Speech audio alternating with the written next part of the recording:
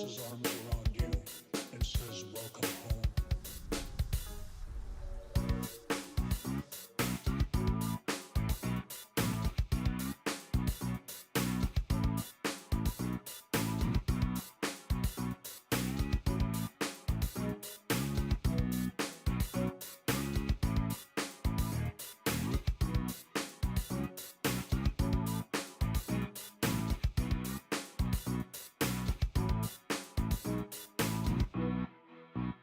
What happens when life breaks down, when there is systemic contradiction? 3, 2, 1.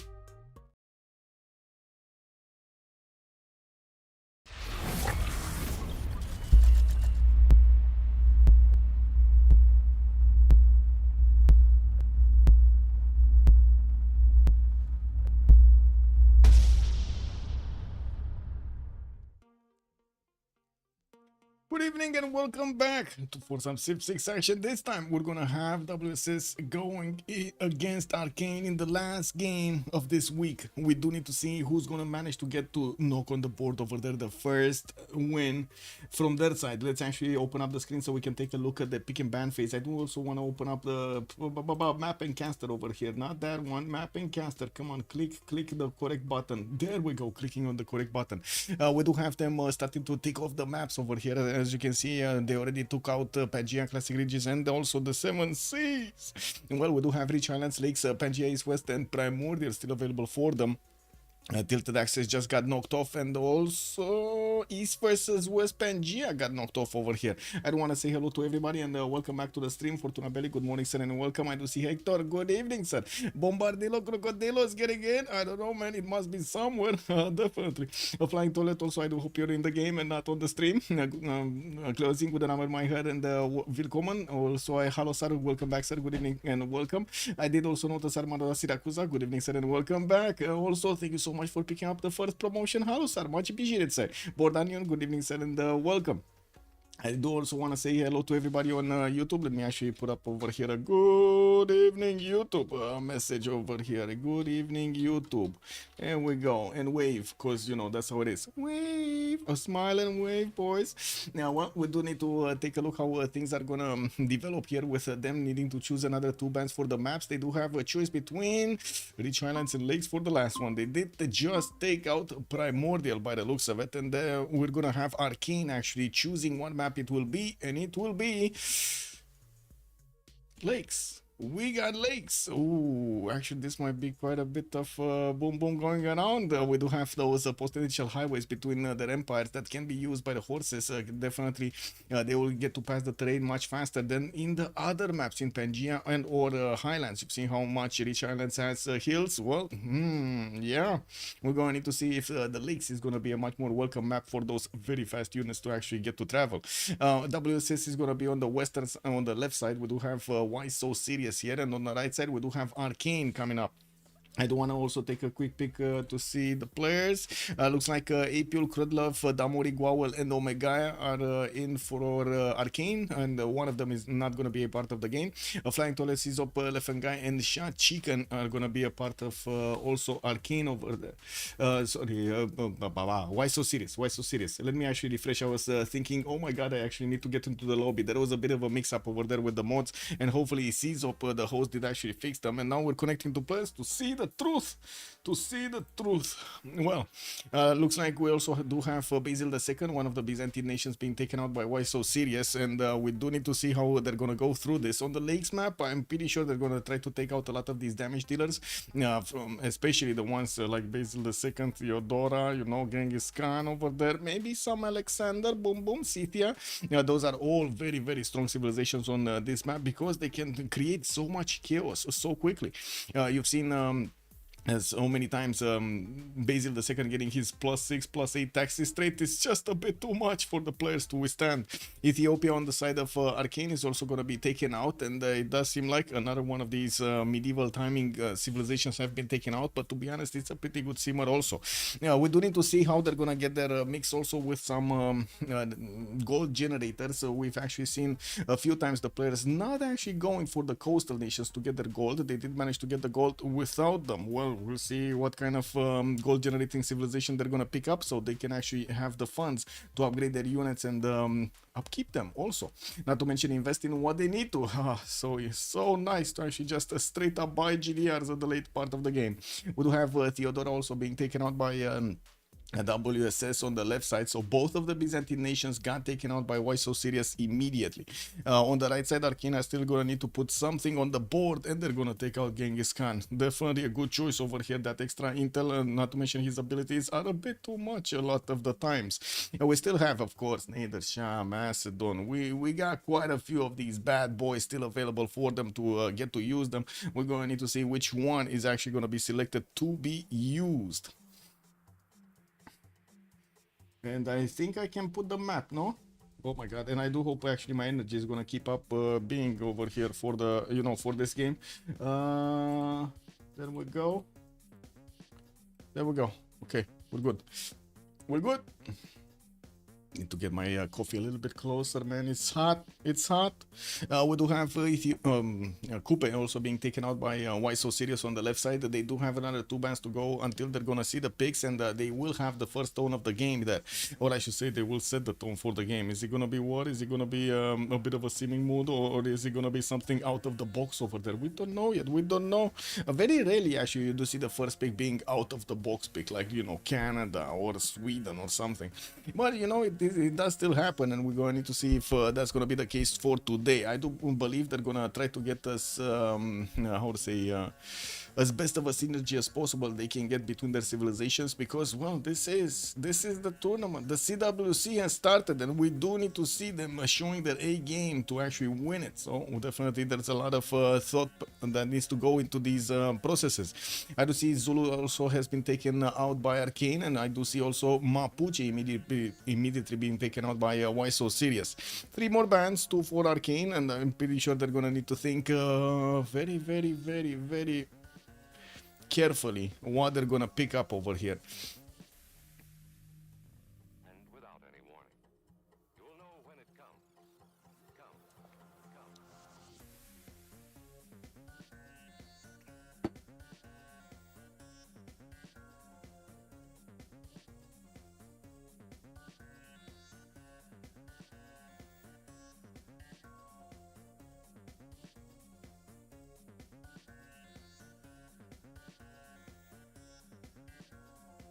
Oh, it's gonna be Catherine de Medici, the Black Queen, that's gonna be taken out by Arcane, or we don't know. 3 more seconds. Okay, there we go. It got locked in and it got taken out.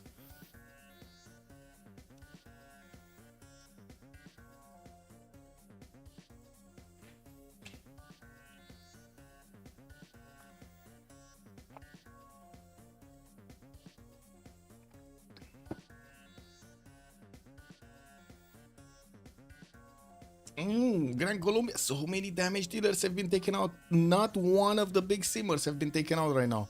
All of the damage dealers. Look at that. Also, Gran Colombia is the last ban from the first phase from the Why So Serious. Arcane are gonna need to get another one here. This would be their 5th one.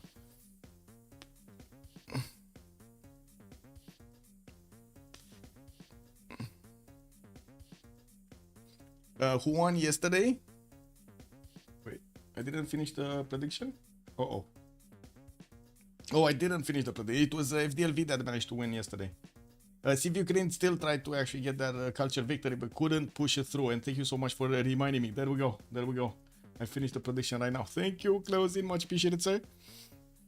1 more band to go for Arcane, while WSS is getting ready to actually pick their civilizations. They do need to know if Arcane are going to actually take one of them, their favorite ones from the board here. We still have Jadwiga in the game, Montezuma in the game. I'm pretty sure also Kublai Mongolia is going to be a choice here, a different choice for them. And we still have civilizations like Gilgamesh or Batriyu that, to be honest, they're kind of rarely used. We've seen Chandragupta, how good it can be. Gandhi has also shown up in quite a few games, not really in the CWC, but in the others, and did manage to get good results.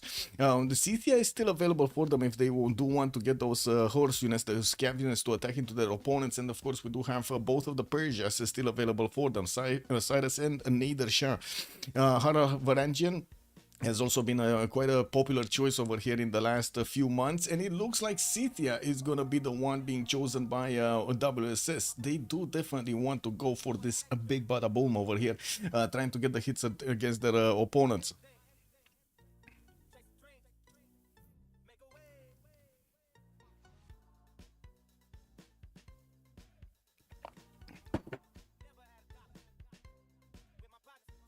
Okay, Goal was the last one taken out by Arcane. That is a simmer from their side.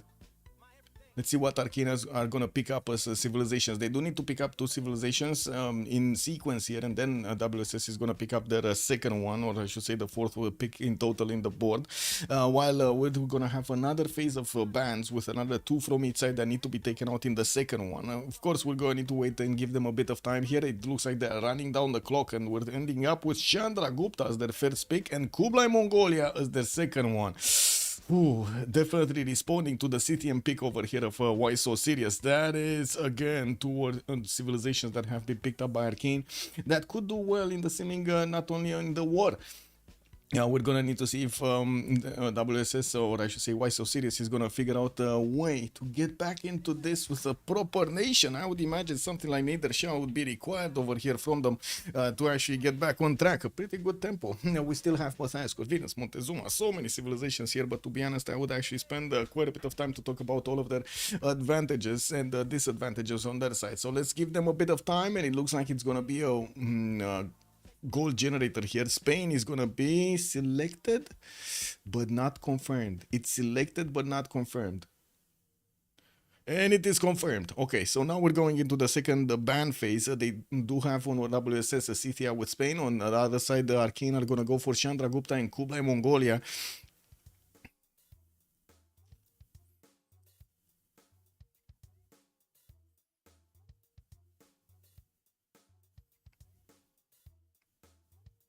Triamol, good evening, sir. Is it possible that they run down the clock on purpose to pick at the last second, basically, to give the other team less time to consider?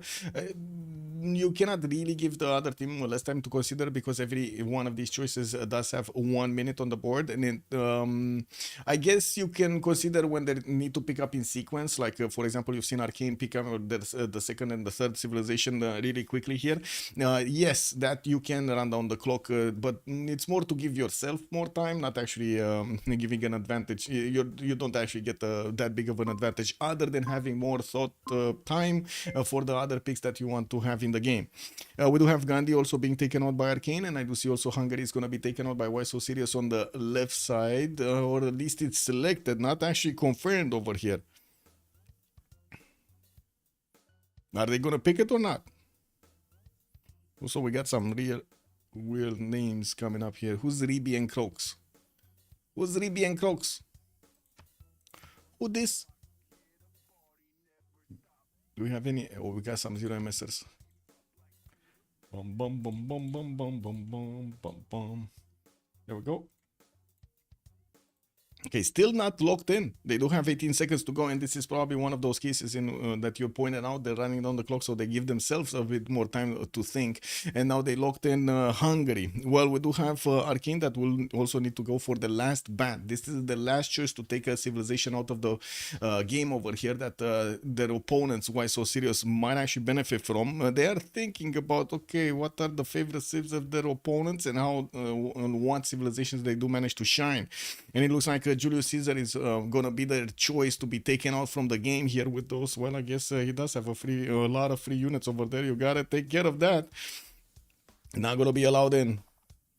Actually, on the Lakes map, we've seen Julius Caesar win quite a few games, to be honest. Let's put our living stereo stylus in this groove.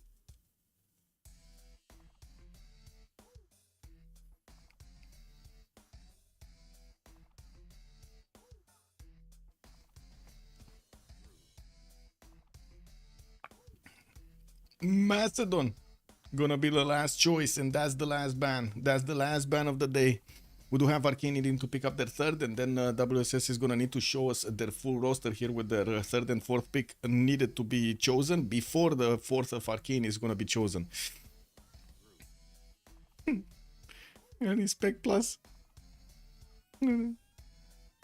Yeah. Nice. Oh man. I don't know how many people actually saw that movie. Do you guys remember Ali G? Anybody here remember Ali G in the house? Oh my god. I don't know how many people are actually seeing Ali G in the house. In the house. Actually written like that, in the house. Do you guys see this movie? Oh man. Oh man. This movie, man. Okay, looks like it's gonna be Cleopatra chosen by Arcane, Egyptian Cleopatra on their side as their third one, and that's gonna definitely give them quite a bit of gold per turn. We're gonna need to see if those Marianos are actually gonna get a target to go against, and we do need to see how WSS is gonna also finish their roster here. They do have already a Simmer Spain, which can do quite a bit of damage, don't get me wrong, and also we do have Scythia being picked up first by them for a lot of damage. Actually, most of the time when you do see Scythia, when you do see Scythia in a simming position, it's a very sad day. Not only for us, but it's a sad day also for Scythia.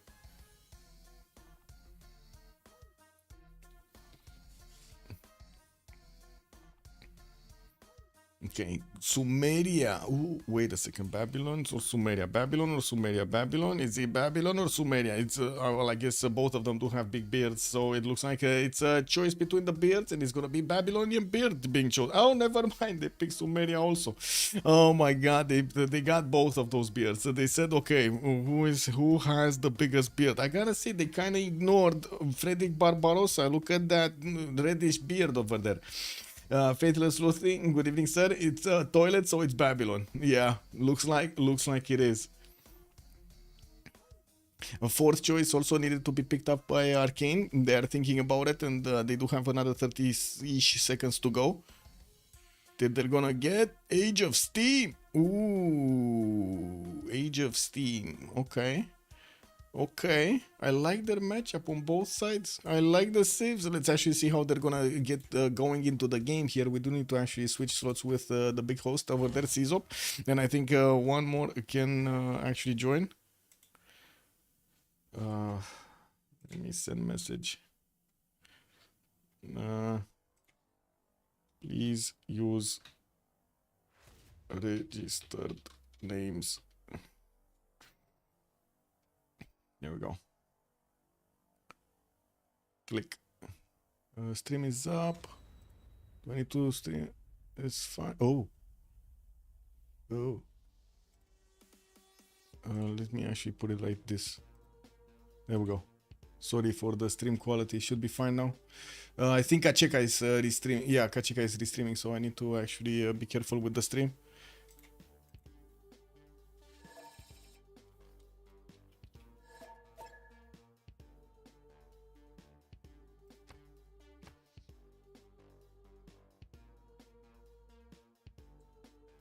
Okay, got the slot on top, and we do see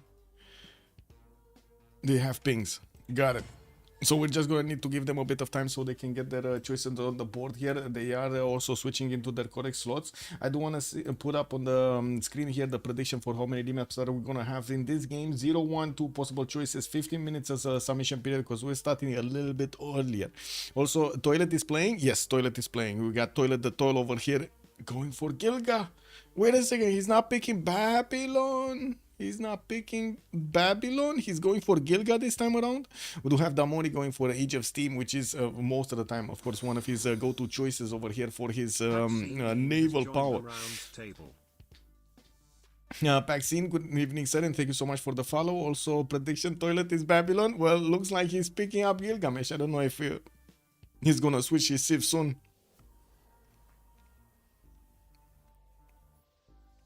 APL Kublai Khan Mongolia last slot. And I do have to say they're not going to put that much importance on the generals, and I'm pretty sure they're going to chop quite a few of them if they do get into a war position. We do have to see what kind of civilizations they're going to give the priorities for those wonders, for those great people. I do see Kradlov is on the first slot over here. We do have actually he shouldn't be there, no?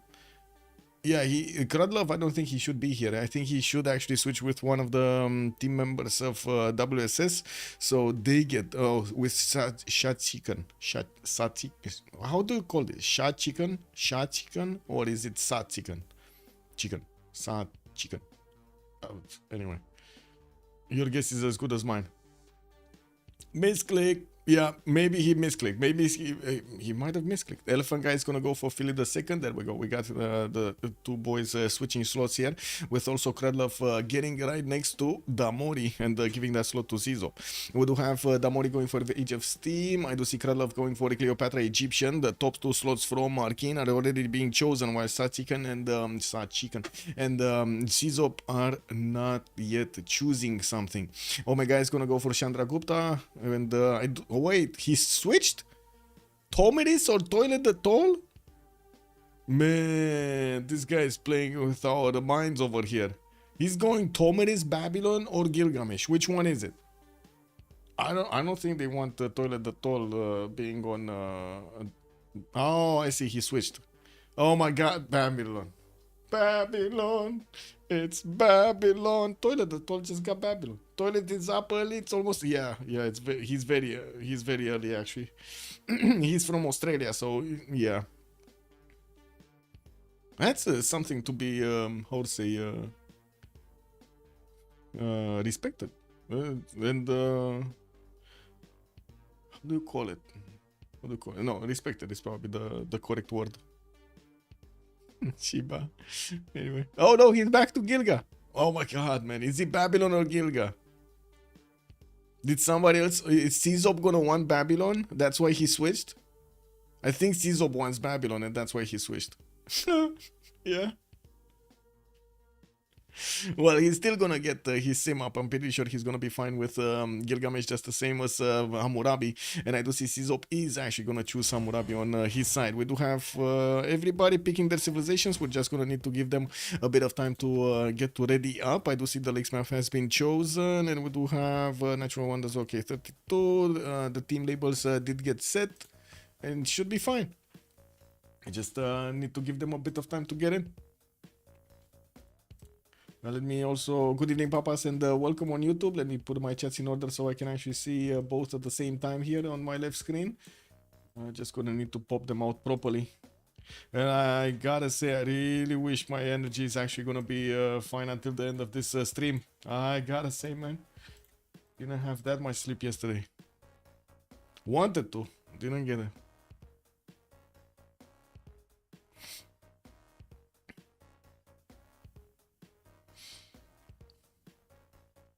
I think we can also close the screen because we don't need to actually take a look at the Civ draft DG, and this time around we did actually finally get the fix yesterday.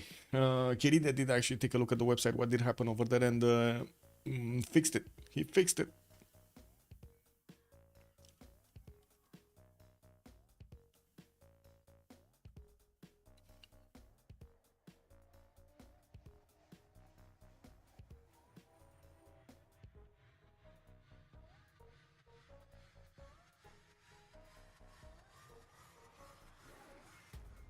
Okay, just a few players that need to ready up. Kradlov with Omega and Sachikan. Still, oh, Shachikan. I guess it's Shachikan. Much easier to pronounce than Satsikan. Sachikan. Oh my god, I'm thinking of Tzatziki right now. No, not good, not good. It's ready up.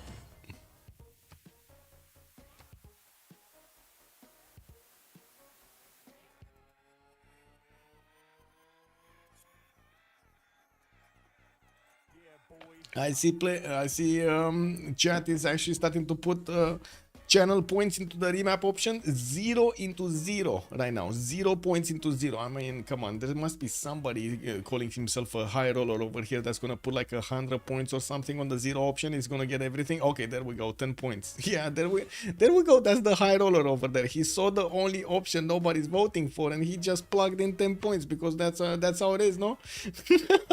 We do have the second option actually winning the day with the 1100 option 11 yeah 100 options. Whoa, points, not options. We're going to need to see if that's actually gonna be what happens in the game or not. There we go. We are starting to see the loading screen with Scythia, Babylon, Spain, and also Gilgamesh on the side of why so serious. Arcane are going to come out with Egyptian, Cleopatra with Victoria, Age of Steam, Chandragupta, and also Kublai Khan, Mongolia on their side. We're going to see some Keshiks on the map. I'm pretty sure we're going to see some Keshiks on the map. Not sure if it's going to be 1 or if it's going to be 30, but we definitely will see at least 1. We didn't see elephants yesterday. We barely seen them, right? They didn't get used almost at all. Oh well. So where are we starting, chat? Are we going left or are we going right? Where are we starting?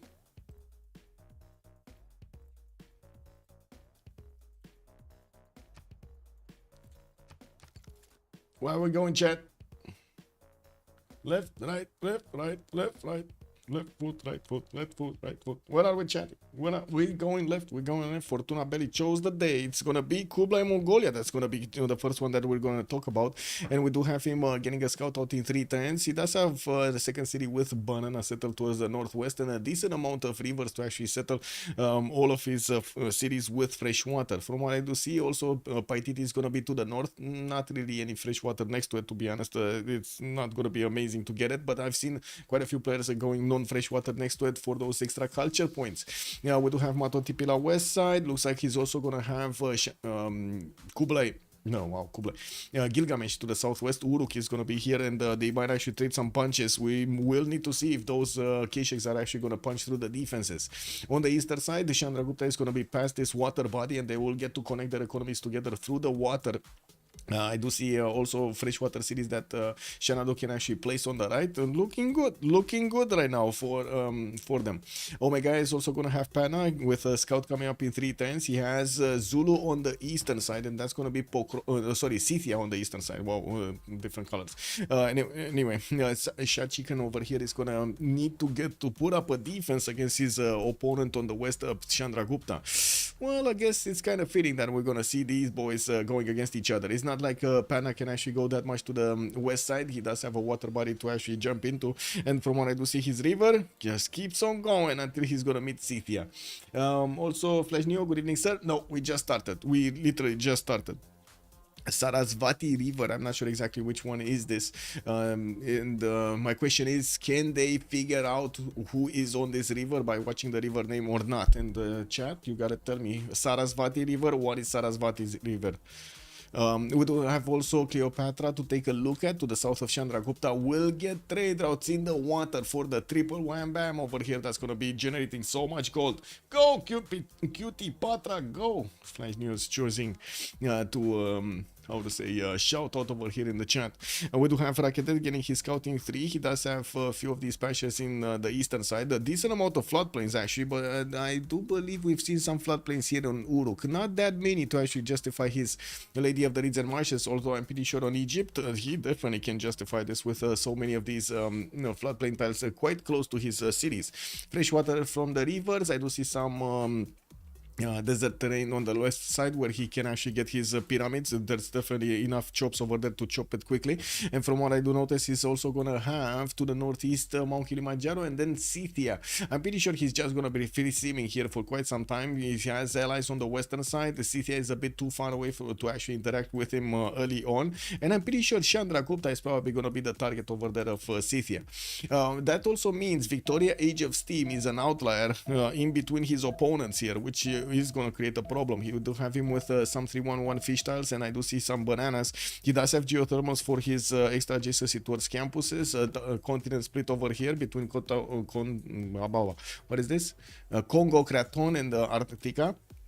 While his scout is coming out next turn, he's sending his first warrior towards the south, towards Singi.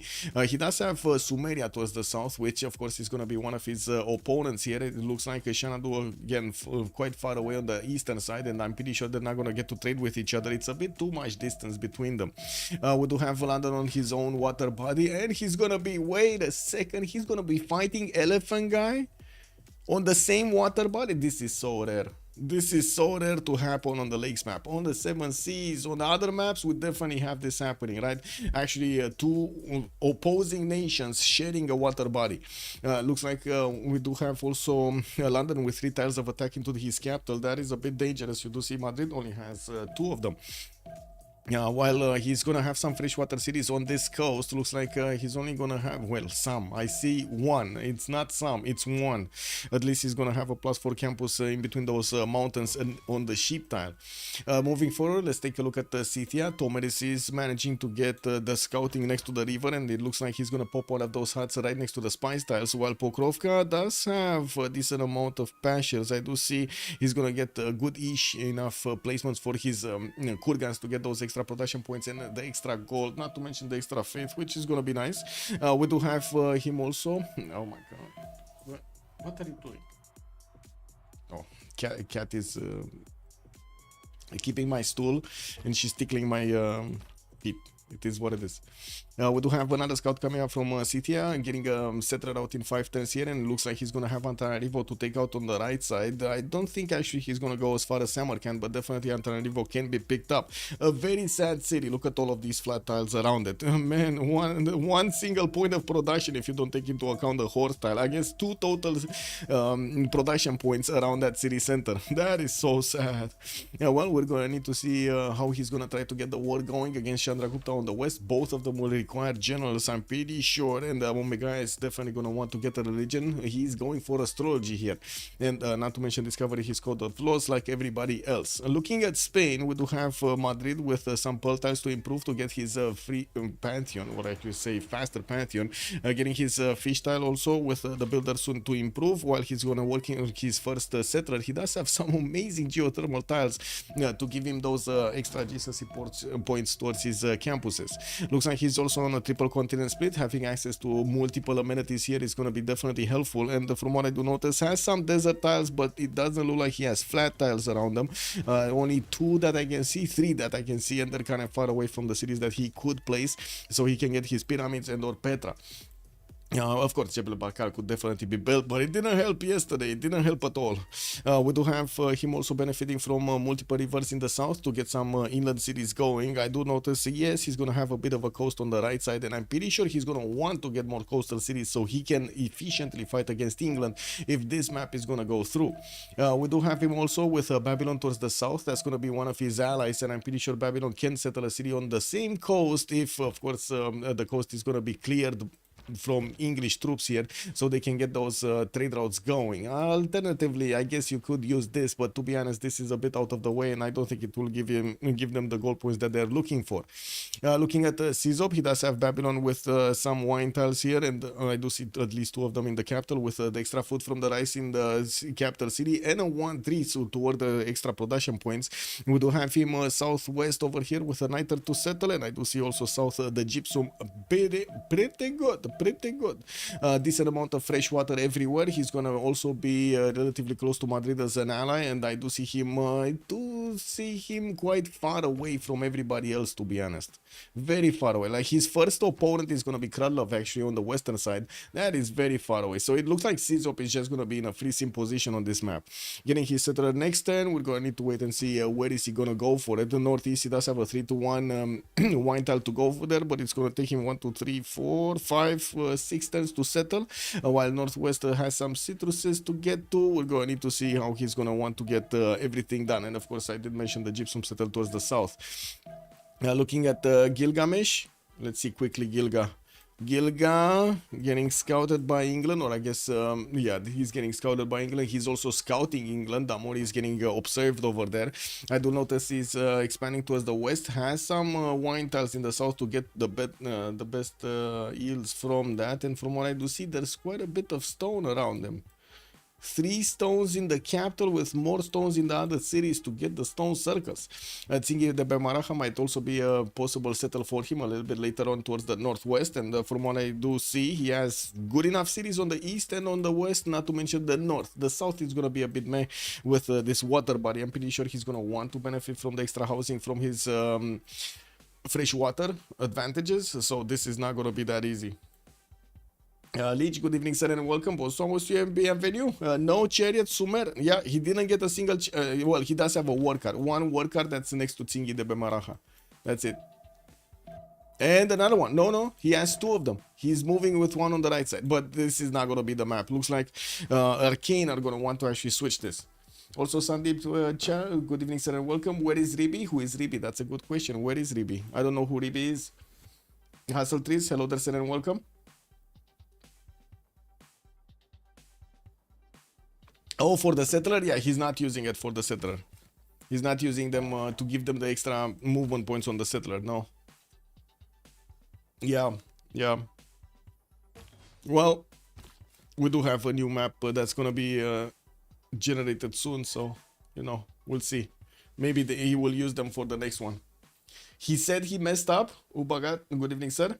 Wait, how do you know he said he messed up? Where did he say he messed up? Who's streaming? Who's streaming? Is Toilet? Oh, Elephant Guy is streaming, right? Elephant Guy is streaming from them? Yeah. Got it. So he did realize that he messed up. Well, it's fine. He's gonna get another go on this because of the remap.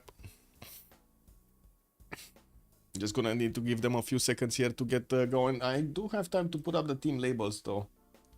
Let me see. I had a bit of weird stuff yesterday. Arcane. Wow. There we go. And then WSS on the right side. There we go.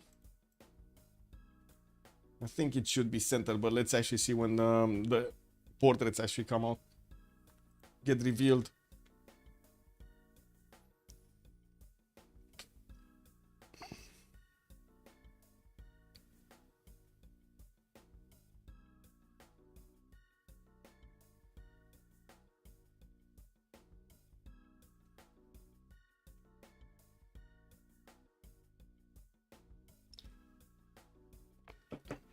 WSS had such a good spawn. They did. But to be honest, I kind of understand Arcane over there with Damori being in between his opponents. Ooh, it wouldn't have been an easy choice for them to get through. What? Ew.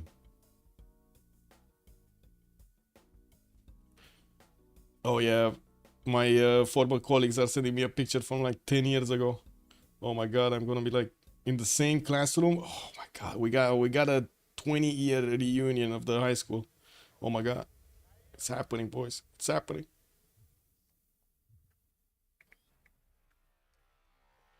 Let me actually update my phone also. Okay. Anyway, where are we going? Left or right? Chat, you need to tell me. Left or right? Where are we going? Are we gonna go APL again, or are we going toilet? Is he gonna mess up again? That's a good question. Is he gonna mess up again? Chat. Go DB. So wait, I can't go DB. It's in the middle. We go Cupid QT Patra team. So you're saying left? Flash News said left. Oh, Portanian, you're about... Oh, just a second. Anyway, it looks like it's going to be Apule again. Okay, what do we have? Apule is here. Shanadu is already placing down his capital city on his 2-2 base over here. It looks like he's going to have his rivers towards the west, south, and the north to actually get to settle. We do have him with 2 horses in the capital in the second ring to get the strategic resource. And from what I do notice, he also has a London to the western side. Well, I'm not sure if he actually... well, it's fine. They're allies. is fine. He's gonna have Scythia towards the north to actually get to trade some punches with, and I'm pretty sure those K-Shakes are gonna have something to say about the Saka horse archers of Chicken. We do have Apil also starting to scout his lands towards the western side, and it does seem like he's also gonna have Egypt on the east, which is gonna be one of his allies. Is it me, or we do have Tomeris in between, like 3 of them? Well, yeah, but there are kind of one-tile chokes over here. So anyway, let's take a look at Chandra Gupta. We do have him right next to Uruk. Again, they will get to trade punches. No, that's they will get to trade punches. We do have Omega getting his scout out in 3 turns. He's gonna get that ship settle on the right side on the coast, which he might actually invite somebody else to actually get some of those trade routes too, but I don't see anybody else that can get here. Maybe England can actually get a city on the coast. Yeah, he will get a city on the coast, so they could actually trade with the international trade routes with units in the water. We do have him also benefiting from the same continent from some crocodiles. In the southwest, he has a delicate arch and quite a bit of food from that river next to Kabul. Doesn't seem like he's gonna have that easy city-states to take out, nor that many valuable city-states to take out. But again, good enough fresh water everywhere. Mostly lakes, not rivers. It is what it is. I don't think he's gonna care that much. We do have also Kralov to take a look at. Egypt is here towards the south of Madrid. Gonna be right next to one of his opponents, and it looks like Rakedet is gonna benefit from a 3-2 banana that he just bought. Anonymous Gifter, thank you so much for the sub. Much appreciated. 3 more. Good evening, sir. Welcome. We do have Rakedet getting his scout out in 2 turns, and from what I do see, he's gonna have quite a few cities on these rivers, north and south. Decent amount of floodplains that he's gonna get to improve, but I wouldn't really say this is. Oh, wait a second. He does have this other river to the north, right here, that could actually get some more of those yields through. Okay, it's not that bad if he's going for the Lady of the Reeds and Marshes, and I'm pretty sure he's gonna be happy settling that city next to the truffle tile. Also, Faithless Looting, welcome, sir. Thank you so much, Anonymous Gifter. Much appreciated. Thank you. Rakedet is pumping out his scout. He does have coffee settled towards the east. Oh my god, wait a second. He has a settle with 3 coffee tiles and a settle on the coffee tile on the east. That's kind of juicy. That is kind of juicy, I would say.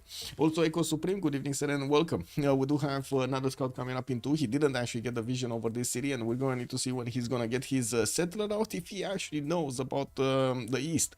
Looking at also Damori here with Age of Steam, we do have London benefiting from the Bridgewater Bay for the coastal settle. He does have the fresh water from the One-Tile River, and I do see he's also going to have quite a few of these lakes to actually settle to get those heavy dockyards going.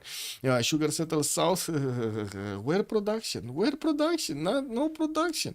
Anyway, that's kind of sad. We do have him getting his setter out in 5 turns. And Anonymous Gifter drops another one. Bored Onion, thank you. Welcome, sir. Good. Thank you so much, Anonymous Gifter.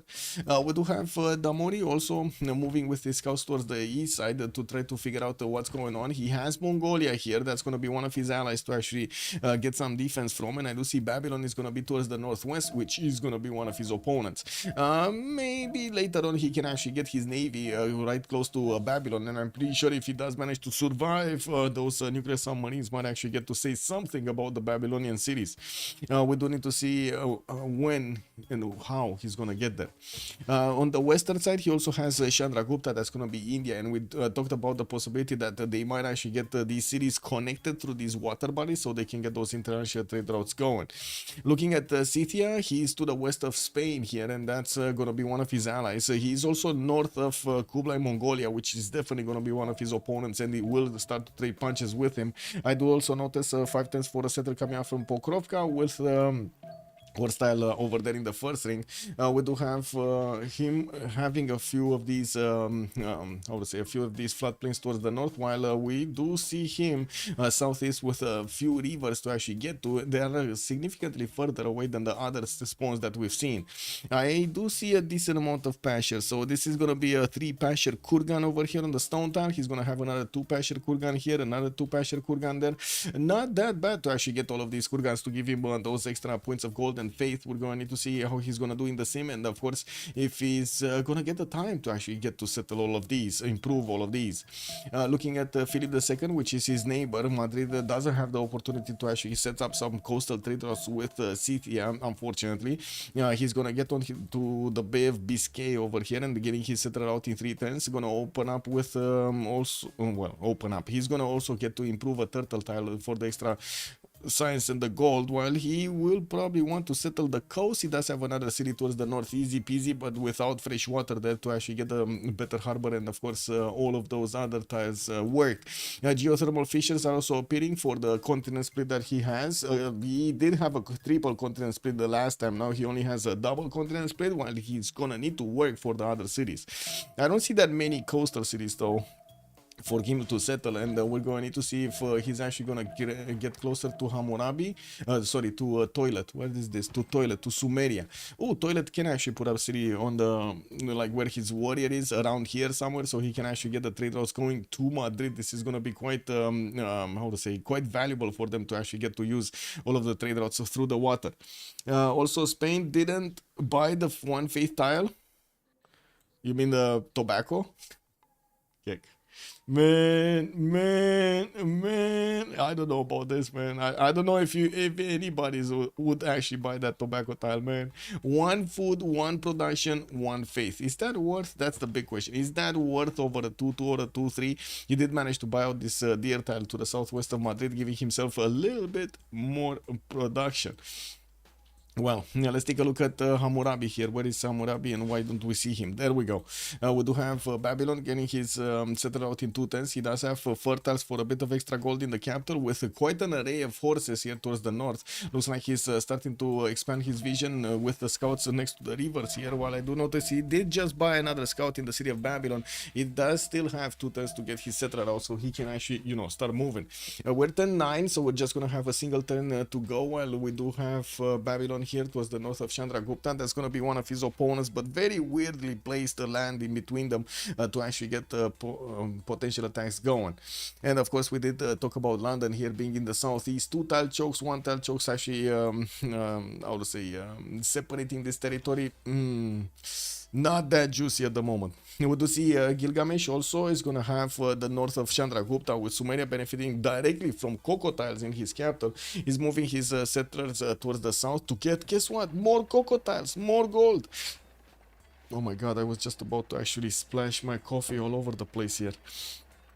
We do have another setter coming up in 6. More cocoa territory towards the right side to get those extra gold points. I do still want to say, bring back cocoa! Bring back cocoa! Where is Coco? Oh my god, man. Yeah, the extra gold on the Coco tile makes me sad every time. Every time I see this, makes me sad. Where's the Coco extra gold? They put the gold on the marble tiles. Cake W, man. 1 Sumerian chariot for the great taxi service. Well, this time around, he's at least using it, no? He didn't... Wait.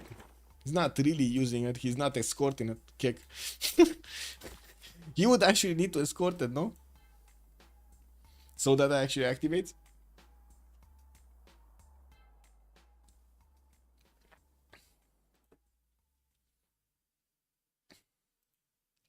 Anyway, we'll see. So we did have Arcane choosing to use their first remap token. We're going to need to see if WSS here are going to consider their map is not that good. Although, to be honest, I didn't really see that many problems on their side. I didn't see any problems on their side, no? They have some potential trade routes there. Spain has a good Casa de Constatación game if he goes for it. Yeah. Well, if he has the opportunity, he's definitely going to go for it. Okay, they're starting to lock in. And they want a new remap. Oh my god, man. The 2 remap tokens used option actually went through.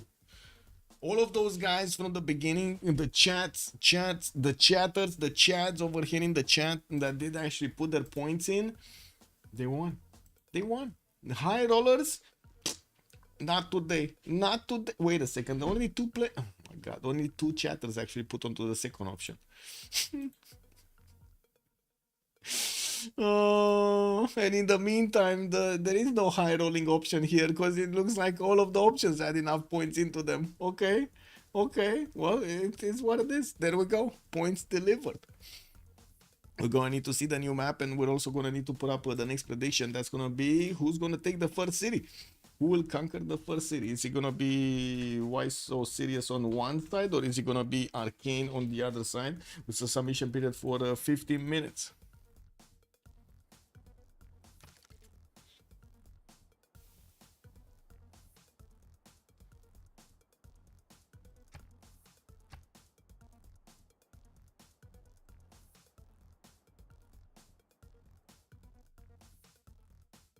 We go right this time. We go right. I hear you, Bordanian. We go right this time. We're also gonna need to take a look more in depth on getting the strategic options, what I should say, the strategic resources counted over there, if they're close, if they're far away from the capital. Not to mention, again, take a look if they do have some boom boom options. We did have, to be honest, it was one of the best matchups here. Kublai Mongolia going against his opponent, Scythia. Looks like they chose not to have that matchup. Oh, I just realized WSS is not correctly placed here. Okay, there we go.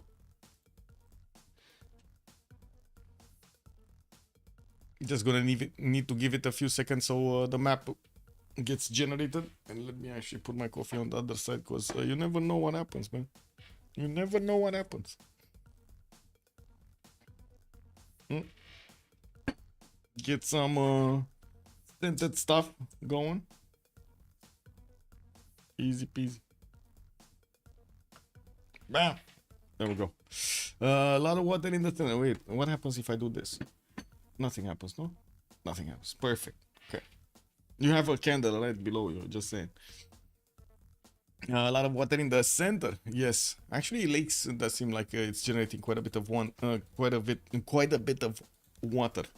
Okay, so you said, Bordanian said we go right, so we go right. We're going for toilet here, and by the looks of it, Uruk is gonna get his workout out in 4 turns. He does have a 3-2 banana directly in the capital with 2 of these diamonds to also get to use and improve. We do have the one to the southeast that's gonna be second ring with the extra 2 points of production, while he's gonna get the extra 2 gold points. The one in the northeast doesn't really seem like it's worth working unless you actually get to place down one of those mines on it. We do have more cities on the western side to actually get to place towards Vatican City, and I do notice a good river network is going to give him quite a few settles. Spain is going to be east side. I'm pretty sure they're going to try to get coastal settles between Spain and of course Uruk here, so they can get to trade. It's not that far away, but it's not that close, but I think it's perfect timing for them to go externals in the second wave of trade routes. We do have Uruk also benefiting from horses in the second ring here towards the western side. I do see Iron is going to be southeast from his capital. He does have both of these resources in the second rings, which is going to be fine. Pokrovka is also going to be northwest, which is going to be one of his allies, and it does seem like the only opponent is going to be Apul, southwest of his empire, past the city of Vatican, where he does have 2 one-tile chokes to actually need to pass through, so he can get to Xanadu. Kill Armag, and then harbor out. Yeah, that could be an option. That could be an option, although it's kind of far away. No, it doesn't work, actually. Wait, it's too far away for the harbor to actually be... you need to have it at least in the second ring. If it's not second ring, it doesn't work. If I remember correctly, the third ring harbor doesn't give you the connection for the trade route. We do have also to take a look next on Hammurabi. Hammurabi is going to be on the western side, other side of Chandragupta, which is going to be split with this water body, actually giving him a decent amount of defense. We also have over there towards the north, Egypt's team. Babylon is going to have his ship to settle towards the north, and looks like we do have southwest a lot of floodplains for Babylon to make use of. Unfortunately, he's probably not going to want to take away the bonuses of Egypt and or Sumeria there. We do have him with some fresh water, not a lot of fresh water from these water bodies, and I do see the rivers are going to be towards the north and towards the south. Some mountains for those campuses. I don't see an easy +3 though. I do not see an easy +3 around here. We also do have after the Persian Gulf on the western side, Egypt for him to actually trade punches with, and I'm pretty sure he's gonna try to get the cities a little bit closer towards his opponent. Has quite a few one-tile chokes to pass through, and I do see the chokes actually are quite given. Look at this banana city over here with the amber tiles, and he could settle easily on the tobacco over there. Babylon is also going to have iron in the first ring, while his horses is going to be in the second ring towards the north. He does have another scout coming up in one turn, and he did manage to actually get to buy a scout with his probably allies' money.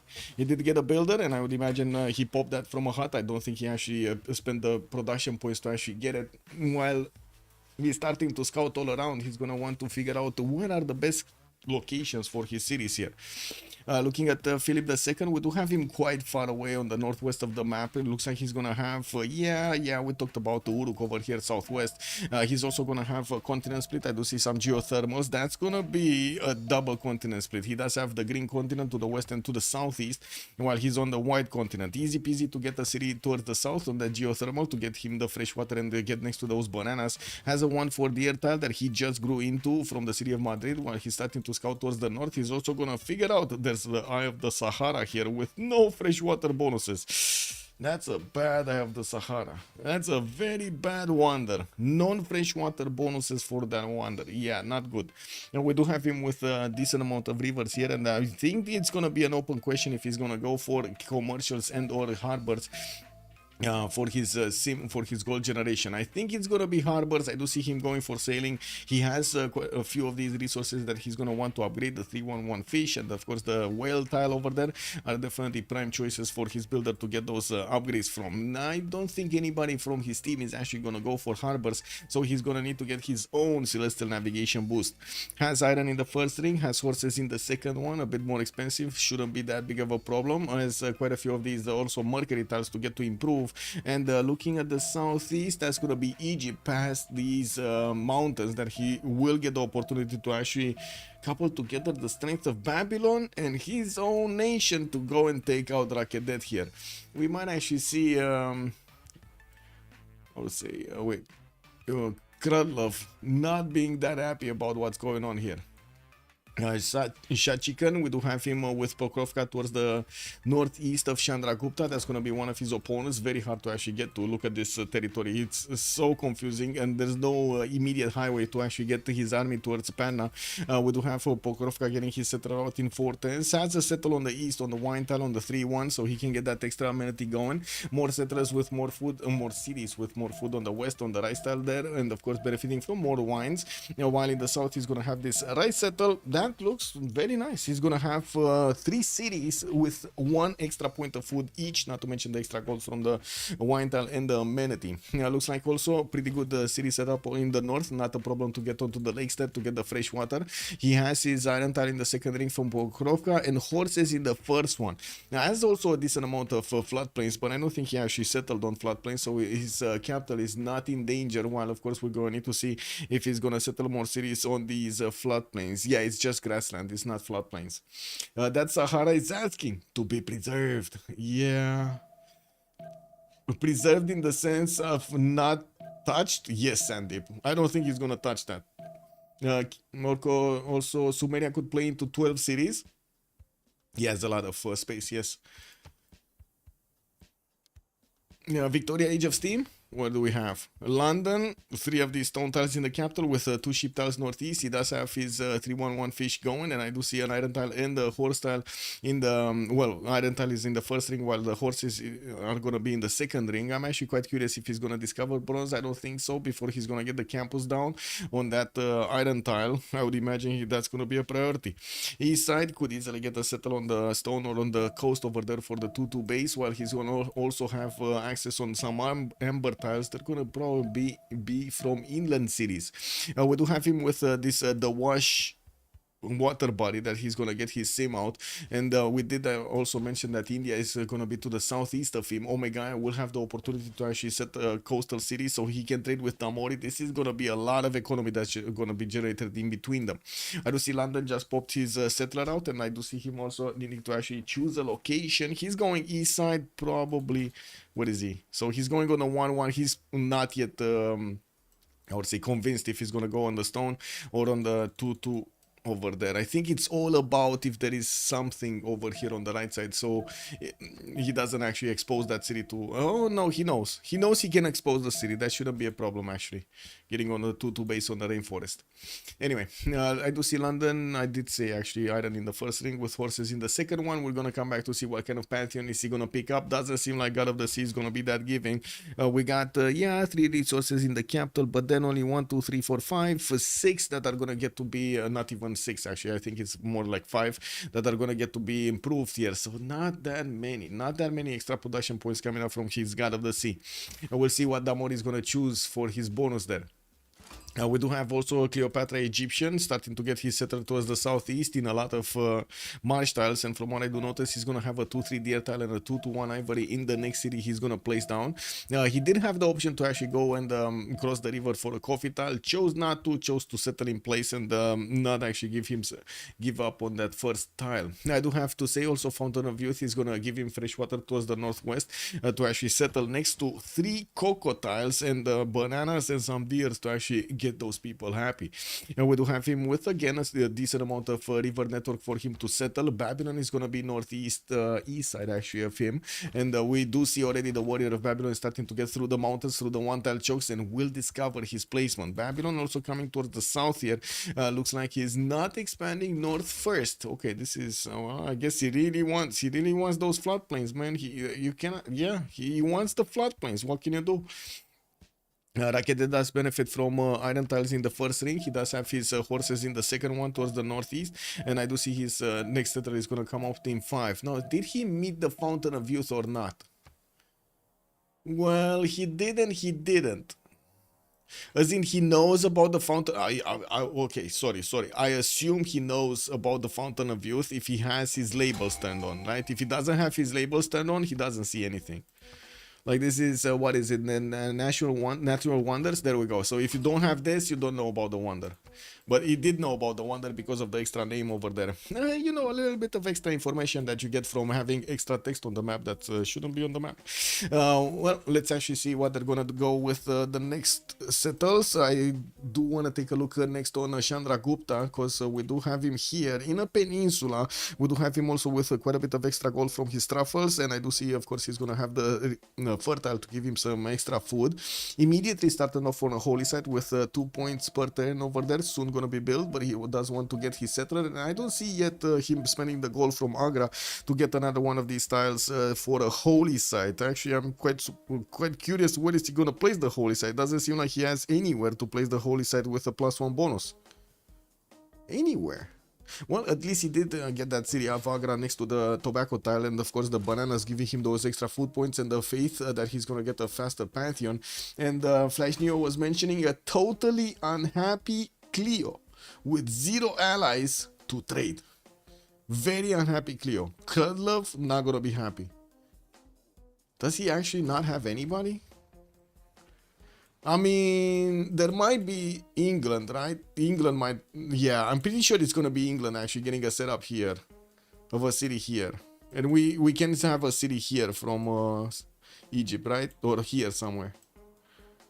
Yeah, I would imagine this is gonna happen quite a bit later on in the game in the Beaufort Sea. And to be honest, that's a very... Can you imagine just passing those trade routes here next to the Galapagos Islands? They're gonna be so happy about this. They're gonna have such a view from those boats. Okay, let's come back to Chandragupta. Okay, he did manage to place down his holy site with a 0 option. Maybe he's gonna go for River Goddess to get a bit of extra, and from what I do notice, he has some geothermals to give him those extra GCC points towards his campuses. With also freshwater cities in the north, he has a bit of a problem, to be honest, with all of the fresh water. The cities on the right side are gonna need to take quite a bit of time to get to, so he can get that fresh water. And he also has met Scythia. If he goes too much into the northeast, he's definitely gonna need to trade punches with Scythia here, with Shah Chicken. And we do have 2-1 for the Eltars in the north for him to get some chops from, and I do see more bananas over there to give him those extra points of food for his cities to grow faster. We're gonna need to see exactly how he's gonna plan this out. Omega is already expanding his cities on the rivers here, benefiting also from iron in the second ring from Pana. He does have his horse style also in the second ring from Pana southeast this time, working on his solid side, so he opens these up and starts getting those great profit points. I don't think anybody's making great points at the moment, but I do want to double check. We're barely 10-15. We also have Ipfadlan as the first merchant, and also Isodor of Miletus as the first engineer here. I think we did see the war declaration being sent. I'm not sure why, but I do want to double check if anybody has you know, a settler out and about. This is not Civ 7, you know, we don't have defensive pads for the players. If they lose a settler, they lose a settler. That's how it is, right? It gets captured over there. It's not like in Civ 7 that you, for some reason, there's a magical shield around the settlers. We do need to take a look also on Kublai Khan, Mongolia. What do we have over here? Shanadu and Urumqi, we're gonna have a trader coming up in 2 turns here, and another one of these settlers in 5. Looks like April is gonna start off on building up his pasture count, while he's gonna also get his spices work for the extra food. We do have him up with a bit of gold from that. Choosing to go into the floodplains into the north to actually get his second city. This is interesting. A second, is that actually his best location? That is kind of okay-ish location for what he has comparatively, no? Yeah, it doesn't look like he's gonna have much better cities. I guess this 1-1 would have been a little bit better, but he wouldn't have had the river. And I'm pretty sure he's gonna want to go commercials here, so I would imagine that's the reason. We do have him 14 turns out from currency. Also, early empire coming up in 6. The extra adjacency on the commercial is not that important, but a lot of the times, of course, it does add up quite a bit during the game if you do manage to get those going. Not to mention, opens up the way to get a free inquiry. We do have him also with iron tiles and horse tiles in the second ring. He will start to improve those patches for those extra production points, and we'll see if he actually is going to follow up this opener with an encampment. Northwest, he does have Chandragupta to trade with through the water body of the Bay of Bengal, while we do have Babylon quite far away on the western side. This is going to be an open question if he's going to want to get his units so far away on the west. It shouldn't be that big of an issue actually to get an army towards Babylon here. Really, it shouldn't be that big of an issue to get all of those horses there. North, he does have Scythia. That's going to be in between these all of these you know, lakes, and as you can see, Mongolia is going to discover Scythia's location quite soon, as another scout actually moving towards the north. Okay, that's it with the initial setup. Let's actually see if we do have any pantheons being chosen. Not really. Well, I do see Sumeria did keep his work up around his cities. He's gonna get another settler in 3 turns and gonna get to escort that to its location, while we cannot actually place a freshwater city here towards the northwest of Uru. Could go next to the banana to get a 2-2 base and then aqueducted a little bit later. Actually, aqueducting on the right style is going to open up 2 very good industrial zones. We also do have him expanding into the diamond tiles to get a bit of extra gold, while I do see southwest Mongolia here is going to be his opponent. I think Mongolia has a target. Why do I feel like Mongolia has a target? I'm pretty sure it's going to be much easier for Mongolia to get a city in between the mountains towards Vatican City, connected to its capital, and start pouring out units from that city center against Babylon, than it will be, against Sumeria, than it will be for Sumeria to actually get to close this choke for himself. We do also need to see Egypt, still no Pantheon, working on Temenaki with his 2-3 deer tile and the 2-1 ivory. I do see he's growing quite quickly, and he will also have a rice tile over there to give him the extra food. Is he working the rice tile? Let's see how much food he has. He's on 8 food. I think he's actually working the rice tile, no? Anyway, another city towards the northwest, and I do see that city is gonna grab some coffee tiles. This is the interesting. So he's gonna place this one here, and then he's gonna place this one to the north of the Fountain of Youth, but not gonna get the extra gold immediately. He's gonna get the culture and the extra food coming off from the bananas, which he's gonna need to get to improve soon. Okay, still no strategic resource improvement anywhere. 3 cities from Spain got to open up with holy sites here. It looks like in the city of Madrid and in the city of Valencia. Did place Valencia next to the geothermal, not on top of it. And from what I do see, he's working on getting a few builders. We're going to need to see again what kind of pantheon is he going to pick, when he's going to pick it. Babylon already has a bit of trouble with Egypt, and Anonymous Gifter just joining in. Oh, thank you so much, Anonymous Gifter, for another drop sub. Thank you so much, Flash New. Welcome, sir. Welcome. We did have a bit of a... Give me a second on Discord. Oh, we're still waiting, actually, on Discord. Cleozine, you need to give me my... how to say...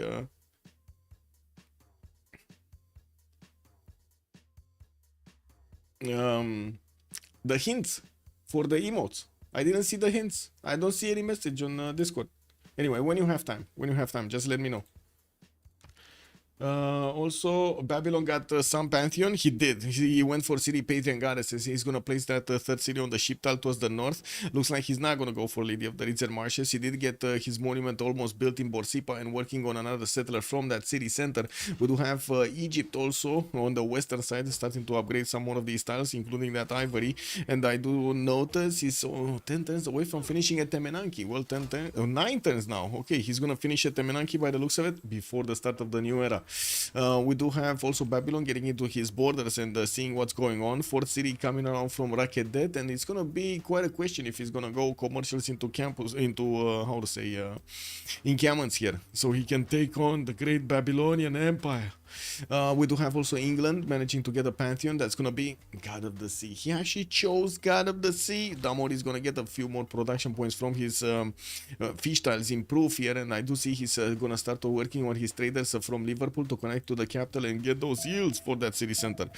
Fourth city also coming around. Looks like it's the go-to strategy these days to actually go for the fourth and the fifth quite quickly. And Temenanki will be huge. Yes, it will be huge actually. There are quite a few tiles over here that will get the extra bonus points. The march tiles you pointed out quickly alongside these floodplains also. So we got 1, 2, 3, 4, 5, 6, 7, 8, 9 just in the just in the City of Thieves. Actually, we got 1, 2, 3, 4, 5, 6, 7, 8, 9 in the City of Thieves, just in the City of Thieves. Then he's gonna get more cities next to these floodplains and more cities next to these marshes. Very nice. Well, we do also need to take a look what we got Shad Chicken doing here, getting Pokrovka with another settler in 710s. Got to connect his capital with those trade routes, and I do see he's building up monuments in his other cities. Not the capital, or at least not yet. I don't think he actually... Oh, he did build a monument. He did build a monument. Look at that. Look at that thing over there. Yeah, he did build a monument. We do have Mongolia passing through the one tile chokes to get towards his opponent capital. He does know about the... He will know about the position of his opponent, and I do see he's also getting his fourth city out, probably west side over there next to those spice tiles, next to the coast. We did mention it earlier. That might be a goodie city for him to get to. Mongolia does have some slingers to also defend not only the settler but also the northern tiles upgraded, and he's gonna get another wave of builders. It looks like also Sumeria is putting units in the choke points that we were expecting actually Mongolia to get to settle. He's not doing it quickly. And to be honest, we're gonna need to see if these Sumerian war cards are actually gonna get to grab a builder or two.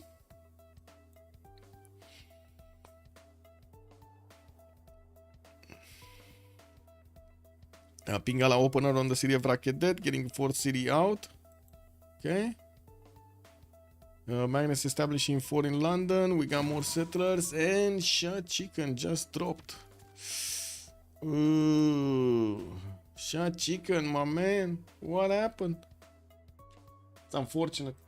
That is unfortunate.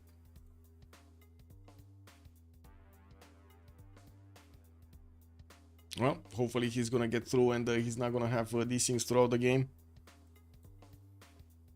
Sumeria did go for Lady of the Ridge and Marshes, so now we know exactly who did manage to get this Pantheon. He's gonna working on his commercials, connected his city of Wood with the capital with a trader, and working on 3 turns actually, getting a commercial from that one. And Nippur is gonna want to get the builder first, and it does seem like he still has some war cards that are getting some heals back.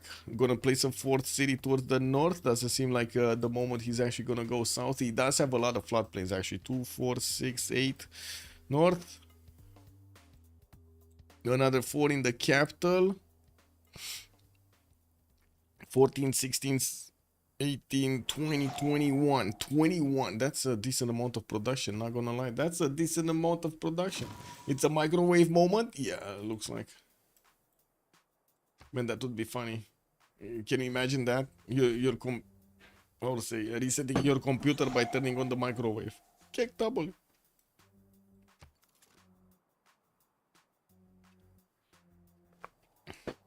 Ribi's microwave interferes with Wi-Fi. Wait, really? So basically, whenever his wife wants to make something for dinner, he gets disconnected from the game. Oh my god, that would be so frustrating, man. That would be so frustrating. Why is he like wait? Why is he still using Wi-Fi? Cannot he just plug in a wire over there, or is he like forced? Does he have like a how to say a building wide Wi-Fi or something like that that he needs to use? And he doesn't have the option to actually get a wire connection going. I never understood this, by the way, with the Wi-Fi. I mean, of course, I know the technology and it's easy and blah blah blah blah blah blah. It makes sense, but when gaming, you don't play on Wi-Fi. No, first rule of gaming: no playing on Wi-Fi.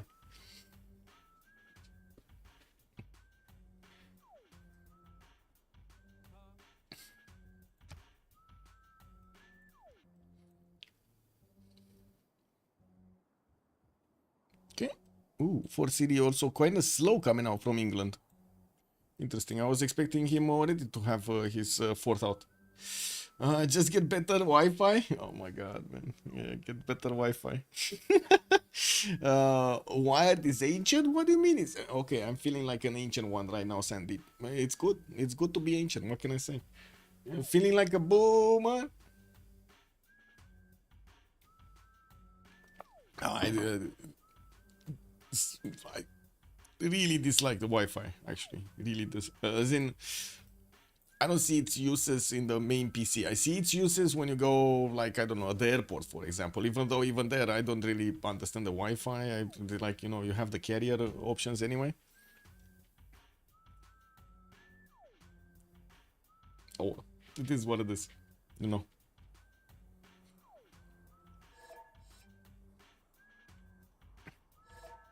Okay, Team Plus is coming on, and we do need to see if we're gonna have any desyncs. I hope not. I really hope not. Well, he didn't desync this time. We're gonna need to see next time. We also do have, by the looks of it, in the yields tab, a bit more gold on WSS, but it's not a major advantage here. And from what I do notice, a bit more production on Omega and Apule, but again, not that big of a difference to actually mention.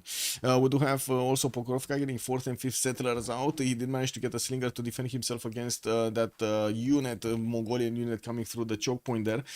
England is plugging in Magnus in the city of London. We do have Panda. Ooh, Divine Spark actually picked up by India here by Chandra Gupta, not going for his river goddess to get a bit more adjacency on these holy sites. And I do see the third one is coming up from Mumbai. That is going to be at least a +4, so he's going to get the splendid bonus before the next era.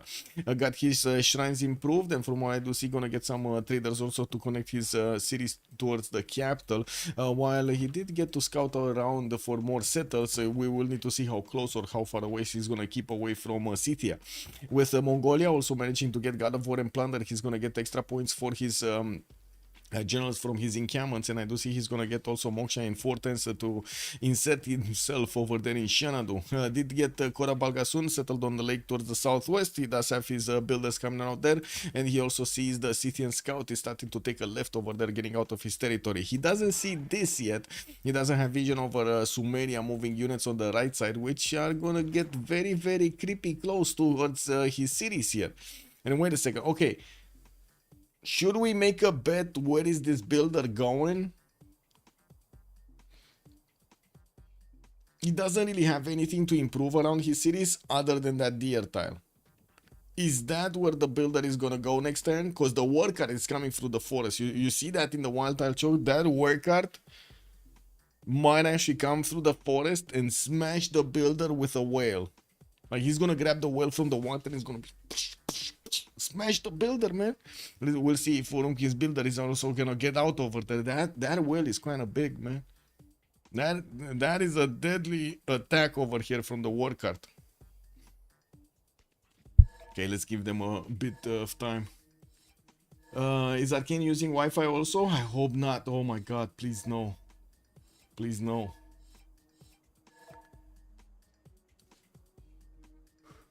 Like, to give you an idea, I have Wi-Fi in my home, forced Wi-Fi in my home. I don't want to have it. I have forced Wi-Fi in my home for like 2 years now. I don't use it. Zero usage out of it. Zero. I think the only time I used it was when I lost my phone in a taxi, and I had another phone, like my old phone, and I used the Wi-Fi to connect to internet and called the guy using the Bolt app, you know. I mean, I should public, you're using Wi-Fi, all good in Civ? Yeah, but do you play multiplayer Civ? Because I'm pretty sure it doesn't really care about single player Civ, no? Are you playing pubs? Are you playing CPL or like in the games, Meneshu? That's the zone. It actually creates problems, right? Okay, we do have a bit of a slow turnover here. I would imagine Shad Chicken does have a bit of a problem over there. Okay, he has ping. He actually has ping. Lower, like very high ping, but he has ping. Like some be also just with friends. Okay, makes sense. I use Wi-Fi to control some home automation, just like look. Okay.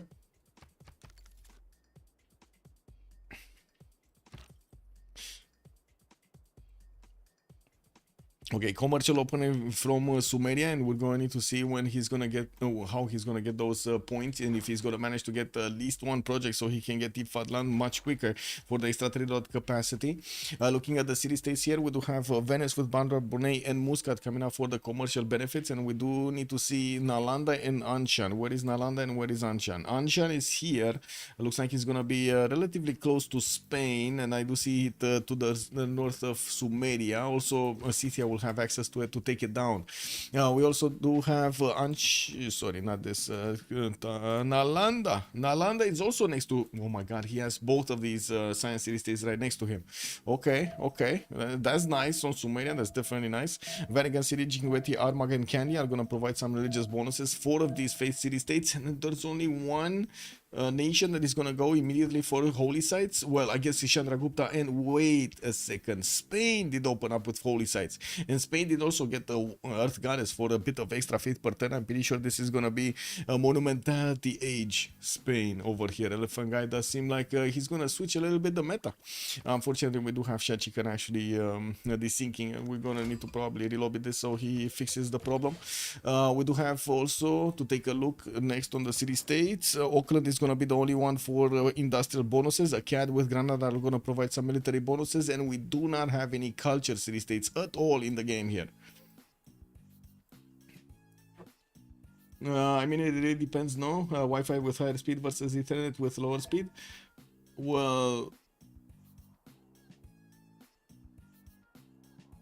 my Wi-Fi is not faster than the Ethernet. Just saying.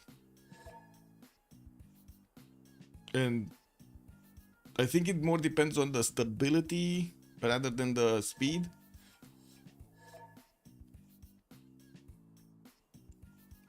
Like if I know there's a chance out of 10 or a chance out of, I don't know, 5 or something like that for the game to crash, but I need to give up on like half of the download speed, I will probably just switch. Like when I want to download something, I'm gonna go for just, you know, get it on the Ethernet or the Wi-Fi, and if not, just not use Wi-Fi. You got in Bucharest 500 megabits and pretty stable. Oh yeah. Commercials coming off Xanadu and Aksu. I do see Maypul is already meeting these Sumerian scouts. We did have the warcart actually getting into the forest here. He does have movement. Could actually grab the builder. No, the builder is going away. He's going away. Not gonna chop that deer tile. He's gonna actually move somewhere else. We do have him with quite a few more of these strategic tiles that he's gonna get. And we do need to see if he's gonna go for bronze working. I don't see anybody actually discovering bronze working at the moment. Nobody. Is Spain gonna lose builder? Spain gonna lose builder. Wait, what's happening in Spain's territory? No. Or at least I don't know. Damori does have a scout here, and it looks like he's trying to get some whiff out of these builders. Elephant Guy did upgrade his fish tile and his well in the water, but did not actually expose his builders to be taken out. How to say, the scout is not gonna get the chance. Monsieur, bienvenue, Ravivi. Hello there, sir. Also, look, good evening, sir. This is Lakes, not Pangea. This is Lakes.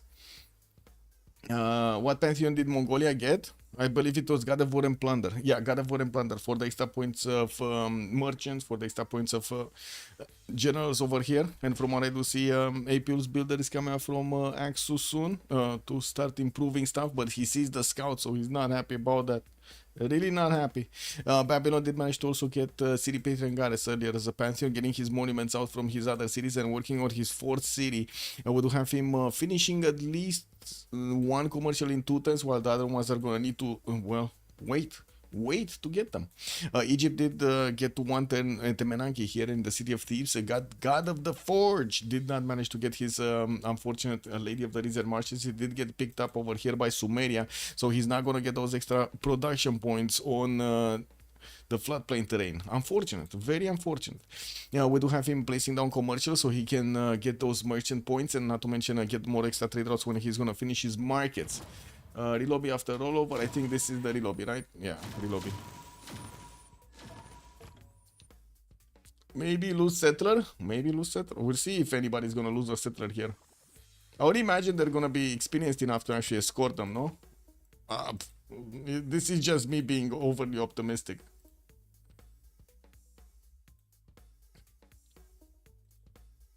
Just refreshing the page of the host on. There we go. So I can get in.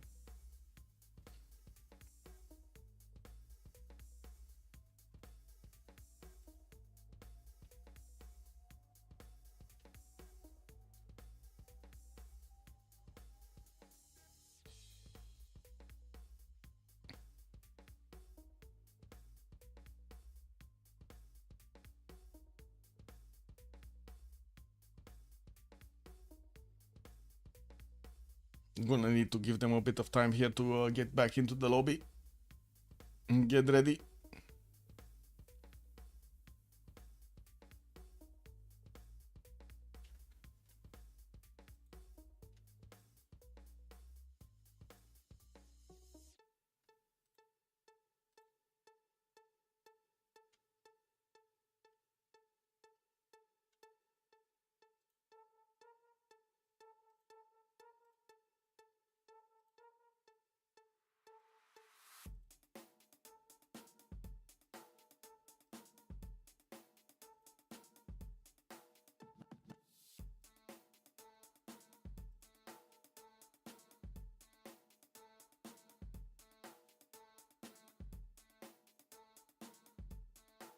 Just waiting to see if there's gonna be any zero MSS, and I was checking Discord, checking off my pings over here.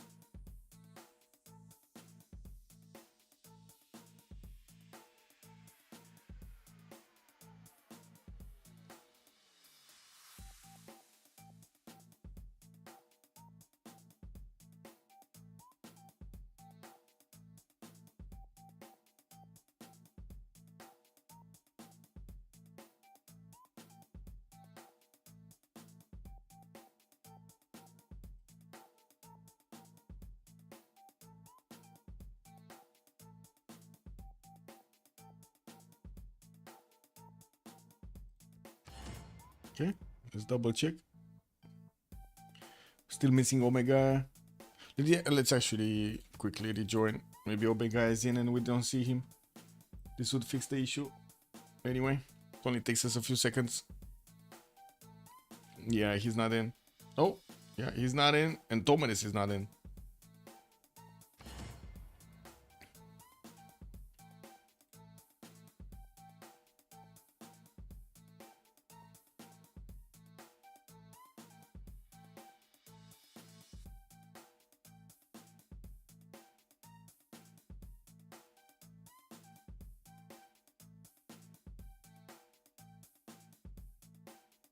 Okay, Chicken got back and Omega is joining. Perfect. How was Civ7 multiplayer today? On one side, interesting because we actually got to see how the game performs from a multiple perspective with different civilizations going against each other. But on the other side, it just, like in my mind at least, it pointed out the stupidity of some of the choices they made when designing the game. Especially the age switch. Oh my god, man. Yeah. Don't know what to say. It is what it is. We'll see if a lot of people would like that mechanic, no? We'll see.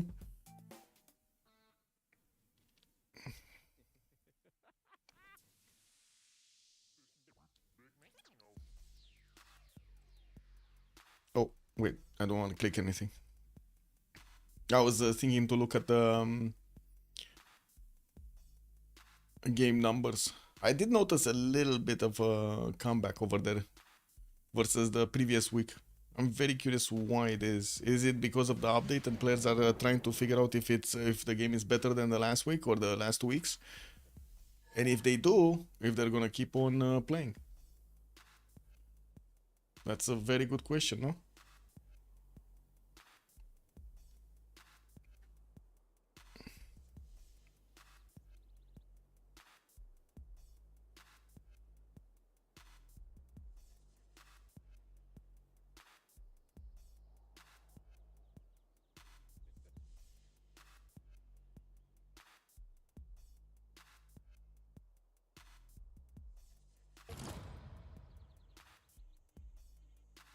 Well, we do have the Mori double loading, so unfortunately we're going to need to wait for him to rejoin, and we might actually need to get another relobby going. I do see religion has been activated here by Chandra Gupta, and we're going to need to take a look.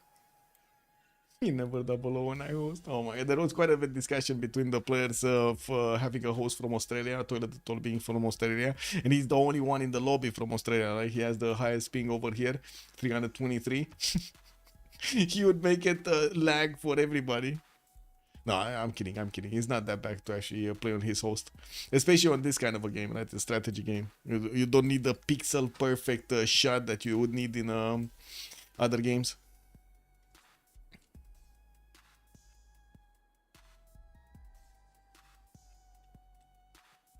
Yeah, it is what it is, man. It is what it is. Not that many people want to watch Civ7. I don't know what to say. It is what it is. At the moment, not watchable. Let me actually take a quick peek. What's going on in the Civ7 category of Twitch? Let's see. What do we have here? Give me a sec. Click. Okay. Oh, Palm is still going on with 93 viewers. Even he actually has less than viewers. And there's a dude that I think it's like a variety streamer. Let me actually open it up. Open up the screen here. There we go. There's a variety streamer, Z Royal Viking. Let me see who this guy. I've never seen him in before. Click 12-hour stream, Civilization 7, a marathon, sovereign difficulty. Oh my god, man. Yeah, he's a variety streamer.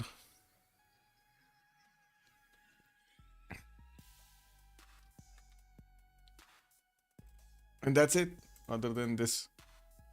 While in Civ 7, wait. Civilization 7, what do we have here? 6, sorry. Solo, me, Oransi, Elephant Guide, Historia, Miliagor. Oh, Miliagor is also casting. I'm very happy to actually see more casters showing up. By the way, if anybody wants to cast CWC games, feel free to actually ask us for some restreams or getting the feed from us. We definitely will help.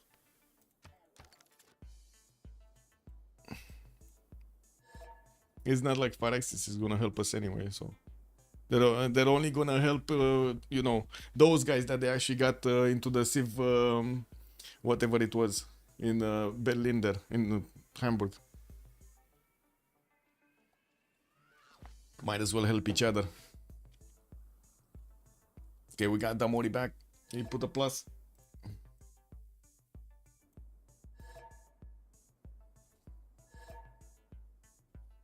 Wait, how do you mean pig double loaded? Who's the pig? Is there a pig? There's no pig, no?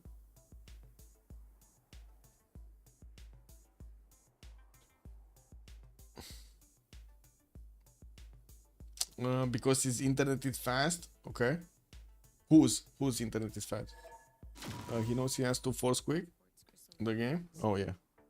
Oh, Thomas. I see. Shachikan. Unfortunate. So we had from one. Oh, I see. Piggy equals Ribby equals Ripster equals shot chicken. Got it. What does shot chicken, or where does shot chicken actually come from? Does anybody know? Where does his name come from? Wait, did Sizop actually put up the relobby so fast? Oh my god, he did. He actually did put up the relobby so fast. That was quick.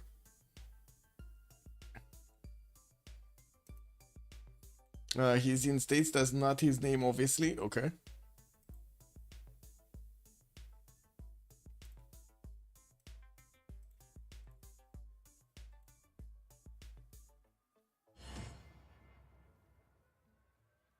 Crystal radios.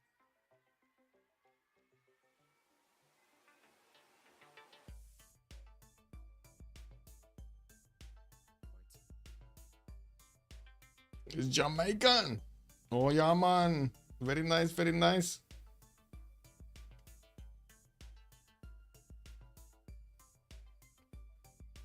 Actually, bringing back about that, I'm finding a bit of trouble to actually find verses in reggae. Would really want some more verses in reggae. I did find something else though. I'm gonna give you a sneak peek actually. Give me a second. Let's open up FL Studio and get the shooting arrow going. Was working on this last night. That's one of the reasons I didn't actually get so much sleep. It is what it is, man. Creativity has its own things, has its own flow. Felt like I need to get something done, and I did get something done. Okay, what do we have here? Love this. Check this out. Check this out. Check this out. I'm just gonna put the drop and the, how to say, the voices, that just that.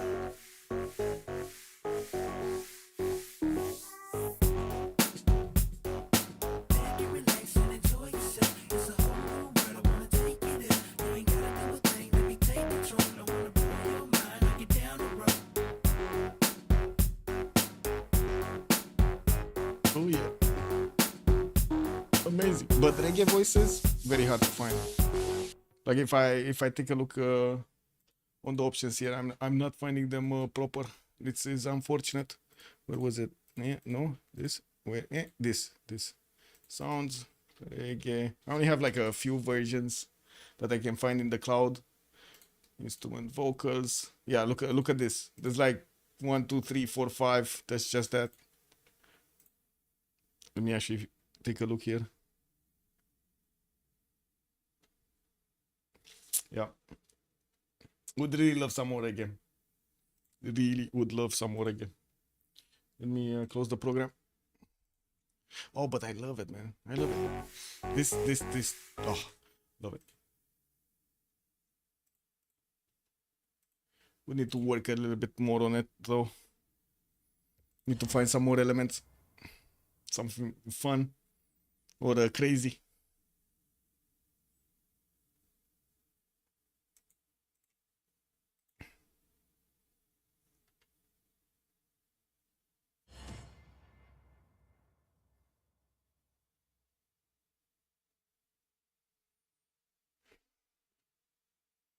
There are actually quite a few.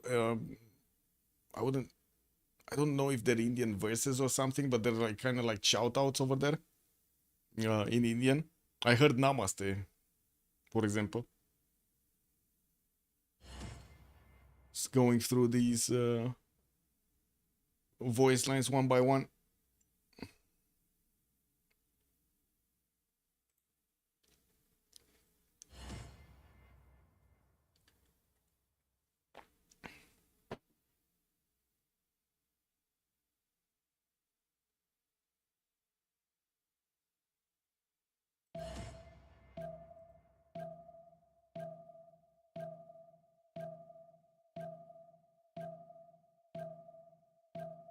Okay, loading back in.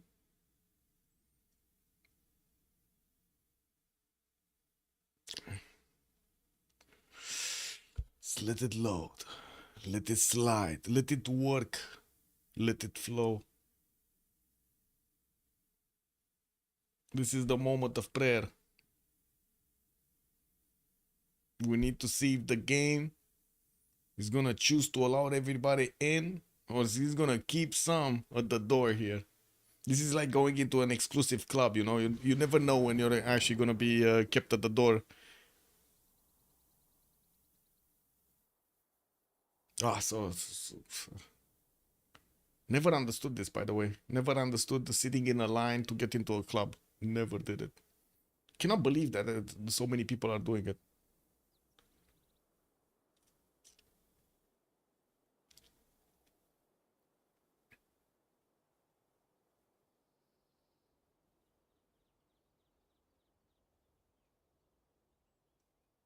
Okay, well, at least the globe is still spinning. And we did it! We did it! Nobody said anything here. Perfect. We got it. We got it. We got in. Okay, let's see the religion of Chandragupta. He went for choral music for the extra culture on his shrines and temples. Pilgrimage also plus to faith. Now, while we do have 4 turns for a settler coming up from Pana, he's also gonna get moksha in that city to give him those extra culture points and the extra faith. Some more shrines to get him, of course, those extra yields. And I do see him sending scouts towards the east side where he's gonna figure out where city is gonna get going. Wait one more turn to celebrate. Okay. Okay. I'm waiting. I need a celebratory cookie, Flash Neo, I gotta say. Yeah, we do need to take a look if they did pick up more pantheons. Yeah, Earthgod is coming up on Spain. Still didn't get his religion, and I do see he's gonna get 2 turns for great prophet points. 2 points per turn, actually. We do have the commercial hub investments coming out from a toilet after he did finish his first commercial. He's on 2 points right now. Gonna get those commercial points, and he will get Ipfad land to actually get him an extra trade route capacity. Actually has 2 projects that are going to finish next turn, so I'm pretty sure he's going to finish also all of the points needed to recruit the merchant. With another 2 merchant commercials actually is finishing up in Nippur and Eridu, he's going to have an easy early beginnings for his economy here. A few geothermals are going to give him the points, as 2 of these Faith City states probably will want to take one down. Not sure if he's going to take Varangas City or he's going to take Chinguetti right now. Nalanda is also on his east side to give him a bit of a boost towards that size number, and I do see Elephant Guy is starting to actually put cities towards the west, that is towards his ally here. Scythia still did not put down his encampments, nor does he actually have a very close target to go against. Chandragupta is here, but yeah, it's kind of weird with all of the one-time chokes that he needs to go through. With 4th and 5th settler coming around, he's gonna need to push back the Mongolian scouts and start working on his commercials, finish them, and also get his merchant points, not to mention the markets in them. We do have him getting at least a builder, and I do notice he's gonna want to get his amenities improved here, so he has the happiness in his cities staying strong. My honest opinion, when someone tries to discount Gulf Plaza, just wait one more turn. Kick W, man. Yeah, to get the discount activated. Yeah, just wait one more time. Anyway, Sumeria did manage to get into the borders here of Mongolia, and it looks like he's putting quite a bit of pressure on the Mongolian slingers. Does have the workout with enough damage to actually two-shot a slinger, but these slingers are not gonna be easy pushovers. They're gonna throw rocks, every rock they can find on the ground over here against these units. We do need to see if the other units are also gonna come. Oh my god, wait a second, he can actually get to Aksu very quickly. So this scout can move spy style, this warcard can move here on the stone, this scout can move over here, and this warrior can move over here. And next turn he's gonna start bonking Aksu and put it under siege. Bonk it and put it under siege. Well, I think we do need to take a look at their gold. Toilet has the gold, 0 gold on Arcane. Check this out. 1, 2. Oh, he got the... Oh, he wants to get the builder. He doesn't want to actually attack into Axe with all of his 4 units and wants to take away some of these Mongolian defenders. And as you can see, that slinger did get taken down.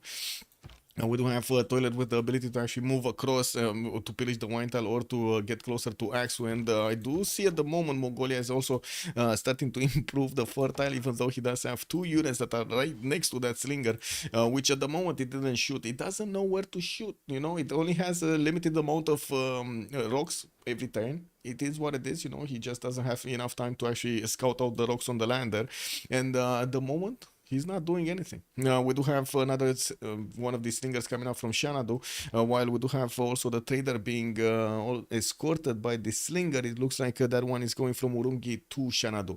We're 1028, and we do need to see if they do manage to get their era score going. They are getting their era score going. Is this worker gonna get a promotion? Because I do see he needs 5 more points. Doesn't seem like he's gonna get a promotion before he's just gonna fully die here.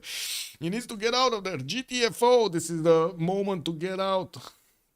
Etemenaki has finished in the City of Thieves, and now a bit of extra culture is coming out from Krudlov's Empire. We do have him on 15 with 8 culture points. He did also choose to go for Pingala in the first government in the government Plaza City, in the main city center that he has, Rakedet in the capital, which means he's not going to get that much early culture, and it means also he's going to get a lot of extra science, exactly how it shows up. He's going to want pen, brush, and voice in the next era, and I'm pretty sure he's going to get that with a decent amount of bonuses coming up from his districts here. He does have 1, 2, 3, 4 commercials that are going to get built. Actually, right now, Edfu did not replace one of his districts at all, but I would imagine that is a commercial anyway. We do have Age of Steam managing to plug in Magnus. Here is Moksha. We do have a 4th city from Scythia moving towards the south. Looks like he might actually end up on the coast over there on the right style in the Black Sea. It's kind of a tiny Black Sea. It doesn't seem like he's going to be connected to anybody else. And while Scythia did manage to push back the Mongolian scout, this scout is trying to get hit one more time, but it's not going to work. It's not going to work. Apul is going to need to get out of there unless he actually wants to well, see the smooshing on the walls over here from the scout. Now we do have another settler coming up from Naples with Pingala establishing in Prokofiev and Tutens, with also multiple commercials to get out for the extra gold per 10. Looks like also we do have Spain with Earth Goddess getting that nice and juicy 21 faith at 10. I gotta say Omega is on 56 right now. This is insane. 57 faith at 10. What did Omega do, man? 57 faith at 10. Oh my god. So 4 plus 2, that's 6. This is 4. Did he get projects or something that he has? So he has 10. 10, 12, right? 4 plus 2, 4 plus 2. And this would be 0 plus 2. Another 2. So yeah, what? These numbers don't make sense, man. How is he making so much faith? Does he have the cities? Did he manage to get envoys in every city state? Omega has 1 in Vatican City. Okay, 0 in Cinguetti. Candy has 1 in Candy. Oh my god, man. And Armagh doesn't have. So only in 2 phase city states, man. Right, promotion on Moksha might also be something. Let me actually take a look over here. You're talking about this one, right? The Citadel of God, the plus 4 prophets, and also plus 2 faith per turn for cities with a holy site within 6 tiles. Well, that's another 6 faith, no? Okay, so that's 18 plus the points that he's getting from the city states. Oh, that still seems like a magical number. 61, this does seem like an insanely strong number. It looks like the city of Aksu is not going to be taken out. It was being placed under siege for a little while, and we did have Mongolia managing to get his archer technology, taking out one of the Sumerian scouts, and also the war card. It's not here anymore. Yeah, and the plus 4 from the Moksha. Did he get the 2 districts? Yeah, he did get the Government Plaza also. Okay, at least he did get that one. And of course, Omega did choose his Monumentality Golden Age in this one to use his 61 faith. This is insane. This is like Russian numbers of faith per turn at the switch of the era. You know, like Russian numbers of faith per turn with all of that Dance of the Aurora bonuses that we had like 2 years ago and so on and so forth. This is so much faith. Apul is gonna also go for 10 science and 18 culture. He has his pen, brush, and voice on Kublai, Mongolia, still on 4 cities, managed to push back his opponent. No encampments yet. He's getting his sword by riding in 3 turns, and we will need to see if he's actually gonna get some units against Sumeria. Did he have one of his commercials pillaged over here in the city of Urumqi? While I do see he did manage to upgrade his horses, again he doesn't have his iron available. We do have the units of Sumeria also retreating for the borders of Axu. A bit surprising. Oh, no, he did pillage. He did pillage the camp. Okay, I was a bit curious if he did manage to actually pillage that camp or just went in it. So it's very good, you know, it's very well trained. And then he went back. But no, he did pillage that. On Omega, we did have him on 14 science and 24 culture with that 50 points of production and the 63 faith attempt. That seemed like he's going to have a very fast expanse here. A very fast monumentality golden age. Government Plaza did get placed next to the mountain so he can get some very good campuses. Started working on one, but it looks like he placed it in the north where he only has a +2 instead of getting it over here in the south in between. But I would imagine he didn't want to get a bronze working so early on. Oh my guy is getting his Celestial navigation, and I would imagine he's going to get a harbor in Delhi so he can start trading with Liverpool. It's going to be extremely valuable to get these trade routes in the water. Is only on 7 gold a turn right now. Kradlov, 21 science with 15 culture, getting his government plaza between Edfu and the Racket Dead. Will also get the opportunity to chop that deer tiles with 2 of these builder charges. And I do notice he is getting a decent amount of science from all of these tiles next to the City of Thieves. Not to mention Aketata right now, which did manage to get some of these Maj tiles in his border. Still did not place the city next to the Fountain of Youth. We don't see new builders coming around. He's going to want to sit a while and get his bonuses going before he's gonna start expanding. We do have also Damori, 12 science and 19 culture. Should be in pen brush and voice for him as well. Working on Ancestral Hall from his capital in 210s. He did manage to get his 4th city out, Plymouth on the western side, or was it Bristol? I'm not sure. One of these cities was the 4th one. I think it's actually Bristol because it's growing a little bit later in the second population. Both of them having fresh water, so I would imagine Bristol was the one that got settled later. He's gonna get a holy site there from that city center, and I do have to say, if he's gonna get a religion, it would be quite interesting to plug it into Chandragupta's territory and just spread it in every one of his cities, or Polish numbers. Yeah, any hanging or pyramids in jewels? I didn't see any of those wonders yet being placed. Well, we do need to take a look at that. We do have the lighthouses also coming out from Damori to get those extra trade routes going, and I do see he started placing down some of his campuses. Only a +2 here and from Liverpool, not giving him that many bonuses, but slowly getting there. 50 points of production also for Damori. Shad Chicken, 15 science, 12 culture, already on 5 cities, finishing his commercials here, and will start adding those points to his empire. While the first great merchant did get picked up over there by Sumeria, he's not gonna get the opportunity to recruit one of these. Well, they're from the same team, so at least, you know, one of their teammates did manage to get the bonus.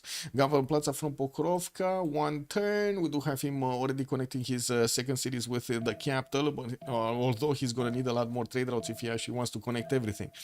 Spices southeast of Komstromskaya, monuments coming up in 8 turns, also general 7 turns, and I do see he's getting a few slingers, defensive slingers, to push back these Mongolian scouts from his territory. Working on will in 2 turns and drama and poetry. He's slowly getting closer to the Indian cities towards the southwest, and we're going to need to see if he's actually going to get a military against him. We don't know yet. No wonder at the moment from either of the nations that we've actually spoken about. Wait a second. We need to go Philip II here, no? Philippe. Getting his audience chamber in 3 turns. We do see his lighthouses are also starting to appear in his harbors to be built, and he did get his 5th city coming around from Valencia.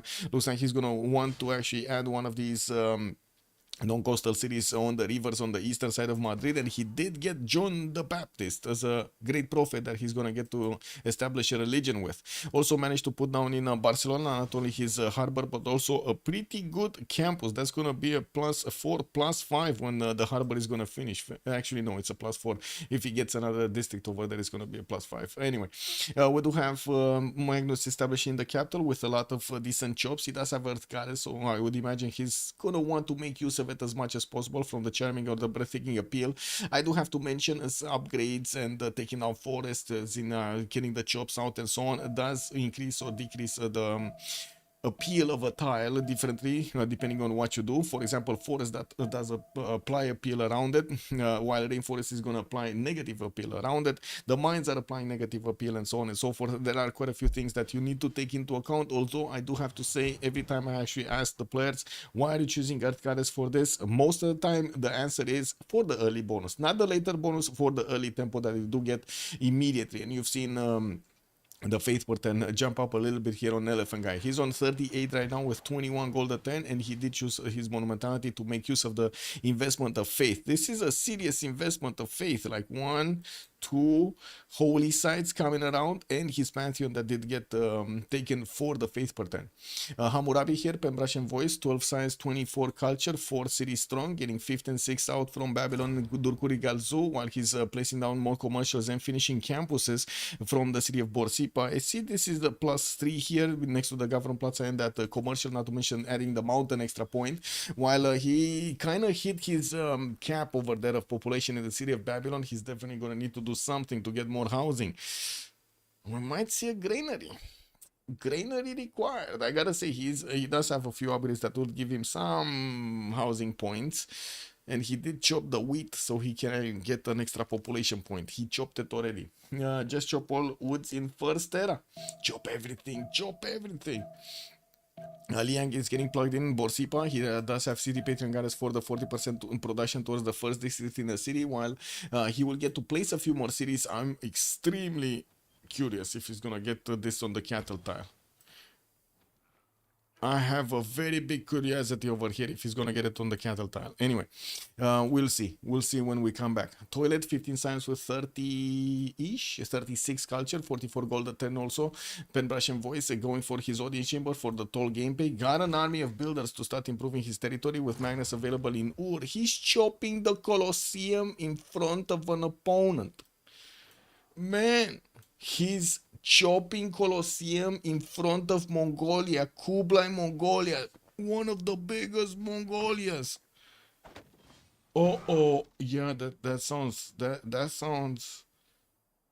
I don't know if it's extremely courageous or extremely disrespectful. Okay, I'm gonna ask chat. Let me see. What is the chat? Chopping Colo in front of Mongolia is biggest, or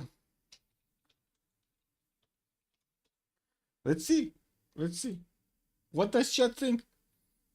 It's one of the chops of all time. Cool boy, good evening, sir, and welcome. He's a Colo, enjoy it. Yes, he's a Colo. Look at this, man. He's chopping everything. Instead of units, defensive units, or offensive units to actually take on Mongolia here, he's just chopping Colosseum. So let's see what chat has to say about this.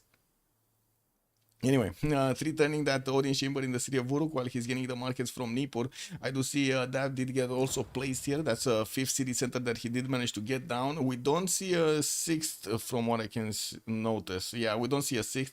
He did also manage to recruit Marcus Licinius Crassus, which is giving him the ability to buy out a few more of these tiles, and including the 3rd ring ones, which is very, very valuable right now, and even giving him gold while he's doing this. Amazing, no?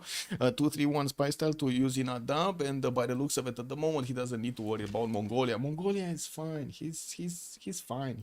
He's just sitting over there. Toilet does have 58 points of production, and that 46 gold per turn is giving him quite a few extra funds to make use of. A significant amount of chops in all of his territory, while he's gonna have a problem with the fresh water in the north. We will see him probably settle more cities south and east. Yes, he could take on a Vatican city, just a few horses, and boom, that city is going down. While we do have him managing to chop with at least 3 builders here. I'm not sure. I think it was a 4th one also, but never mind. I mean, it might have been imagining things. We got him with the Colosseum coming up in importance from that city center. Looking at what's going on here, we do have England starting to get his, some of his galleys in the water. 5th city moving southwest of London on the coast. While, yes, we did have Indian cities managing to get onto the coast. The harbors are getting built with the lighthouses, so he can start getting extra trade routes and start trading with his ally over here, England. Looks like at the moment, the internal trade routes are reigning supreme, and he's going to get to make use of them. Another one of these settlers moving north, looks like on that uranium tile. Oh my god, he wants mutants. Spain got the hanging. Wait, what? Spain got the hanging gardens. Oh, he did get the hanging gardens. He chopped it out from the city of Madrid. We got the harbor coming up in 3 turns, and it looks like, we do have that settler moving southeast. Ooh, that's gonna be really close up and personal with hanging gardens. That's used by another city. Okay, it's not like you can swap around the styles, but I guess it is what it is. We do have also Chandragupta managing to get to 2, 4, 6, 7 cities already, getting his temples out and still benefiting from 81 faith a turn. That's amazing. 19 science and 25 culture, and I hear some weird sounds here. I heard some clicks. Extra clicks that they should not be here. Anyway, it is what it is. Harbors coming out from Chennai, and I do see also magnets coming out from Agra. We're going to need to see the lighthouses getting out for those extra trade routes, and of course, I do also notice he did get closer to city. I got the city of Srinagar next to the choke point, placing down one of those +3 campuses, making use of bananas, and we'll get to improve some of the marbles in the north. And we're going to need to see if he's going to get units to plug these 3 one-tile chokes, so city and units do not get through. I do have to say right now, Chicken does not manage to actually put down his Kurgan, so he's not making that much faith per turn. We do have the first one placed here with 2 faith and the 3 points of extra gold on that tile. We don't have that many plant pastures next to it, unfortunately. Does he even have pastures for these Kurgans? Because I don't see that many. I don't like 2 here. One. This is not good. This another one. This is just one. These are not like, usually you do want to get them at least with 2 pastures hitting them, otherwise they're just not that worth. Anyway, we do have some campuses coming up from Napoli. He chose initiation as a pantheon, so whenever he's going to pump out of units, he's going to get some extra faith per turn, and we do have him with the campuses from Komstromskaya and Napoli getting out in 2 and 2 turns. Very nice. Horses coming out from Mongolia, finally a classical unit. His Gafron Plaza did get pillaged, quite unfortunate, to the south of Shanado. While we do have the markets getting built in his commercials, he's gonna need to get his bronze working done. Usually we do have Mongolia following up the commercial opener with some campuses and then going either or for encampments.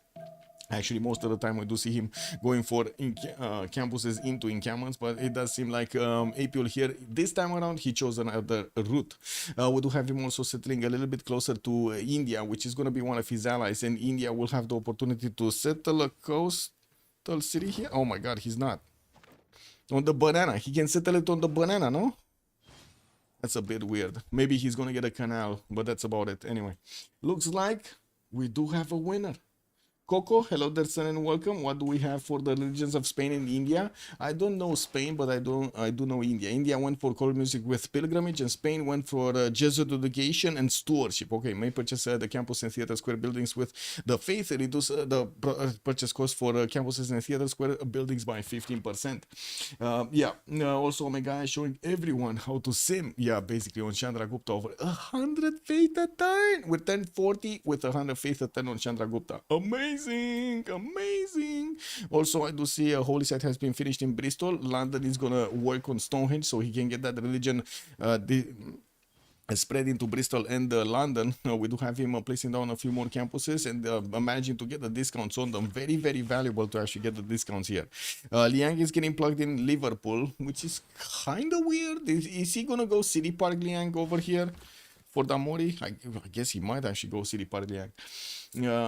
Yeah.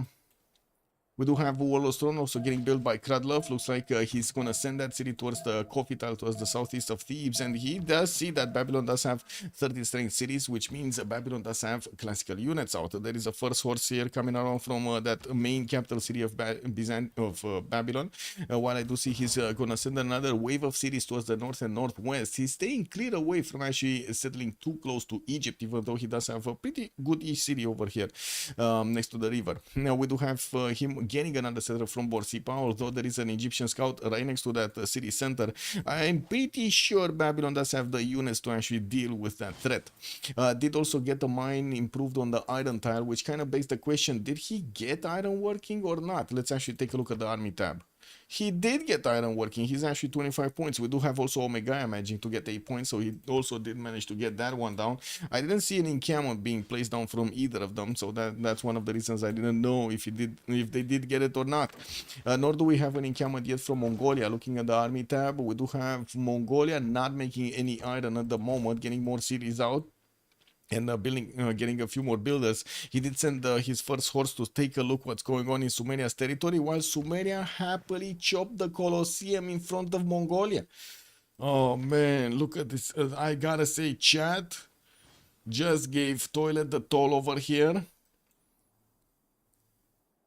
How do you call this? The price of the biggest balls.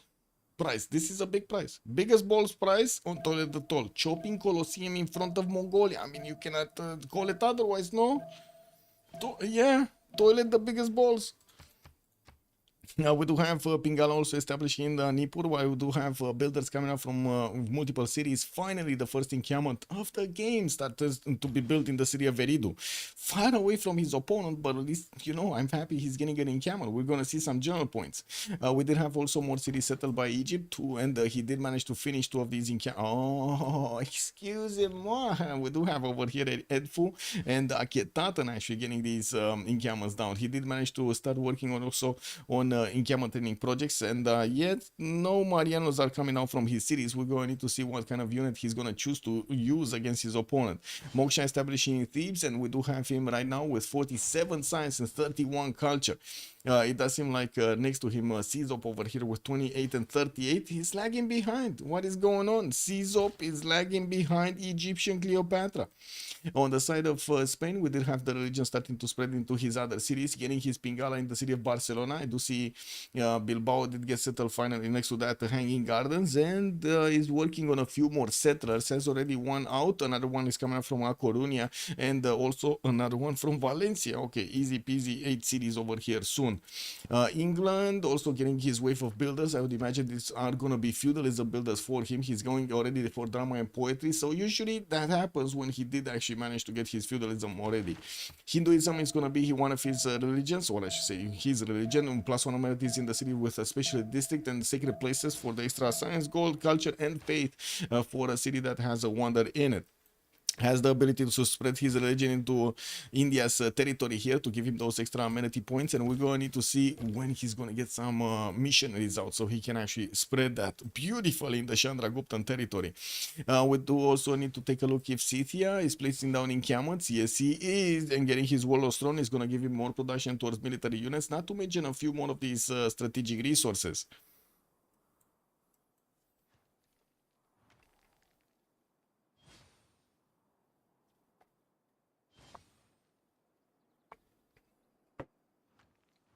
Czop is simming? Yeah, Czop is simming.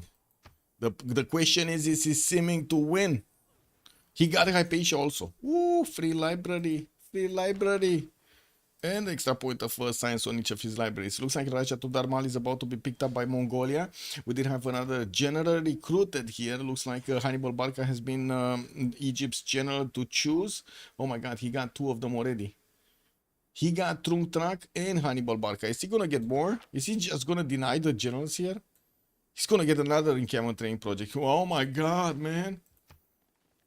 Look at that. Scythia is on 2 points. We got Egypt here that just got 24.3 with another project finishing next turn. He's probably gonna pick up Sun Tzu also. And the question is Sumeria or Babylon gonna get one? Because look at them go. They're only 2.3 points a turn, and Sumeria doesn't have yet the ability to actually chop that. He already chopped Colosseum, you know, he can't really complain about this. I'm just saying, man, you cannot really complain about this. He chopped already biggest wonder in the game over here. Getting to plug in Pingala in the city of Nippur, while we do have a Mongolian hordes starting to sniff around the cities of Sumeria. Sumeria is going to take down Chinguetti. He's not going to leave that bad boy city over there for the extra faith points that he's going to give to his opponents. I'm pretty sure he doesn't want to take that away from Omega. That's that's way too much faith pattern anyway for Omega. Can you imagine if Omega would have had Chinguetti here? Oh, he has Chinguetti. Never mind. Excuse me, he has Chinguetti. And also there's a heavy chariot coming out from that city center. Will make it a little bit tougher for these horses to actually take it down. I wouldn't be surprised if we're going to have Omega, you know, just give some gold to Chinguetti to get the levied units to actually attack into the units of his opponents, all 3 of them into a single unit, and not actually, you know, dispersing the damage everywhere. Okay, more encampments finishing up in Scythia's territory. Way too late to get one of these generals. Way too late. Another general just got picked up. Sansu is on the side of Egypt. In Egypt, we don't know how many points of passive is he making. He did go for God of the Forge here. Has two of these in camels. Doesn't have barracks, so I would imagine it's 2 points. Let's see his government. If he has the card, he doesn't have the card, so it's just 2 points. Well, 2.3 points a turn, because Classical Republic? Classical Republic, yes.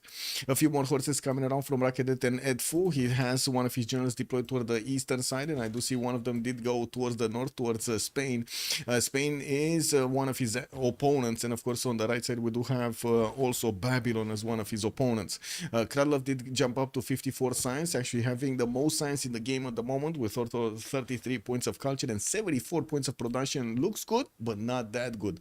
Look at the other side. WSS shot chicken, 83 points of production. We got Elephant Guy flexing his muscles over here, 101 points, and then Czop is 94, and Toilet is also going to be on 99. Pretty good numbers. We do have Damori, the only one that actually managed to get over 100 production from the side of Arcane, and I do see Babylon is just sending a welcome committee over here next to one of the cities of Damori, which does have a gal inside of it to boost its military strength, so it doesn't seem like anything's gonna go wrong there. We do have also new commercials coming around from England for his inland cities to get those extra merchant points from the markets, while he's gonna pump out a few more horses. I do want to double check if he actually has a city to go against. Not really. Like, unless he's targeting Candy, doesn't seem like he's going to have a city to actually work. He will have the opportunity to settle a city next to Galapagos on this river over here, and I'm pretty sure he's going to want to get that going so he can get the trade routes between him and Egypt. Egypt is going to have a bit of a challenge. Who is he going to go against? Is he going to be Babylon, eastern side, or is he going to be Spain, northwest? And I do have to point out, Chandragupta. Yes, you can see this one tile of water separating these two continents, separating these two land masses. I would imagine horses or other units are not going to be that shy of actually jumping into the water and crossing the seas, no? He's not pushing into Spain. Okay, makes sense. So if he's not pushing into Spain, that means he's pushing into Babylon, no? Babylon is in between three opponents, so I'm not sure if Czop seeming over here would actually be a good thing. We do have him getting some more traders and building up his Palgums for those extra points of food on all of his improved tiles next to fresh water. While he does have new traders to connect to his cities, he did manage to recruit Buriga. That's the fourth and last general available for them in this era. And I guess it's the better one, no? Those chunks are strong. I mean, those chunks are strong everywhere. Unless he takes Candy, right? England needs to take Candy to actually open up the way towards Babylon. And looking here, it looks like Egypt doesn't actually have any defensive units from Babylon that he needs to go through the choke points to get closer to his opponent. His general is going to try to scout this out, and I do see the first horse is looking at the other. Oh, he's not even looking at the other horse. Now he's looking at the other horse, because general got deployed and got to see that in the marsh tiles. Okay, well that's weird. It is what it is. Let's see the course of timing. Where do we have it? At the moment, we do have Krudlov going for his iron working, civil service coming up in 3. I do have to mention Kressels is on the bottom 3, and he does need to get iron working, and that's the previous technology. We're going to need to see if he's also going to have the time to go for printing, and of course we're going to need to see how many units he can pre-build in the meantime. He's managing to 1-turn the one in Thebes, 2-turning the one from the capital, unfortunately. Definitely would need a few more of these tiles improved so he can 1-turn that one. You see, he's just missing like 1 or 2 points of production to get to 1-turn a horse from his capital with the card. City State has been taken down. I would imagine that would be Cinguetti over here, and I do see the Sumerian horses did get damaged quite a bit. One of them died. I think one of them died. And we do have the other 2 that survived with promotions. I do also notice a pretty strong theater square in the city of Vuruk. Plus 12. Double card. Double card from the beginning. Toilet is just going all into his culture over here. Let's see his... so he went for aesthetics to get the 100% theater square district adjacency bonus, turning a +6 into a +12. Got colonization for those settlers, and of course maneuver with charismatic leader there. More settlers coming around. I gotta say he's quite a bit faster than Mongolia to actually get his units, his settlers out. Although we're going to need to see what Mongolia is gonna do. when he needs to get units. The biggest issue that I can see over here, Mongolia does need his seventh population to actually start placing down encampments, unless he's gonna want to just get 1 or 2 encampments and that's it. Kora Balgasun, for example. Oh no, wait a second. This is from Kora Balgasun. Yeah, this campus is from Kora Balgasun, and this commercial also. This is such a weird placement for a commercial. Why did he place it over here? I guess he didn't care. He didn't care. Anyway, it is what it is. Now, this is going to be a challenge. He went for a holy site here from Ulaanbaatar. We does have another settler moving west side of Ulaanbaatar on the other side of the coast. We'll probably want to get the banana city so he can get a connection with India on the coast. And I do see him working on holy site prayer projects to actually get his great prophet quickly. This is going to help out Chandragupta a lot during the game if he manages to get multiple religions into his territory. 67 science with 54 culture at the moment for Chandragupta. Also 60 gold a turn and 112 faith, 126 production. Man, he has more production than all of the players of Why So Serious, plus the 100 faith a turn that he's making. This is such a good start for Chandragupta. I cannot say it otherwise. This is such a good start for Omega. Who all got the generals? We had 3 on Egypt and 1 on Babylon. Sizop got it. It looks like that Babylonian general is trying to get to the choke point, so he pushes out the horse. Also, anonymous gifter, thank you so much for the gift. Thank you, sir. We got Cool Boy joining us. Can you show how Chandra has this good tempo? The faith pattern, man. The faith pattern plus early 2 envoys into faith city states plus the Susan Chingweti. It was beautiful. Like, he had 50 faith a turn at the beginning of the first era. 50 faith a turn at the beginning of first era. We do have some industrial zones also coming around from him. He did manage to get one over here with seeding one of the industrial zones as a plus. With an aqueduct hitting it, so it gets +4 bonuses. While we do have his lighthouses coming around on the western side, he's starting to also connect his economy with his next door neighbor over here, Damori. Anonymous gifter, thank you so much for giving Coco Clash a tier 1 sub. Thank you, sir. Much appreciated. 3-2 in all expands and cap. Yes. Oh, that's another thing, right? He had what was it? Wait, you said 3-2 in all expands? You mean the bananas? Yes, he did have.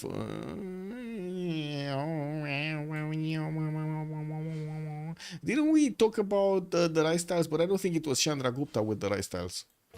Yeah, I don't think it was Chandragupta with the rice tiles. I forgot exactly who had the expanse with the extra rice tiles. But anyway, it is what it is. Daniel Dingo, thank you so much for the sub. Much appreciated, sir. Jaguar, welcome. Also, Mumbai and Agra both had the 3-2s. Oh, I see. And you say, so wait a second. Mumbai and Agra. Mumbai. This one in the north. Okay. Yeah, pretty good. I'm not sure if that only that, but I'm pretty sure it adds, right? It adds a bit more advantages there. We do have a Temple of Artemis from Pazirik in the lands of Scythia being finished, and I do see he's working on his barracks from his encampments. 1, 2, 3 encampments got placed, a 4th one actually from the eastern side, and he's working on his stables and also some barracks. Interesting that he's getting both of these. Like, usually the players do want to get faster the barracks because it's faster, but most of the time it is much more efficient, especially for cav specializing nations, to go for his tables to get those extra points of experience. I don't really see the players choosing to watch that bonus or taking it into account that much. The stables do give you the 25% combat experience for all cav and siege units trained in this city. This is super helpful. This is like basically one less hit that you're gonna take on your unit to get it to promote. It's actually quite useful. Bananas everywhere. Cool Whip, that's the secret. Banana City. Why do you think I keep calling out Banana Cities everywhere, man? I know it's kind of a meme name, right? Banana City. Oof. Yeah, banana. You know, you think of the minions over there, but to be honest, they're quite strong, no? Bananas, very good. Anyway, yeah, we do see also the seventh population from Murunki did pop out one of those encampments. Actually starting to work on one, and Xanadu still needs to grow. We got galleys coming out from Corabalga soon because the players are starting to actually get those era scores going. 3 more turns until we're going to see the switch of the era, and we do need to double check what is going on here. Looks like Apul 45 out of 46. Oh, he's trying to get a religion. Does he even have another religion slot? 2 more religions are available for them. We do have Ulaanbaatar getting Reina, and another city is going to be placed here soon. Looks like he needs a project. No? No, he's fine. He needs 2 more turns. Okay, that's perfect. He needs 2 more turns. He's also 75 GPT on Chandra, which is nutty. Yeah, it's very nutty. Too many plantations for the free. Yeah, this is just beautiful opener for Omega. Beautiful. I cannot say it otherwise. We do also see Omega is going to manage to secure his golden age. He has 68 out of 63. Crude Love is 59, 62. 3 more points away from actually getting this. He didn't get a Mariano, or at least I didn't see a Mariano Chariot Archer. I do see one in Akhenaten, so that will secure his golden age. Just popped out from that city center. He did push back the Babylonian units, or I should say Caesar actually chose to retreat from the borders of his opponent here. While Damori did also secure his golden age. Right about now, he's on 66 out of 58 points. Shachika also needs 3 more points to get going, trying to get an encampment training projects to recruit one of those generals, but that is 1 turn too late. Got at least one of these Saka horse archers and a few horses to the southwest, where he could try to push into India, or at least try to get some shots going. I mean, you got Sakas, you might as well try to use them, right? Yeah, but he only has 1, so I guess he doesn't really believe in the strength of the Saka. Yeah, he's a non-believer. He is a non-believer. We do have also quite a few chops available for him, and since he's going to get Divine Right next turn, he's going to manage to get more of those points acquired from the era score. I didn't see a boat coming around, so we do have him with that ability if he did manage to get sailing, even though I don't see him improving any one of these coastal resources, so we don't know if he has sailing or not. We do have also... to take a look on the other side, the elephant guy did secure his golden age, 63-58, starting to put down encampments and getting a bit more defensive in the city of Bilbao over here, which is the choke point from Egypt. And you said Kradlov is not gonna push Spain, but I do see he has 2 horses with 1 archer deployed towards Spain. Also, Mariano Chariot Archer is also coming on the way there. I don't think that's a big push, but just saying, you know, he's doing something. He's doing something towards the north. Now, we do have also more of these horses being deployed towards the east side. Krulov got 2 already, a 3rd one coming up from Thieves, which I gotta say will turn into courses pretty quickly. The moment actually Krulov is on machinery, but I'm pretty sure castles is just around the corner. I said push, doesn't do shit. Yeah, true. Okay, the push, I totally agree that the push doesn't do anything. It's useless. Anyway, looking at also Civ6, 56 out of 53, 246 cities. Will need to start defending his or plugging up the chokes in the north, in the west, in the southwest. While at the moment he kind of gave up on defending the chokes over here next to the mountains, next to Iunu city of Egypt. That will be problematic. Starting to get a few more expanse towards the east side, and of course securing his golden age is going to give him a bit more peaceful end of the era here. Toilet de Toll, 64-64. We do have him with a pen brush and voice bonus coming up there. 62 science, 100 culture already on Big Boy Toilet. I almost said it, man. I almost said it. We do have Toilet here. Still not actually putting that many units on the board towards the southwest, and I do see him getting his Diplo quarter to finish his consulate. While he did manage to get an encampment out, it's gonna be 3 more turns until he's gonna get to recruit Timur. While we do also have Scythia 2 turns away from recruiting another one of these generals. How many did we have from this era? This is not good. Isodor of Miletus did also get picked up by Age of Steam for the extra production towards Wonders. I don't see any general picked up from the first one, so it's just Hannibal Mashunzu, Hannibal Barca, and that's it. I do also see Kublai Mongolia did manage to get the other trade route capacity merchant. That's going to be Zankian here, giving him some extra yields on those internal trade routes. Not bad. Hildegard of Bingen picked up by India. Ooh, he's getting more science. Man, this guy, these bonuses on this guy need to stop. What is going on over here? What is going on, oh my guy? He got this as well. Look at that, 5 science. He got a 5 science campus over here in the capital, right next to another 5 science campus in the capital. What is this? Minimap doesn't show it though. What, the toilet? Yes, toilet killed Cinguetti. It actually raised it to the ground. Not sure why, but he raised it to the ground. He has 2, 4, 6, 7 units, and he might actually want to take Armagnes. There is a Spanish. No, that's he's not. He's not gonna take away a city from his ally there. When they jump into the new era, and I do see everybody except Shah Chicken managed to get a golden age. How did Shah Chicken miss it? Wasn't he like 2 points away or 1 point away? Anyway, he's getting his terracotta army in 710s here from Naples. Did manage to recruit one of these generals, Timur, and I do see he's getting his intelligence agency in 510s from Pokrovka. Because it is a shit city. I mean, it is kind of a shit city. I cannot say no to that, man. Yeah, it is kind of a shit city. I guess you would have had the pyramids there, you know, at least that. A galley would have been nice. Galley would have been nice, yeah. If only he would have had sailing. I don't think he has sailing. That's one of the questions I had when I was looking at his empire here. I didn't see any of these coastal resources improve, nor did he have a unit in the water. So I don't think he has sailing. That's the biggest question. That's the biggest problem, actually.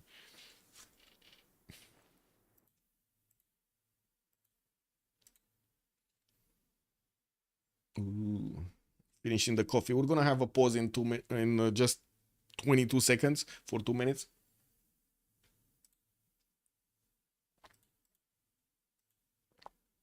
And the website, the CWC website, is spammed by random robots, man. I gotta say, the internet really needs to fix this. They really needs to fix the spam.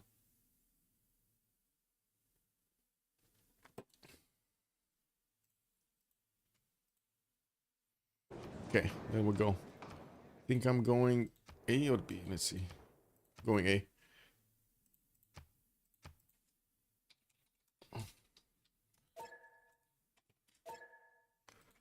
So, me. Preserve. That sounds good. Me preserving me. Okay, there we go. And be right back. Oh my god, I need to get to the bathroom. Click, click, click, click, click, click.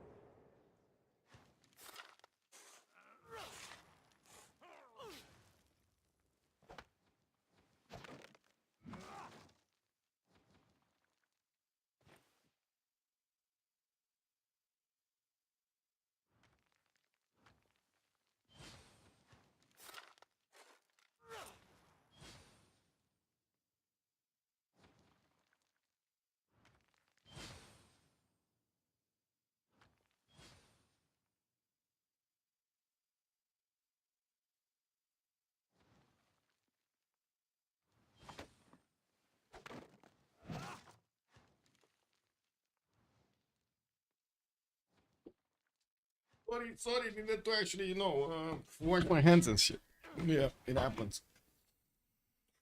Ooh, anonymous gifter, thank you so much for gifting Adam one of these subs. Thank you, sir. Also, Adam, good evening, sir. How are stats? That's a good question. We got Apil with 50, 62, and he's going for Pen Brush and Voice Golden Age. I do want to double check the Congress first. And Chandra Gupta did get the plus for gold for the sender, plus on also trade out capacity. No buildings can be created in the holy site, but guess what? The holy sites of Chandra Gupta are also filled with goodies already. We do have Philip II also getting 2 Diplo victory points. Well, unfortunately, he cannot get his specializing building of choice here, but he's going for GMC to get to use that 141 faith turn. Omega is on 110 science with 111 culture. Pen Brush and Voice showing up on Chandra Gupta. Man, he's too big. Right now, his muscles are getting out of his t-shirts, man. Yeah. Also, Chandra cannot build his. That is true. That is true. He's not gonna get the watts or any specializing building of any kind of in his holy site. 2 turns for GMC to finish. He's on 394 faith in the bank. There are a few more units coming out from Scythia, and I do see courses are also getting out from Scythia's territory. And we're going to need to see if we're going to have Mongolia converting quickly, or I should say sending his missionaries quickly towards his ally. Mongolia did choose to go for Buddhism. Shrines will provide +6 gold. Oh my god, this is beautiful. There's going to be so much gold per turn here. He's already on 100. Man, how is Chandra Gupta making the most gold out of their team? Yeah, they blocked the holy site buildings. Yeah, how is Shan? Look at this, 100. He just is making the most gold out of the entire lobby. This is insane. This is insane, man. Anyway, Crude Love, 70 Science, 56 Culture. Cleopatra coming up with 2, 4, 6, 7 units. We do have him needing to defend against Babylon's little push. You know, we got courses already getting ready in the city of Borsippa with a general next to them. Then we'll get the opportunity to bonk some of these Egyptian units. We do have 122 points of production on Krudlov, 171 on Cizob. Ooh, that's a bit of a problem over there with 40% more production. Cizob might get to overwhelm Egypt here. And we do see in the tech side, education is going to come out next from Krudlov. He does have still horses, no courser upgrade. He's still going to need to get his castles. Of course, he did manage to recruit most of the generals here. And the next ones are going to be a bit more expensive. 155 already. Wait a second. That means Ethelfled got picked up by Scythia. I do see El Cid also got picked up by Sumeria. Okay. Damori, 72 Science, 83 Culture with a Pen Brush and Voice Gold Range, 2, 4, 6, 7 series at the moment. Isodor of Miletus is gonna give him some bonus points for the production. He did use it for Mausoleum. Actually, no, he didn't use it. He still has 3 charges. He built Mausoleum, hard build it, man.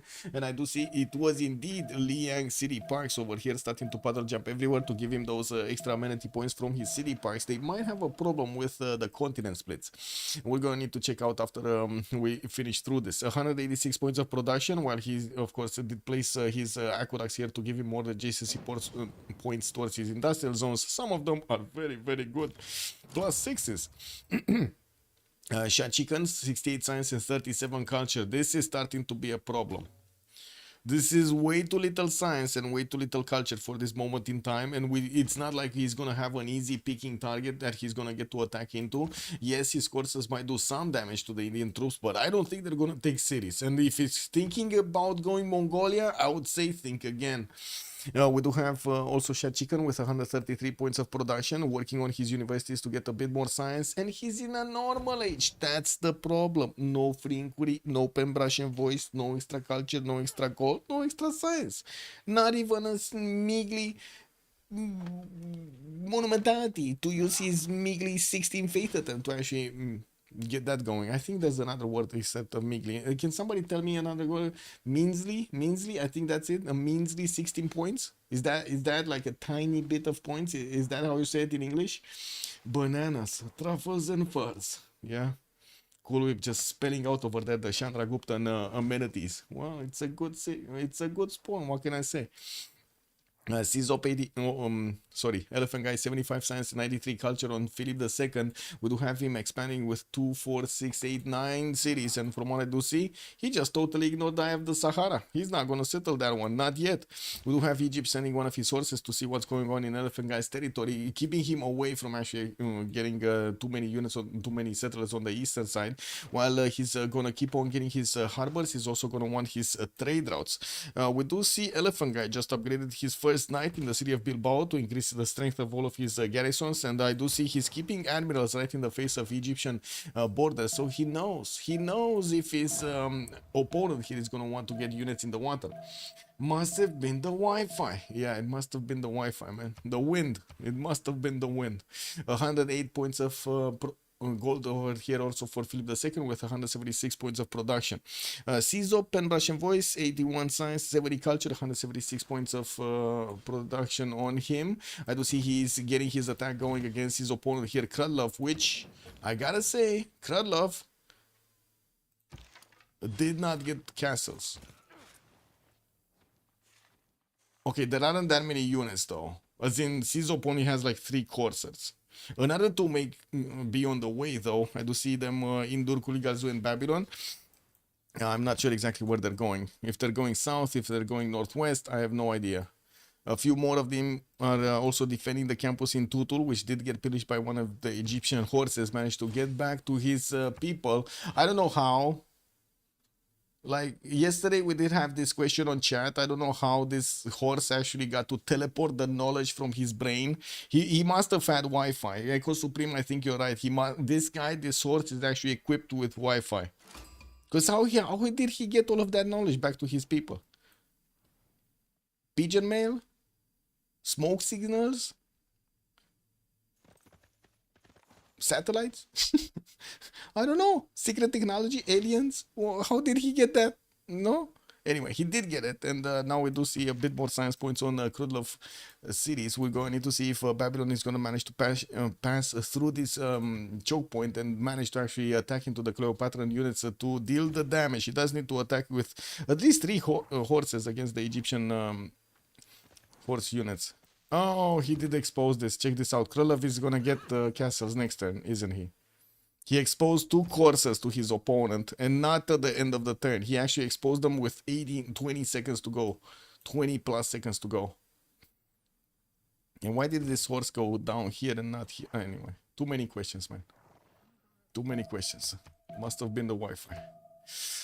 Anyway, Toilet going for his printing, 83 science, 112 culture. We do have him at the moment with so many cities, 2, 4, 6, 8 cities. He did manage to get another city center towards the east, so he can connect with his economy with Spain to get those extra gold points a turn. And I do see him hard building a lot of knights. We got Keshiks on the board from Mongolia trying to actually get into the borders of the former borders of Chinguetti. He's trying to smell out what happened to that one. With quite a few more of these Keshiks coming around, he did build his encampments and also got the Ordus in some of his cities. I do see 1, 2 got built. The third one is to get built over here in Ulaanbaatar, while Kora Balgasun never got an encampment. Not yet. He does need 4 more turns. He needs the 7th population because he already placed his campus and commercial from that city center. And I do see he's starting to also improve his coastal resources here. We're going to need to see what is he going to do with his units here. I do have to say these Geshiks are not that strong against the Knights of Sumeria, but they will be strong against the horses. They're definitely going to pick some of those out. While the Knight is definitely going to be able to withstand 4 of these Keshik attacks with no issues. We do have quite a few of these Knights coming around from the cities of Sumeria, getting to defend the southwest here. Toilet also 126 gold a turn, does look good. He has on 180 production, again looks good. And this is before placing his full, of course, setup over here for his industrial zones. Has quite a few of them coming around. Another theater square. Is he still using the double card? Okay, he switched off the double card for the extra culture. Okay. APL 64 science, 79 culture. Is he actually getting more upgrades here? He did manage to pass to place a Keshker on that banana tile, managing to get the 231 tile worked in that city center, and also got the connection with Reina, so he can connect to his economy with Omega. Jumped up to 123 gold a turn, while Omega is 234. So, wait, Let me get this straight. Omega has the biggest science, the biggest culture, the biggest gold, the biggest faith, the biggest production, and the biggest food. 6 yields are bigger than all of his opponents. That's the what? Wow, what a spawn here. What an opener here from Omega. Getting another holy site from Delhi. He's not going to have the ability to actually build units in it, while he's going to get another 2 settlers to deploy towards the north. He's also working on campus research projects. We're about to get to that point in time when we do need to see Newton and Ibn Khaldun appearing for them and looking at the great people screen. Is Newton actually next? That's why India's working on this. He's only on 16 great scientist points at 10. He's on 91 points out of 155, and I would imagine with 2 projects finishing, he should get that. He should get that. Now, let's see if anybody else is making points, like Mongolia, Scythia, and probably not England, maybe. Campus research projects from one city. Okay, starting to get a few more wonders. He did get to build with Isodor of Miletus Angkor 1 for an extra population point in all of his cities, and keeps on discounting districts. Another theater square is going to get the level, the 210, and get to be 210 from Plymouth, while he also 210 his campus in that city center. Sending one of his settlers also to the southwest, next to the Galapagos Islands, next to that freshwater city, so he can give Kralov here a city-state to trade with. We do need to see if Babylon is going to manage to actually push seriously his opponent Kralov. We do have already Kralov actually getting his Corsair upgrade, so I'd imagine that's very unlikely to happen. No, that is very unlikely that Babylon is actually going to get to pass through this. He just put his Corsairs into the forest here, and he's just waiting for this Mariano Cheritar just to start eating away at his strength. Maybe get some crossbows, you know, a little bit stronger. He did finish the pyramids in the city of Faradum to get a free builder and more charges. I do see he's attacking into the city of Kandy also with quite a few Corsairs. Will have enough damage to pass through that citizen's defense, putting him much closer to the English territory units. But to be honest, with 3 one-tile chokes, it's not going to be easy at all to actually pass into English territory here. We do have some boats in the water from Omega, seeing what's going on the shores of Babylon. And I gotta say, Sizop has a total amount of 0 defense on the eastern side. This Sabon Kipitum, I wouldn't really call it a defensive unit. Like, this is more like a scout right now, a scouting unit, than actually a defensive unit, in my opinion. You know, my personal opinion over here. We do have Omega finally getting some of these encampments down. I do see one from Agra, I believe, and I do see another one of these campuses coming out from Akhtabad. Only gonna be a +1. Scythia did send some of his Corsairs towards Omega, and look at this damage. The Corsair against the muskets, 58 against 66. The musket doesn't even feel the shots from the Saka horse archer. This is like a mosquito sting over here on that unit. We do have Omega managing to get a few more builders. He did choose Pembrashen Voice, so he doesn't have the ability to use that faith pattern to buy out builders. He's on 170 faith pattern with 250 points of production and still getting more. Scythia did send some units through the city of Venice towards the north. There are some Corsairs over here that are going to bump into the Indian Knights. And looking at the tech side, I do see printing is coming up in 210s from Omega, while Shah Chicken is going to try to get to Cavs quickly. He's discovering siege tactics in 6 for the bottom 3 advancements. We do have also on the cities of Mongolia more of these encampments being placed from his capital in Korabalgasun. I would imagine it's not going to be long until he's actually going to get all of these cities to start pumping out units and just send them across against whatever opponent he can actually find. I do see he just found a Sumerian horse that is just sitting over here like a duck in the forest, in the 1-3 forest, that is just waiting for the Kishaks to start attacking into it. Is he gonna start attacking into it? And I did notice another city-state did get taken down. I don't know which one. Valladolid was a Spanish city. Which city got taken down? Wait, there was a city-state here? No. I don't see any circle of shame. No. Candy's gonna go down. Sumeria maybe killed another one. Oh, Vatican City. He killed Vatican City with 2 knights. I see. And of course, he's going to get a holy site over there to give him some great prophet points. Although, we did have Newton being picked up by Chandragupta again. Man, he did it again. Who's going to get this?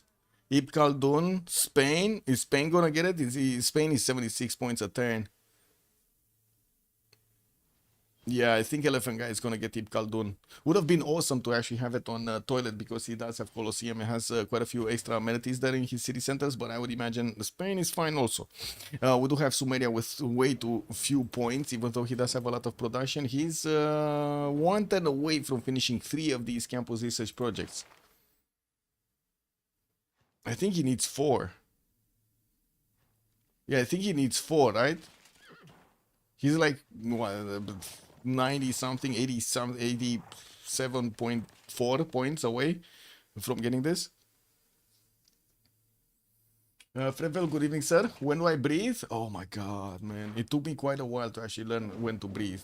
Speaking fast and learning how to breathe is actually quite a problem.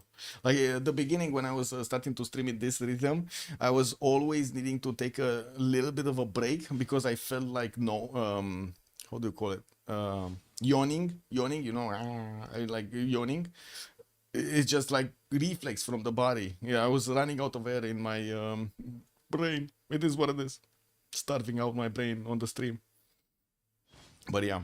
In the meantime, I kept on going, and I just learned exactly, the moments when I actually need to get to breathe in between the words.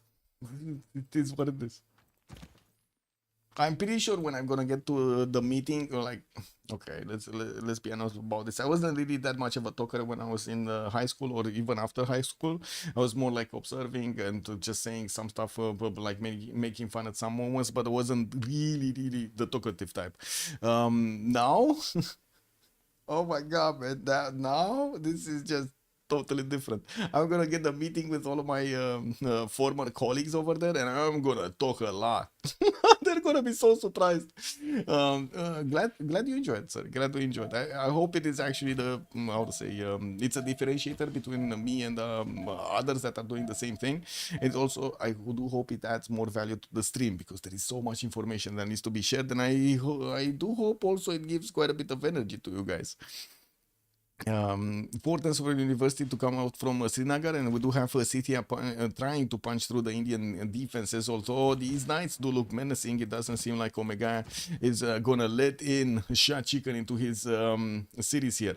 We do have also more holy sites being placed by India. Again, this Congress does not give them the opportunity to get the shrines, to get all of the goodies in the holy sites there. I do also see spies coming up from Patna, and we do have Scythia bonking a few of his units in the units of India, although it doesn't seem like he's doing that much damage. He's just, scaring a few of these units.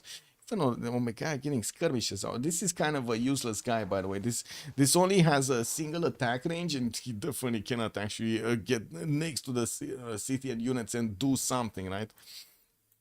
We do have Apul, Mongolia, actually managing to get a few knights out, and I do notice he started attacking actually and pillaging some of the tiles in the city of Batibira, dragging all of the Sumerian defenses to the right side towards Nalanda, while he's gonna want to put another attack on the city of Vatican. Vatican only has a single knight defending that city center at the moment, and I do have to say that neither does Mongolia have that many units against his opponent here.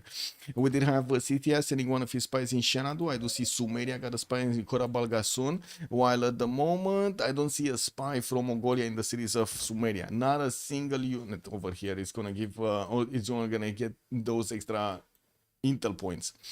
More holy sites, builders coming around. Did he finish his religion? No, still on choral music and pilgrimage. Protestant, Hinduism, okay, Buddhism, defender of the faith and the religious community of Mongolia. Well, it is what it is now. More orders in his newly built encampments, and we do have a few more horses also coming around. Candy has also been taken down.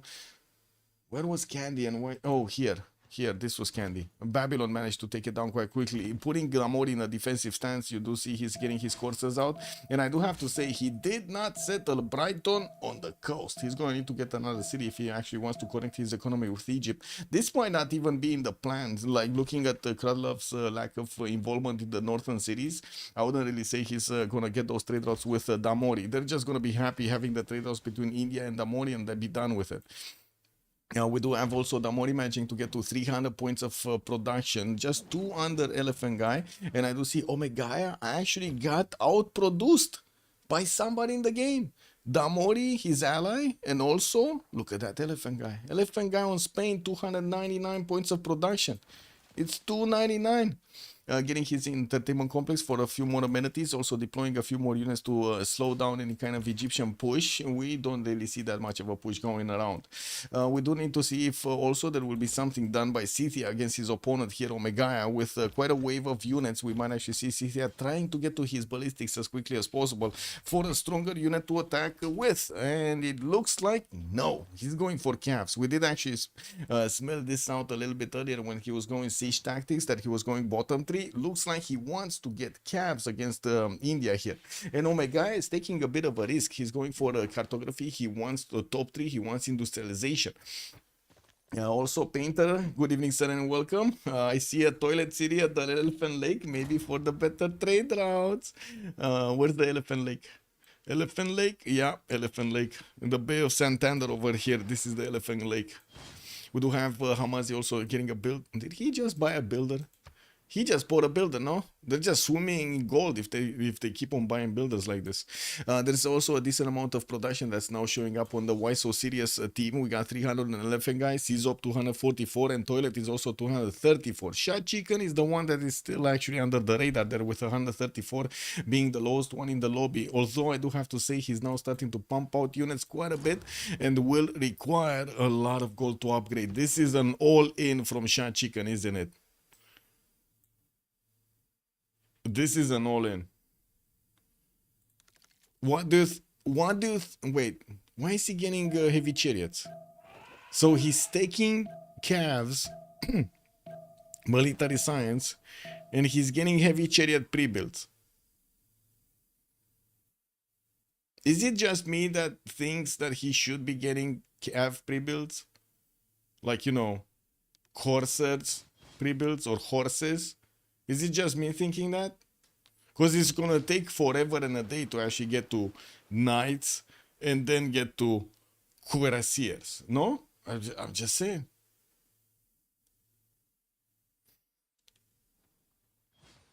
Yeah, but he's taking calves. What do you mean? He's thinking tank. You think he's thinking tanks with 73 science? That man, this guy is thinking into the future, man. This guy is thinking way into the future. This is like tanks. He's gonna need like 30 turns to get to tanks, or even more. Actually, more. Wow. Yeah, tank. Yeah, Tremo. Good evening. I mean, yeah. This is like if he doesn't get an attack going against India and does something in this game, I don't think he's going to have that much science to keep up with his opponents. But to be honest, from the other side, we got Apul in the same situation. He's kind of the Irel of the team here. We do have Apul starting to get quite a few more knights and a lot more Kesheks. He did send the first one. Oh, never mind. Toilet, the big ball, got to clean up all of the units of Apul. I don't know how fast this was, but it like 1/3 we watched, 5 units were alive and kicking over there, just doing the Mob Baker thing, pew pew pew, taking out everything. Next turn, no more unit. It's like they disbanded. You see this? They just disappeared from the screen. There is no more, not even a trace of the Apulian Mongolian Keshek army here. Chandra will just clean the map, you think? Well, I guess we're gonna need to see what Shah Chicken is gonna have to say about this, man. Shah Chicken over here, if he gets Chandra Gupta with his pants down, attacking into him with calves against his knights and pikemen, he might actually break through. Does have a team? Oh no! Wait, he doesn't have a general for these. That's Timur. That's not a good general for these. He needs industrial one. He needs one of these. Okay, he's making 9 regional points a turn and only needs 155. Looks like Mongolia is probably gonna be getting the next one. And then, is anybody making more points? Oh, Egypt is making projects. What's going on in Egypt territory? Okay, still watching Cizop's units. These guys are making barbecues in this forest, I know it. I know it. They're getting some Barbies over here. He will still need a mate. Top 12 get the sciences. The cheater sciences? What do you mean cheater sciences?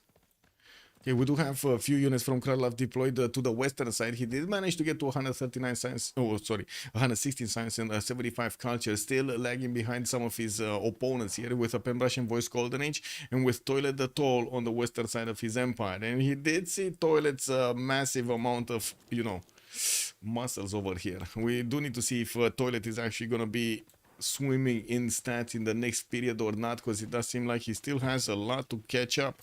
He does have the production necessary to actually catch up to 165. Is going to be definitely good. While Damori did jump up over 300, he's starting to get industrial zone logistics projects from some of his cities, going for actually passing James of St. George here.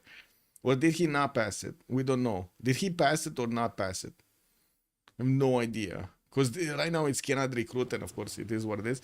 But England is 37.6 out of 32 points. You think that Mori is big enough? Oh, I see. I see what you're saying. I see what you're saying. So basically you're saying that Toilet is not going to get to punch into Damori. He's not going to get to punch into Omegaya, and then we're not gonna have Egypt also be taken. Well, I mean, Egypt is kind of low HP here. It's kind of low in the stats. Gonna need to see Egypt definitely get his attack going. If he keeps building up an army like this, he basically gives up his advantages when it comes to the science and the culture in the next 10 turns or something like that. He's gonna also need the general. He was making general points actually. Is he gonna get more projects? Yes, he's gonna get another project from Edfu. Okay, we do have Babylon also getting his spies out. He did send one of his spies towards the English cities in Plymouth, and I do notice he did start to get a decent amount of damage against the units of Damori, especially with the spy the spy advantage. And I don't see his general being deployed towards the north. This general over here, Buriga, is to the west of Borsipa, and he never actually did manage to get another one. No. Yeah, I don't see another one. There are a few units that these courses are meeting on the battlefield that will be a bit lower in strength, especially the swordsman, but unfortunately, it doesn't look like he has enough units or the ability to get through.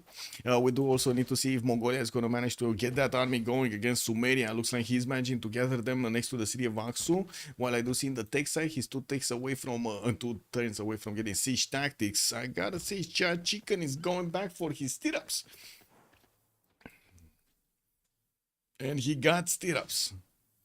Now that's a lot of units.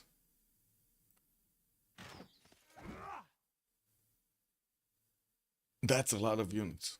Is he getting nationalism anytime soon? So Omega is industrialization in 2 and getting nationalism in 1. He just keeps on buying units with faith. Has 300 gold at 10, 218 science, 150 culture. He's getting spied on by Scythia, but he's also sending a spy to Scythia as the city of Neapolis to get those extra intel points. And while I do see he's losing some of his units here, he would definitely need to actually put a few more on the board. We do have him with not that many chops remaining, and he's still working on universities. I gotta say he's taking this a bit too lightly, and I don't think he's aware of how many units are coming in the next wave from Scythia.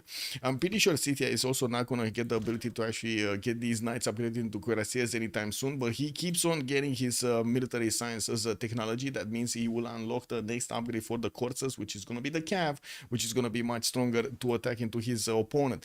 If Omega doesn't actually get, he's going to get this nationalism next turn. Siege tactics is also coming up next turn. He's going to be quick on getting his own cavs, and I'm pretty sure he's going to use his faith pattern to actually buy a few of them. He spent everything in the faith. Everything.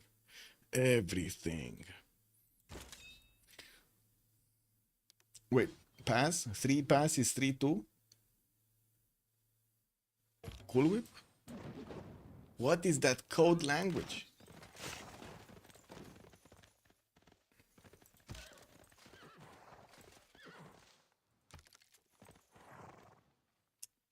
Oh, 3 pass is 32. Oh, I see. Okay.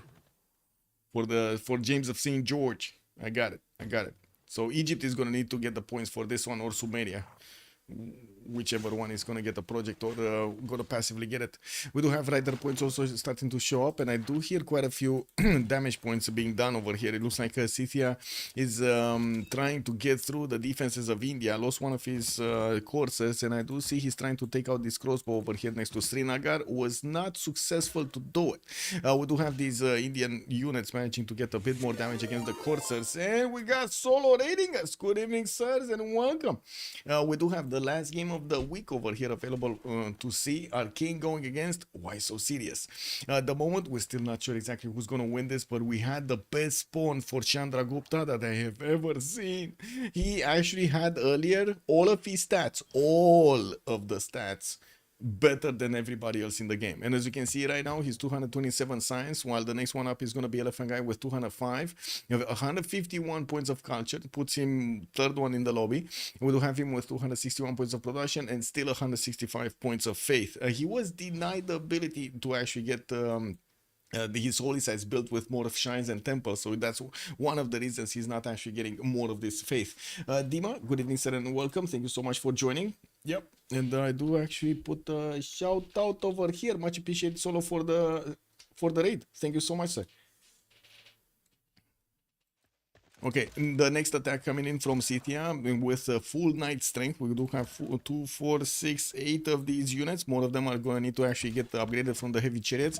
And the next wave is going to be cav upgraded from these coursers in the Scythian territory. Looks like he's hard building quite a few of these coursers, trying to use his production capabilities more than he can use anything else.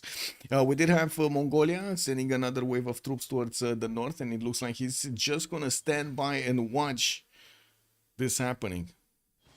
Couldn't he have gone against Civ6 here? Why didn't he go against man, look at Civ6 not even having a scouting unit to the east side. Not even a scouting unit to the east side.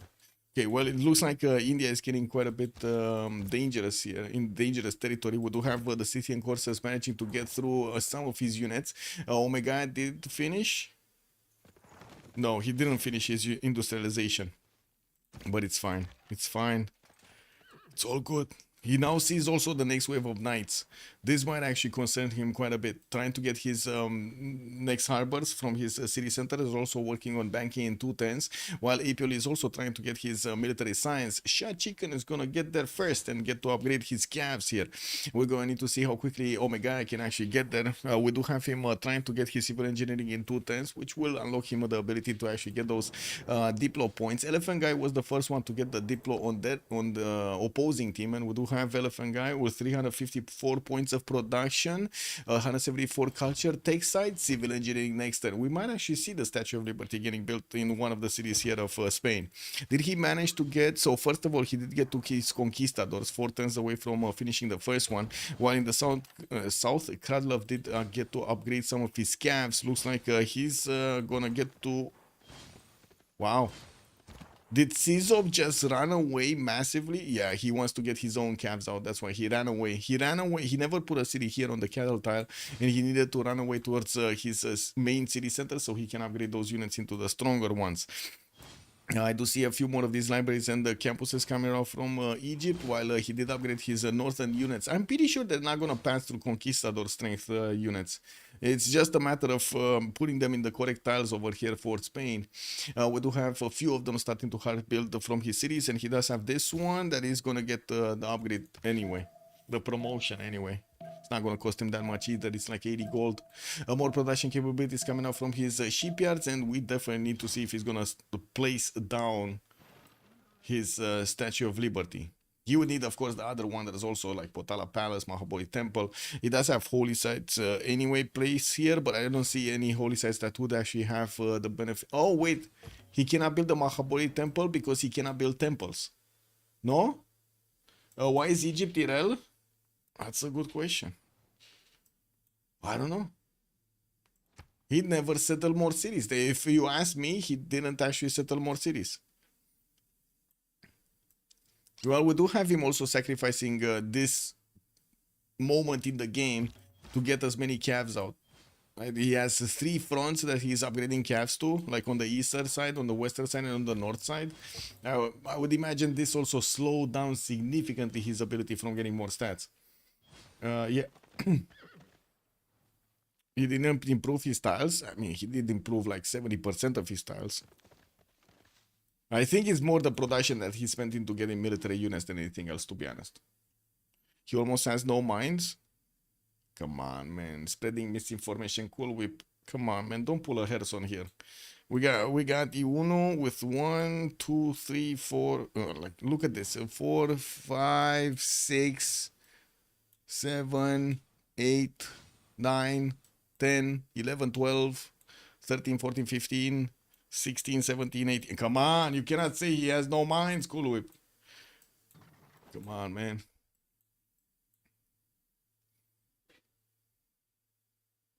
Oh, with only 4 turns to go until the switch of the era, 5 turns to go until the switch of this session, and we're going to need to see how it ends up over there. Now, we also do see Scythia did get pushed back from the main tiles of India back to the north of Srinagar, while those knights need to get out there. There is a city, Madurai, that is very exposed, not to mention Bangalore, and Srinagar are not that defended at the moment.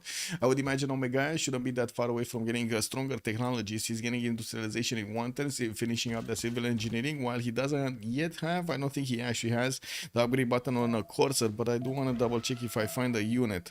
No, that's a heavy cav that needs to upgrade. I don't see another unit like a horse to actually check it, unfortunately. Anyway, we'll see. Less than 50 pop, I'd say. That's also a bit of a problem. Not that much production. Not that much food or production. Also, Muk, good evening, sir, and welcome. How did India give up so many tiles to Shah Chicken? He got surprised.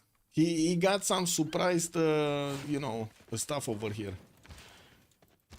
Overwhelmed, the Shah Chicken overwhelmed his initial choke point defense and got through. While Omega is gonna get his military engineering next, military science next turn. It's not only gonna have 1 single Corsair to upgrade from. What is this? Does he have faith? He's on 182 faith. Yes, Atene. What's up?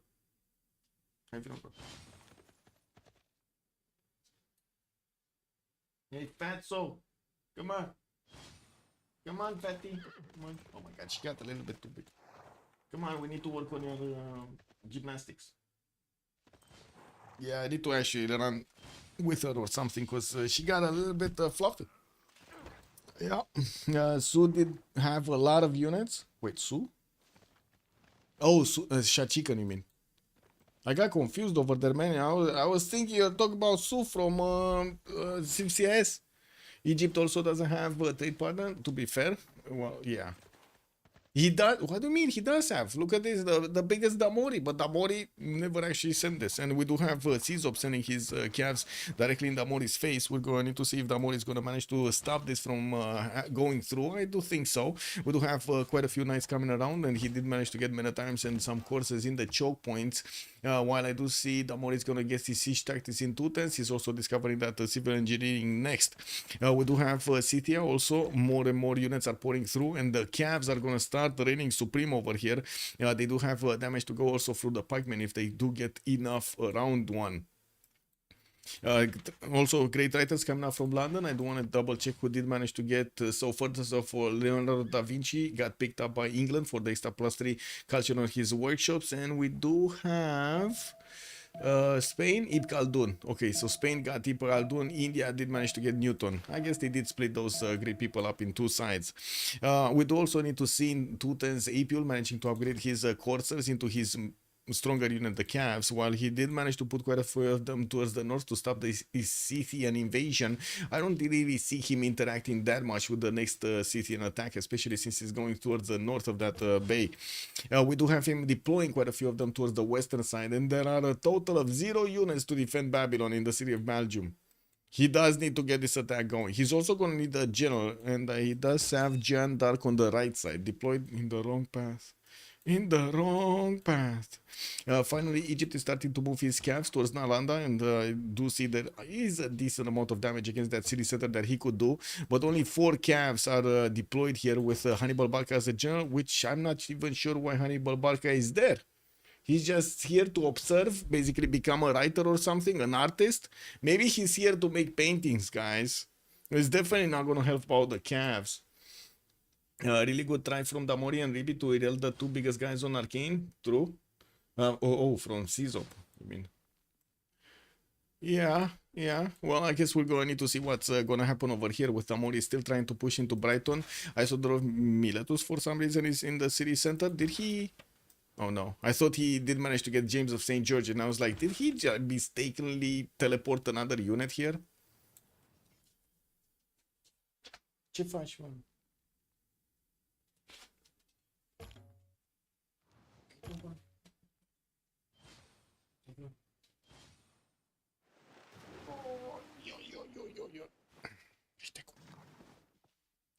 Gata.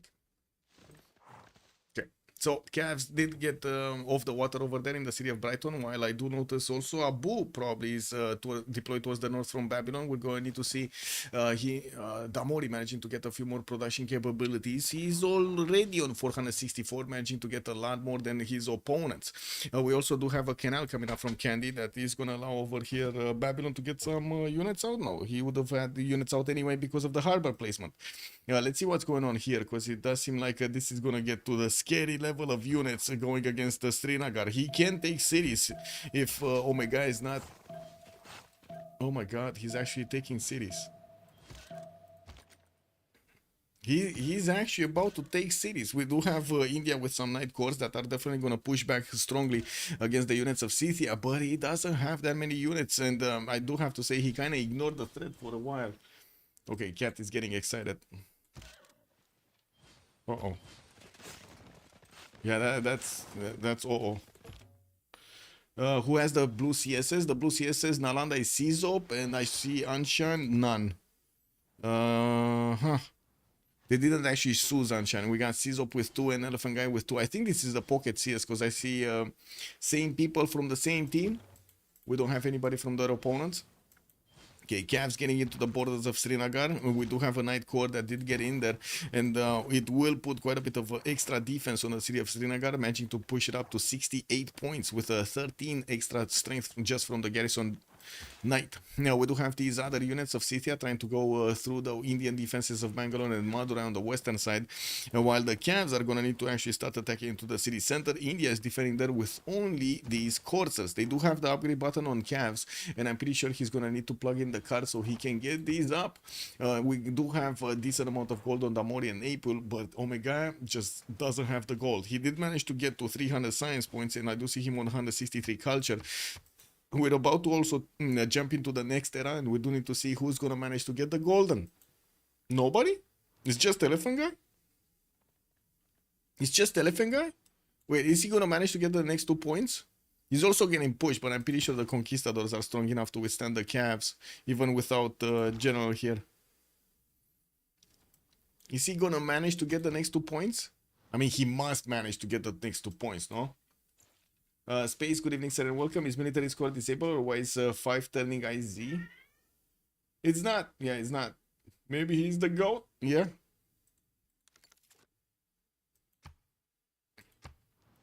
Yeah, there we go. He did secure his golden age. 105 out of 105. And we do have still more units getting out from CTI. He's starting to get a few more heavy. Ce-ai făcut? I'm sorry, Cat is getting crazy and started jumping all over the place over here in the room. I think he, I think she actually, I don't know, turned something, she dropped something somewhere. There was a lot of noise in the background. I'm sorry. Okay, India did manage to get to his metal casting and upgraded his spiking shots, which is going to make a unit able to attack back into the Scythian units. Omega S3 turns out from beginning ballistics, and we just jumped into the new era with only Elephant Guy managing to get the golden age.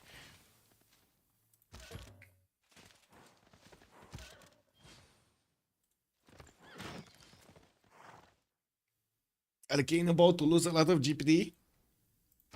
Let's see it. I mean, we got Omega on 280, Damori 250. That seems like they're making a lot more than their opponents here. I'm not sure why you're saying they're gonna lose GPT, because they're making so much more. I guess Omega is gonna lose his extra trader capacity and a +4 gold. That's what you're talking about? Because right, he did manage to get it in this era. That's quite a bit of extra gold, to be honest.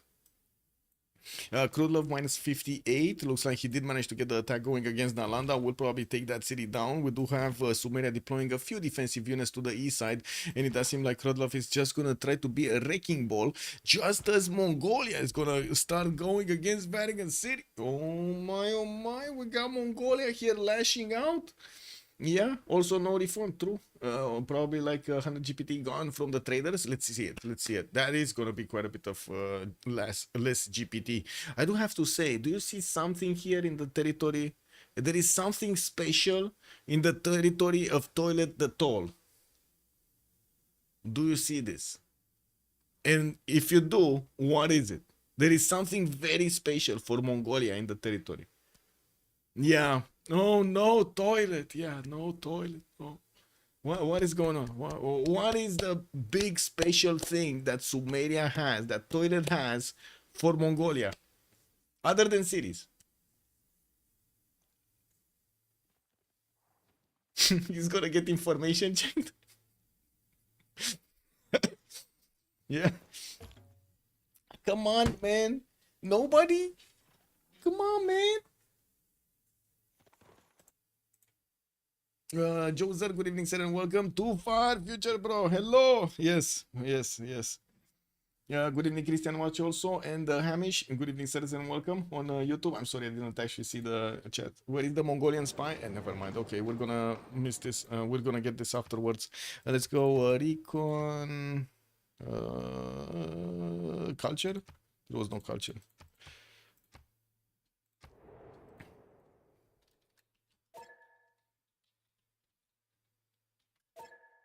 Okay, there we go. And we're gonna be back in 2 minutes. Farms, you please. You bets got it. Farms, med packs, a lot of med packs. That's what is in Sumeria's territory. A lot of freaking med packs everywhere. Be right back.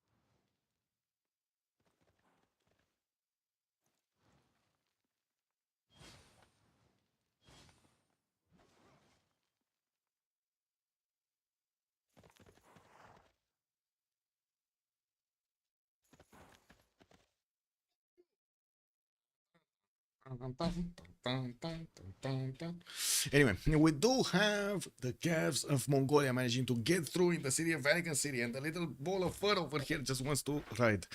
Looks like we do have also El Cid exposed to the elements over here. The Mongolian Cavs is angry looking at that one.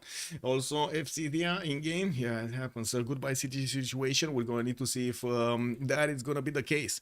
We do have India actually managing to get the walls up in Srinagar, and Scythia doesn't have what it takes to actually go through this.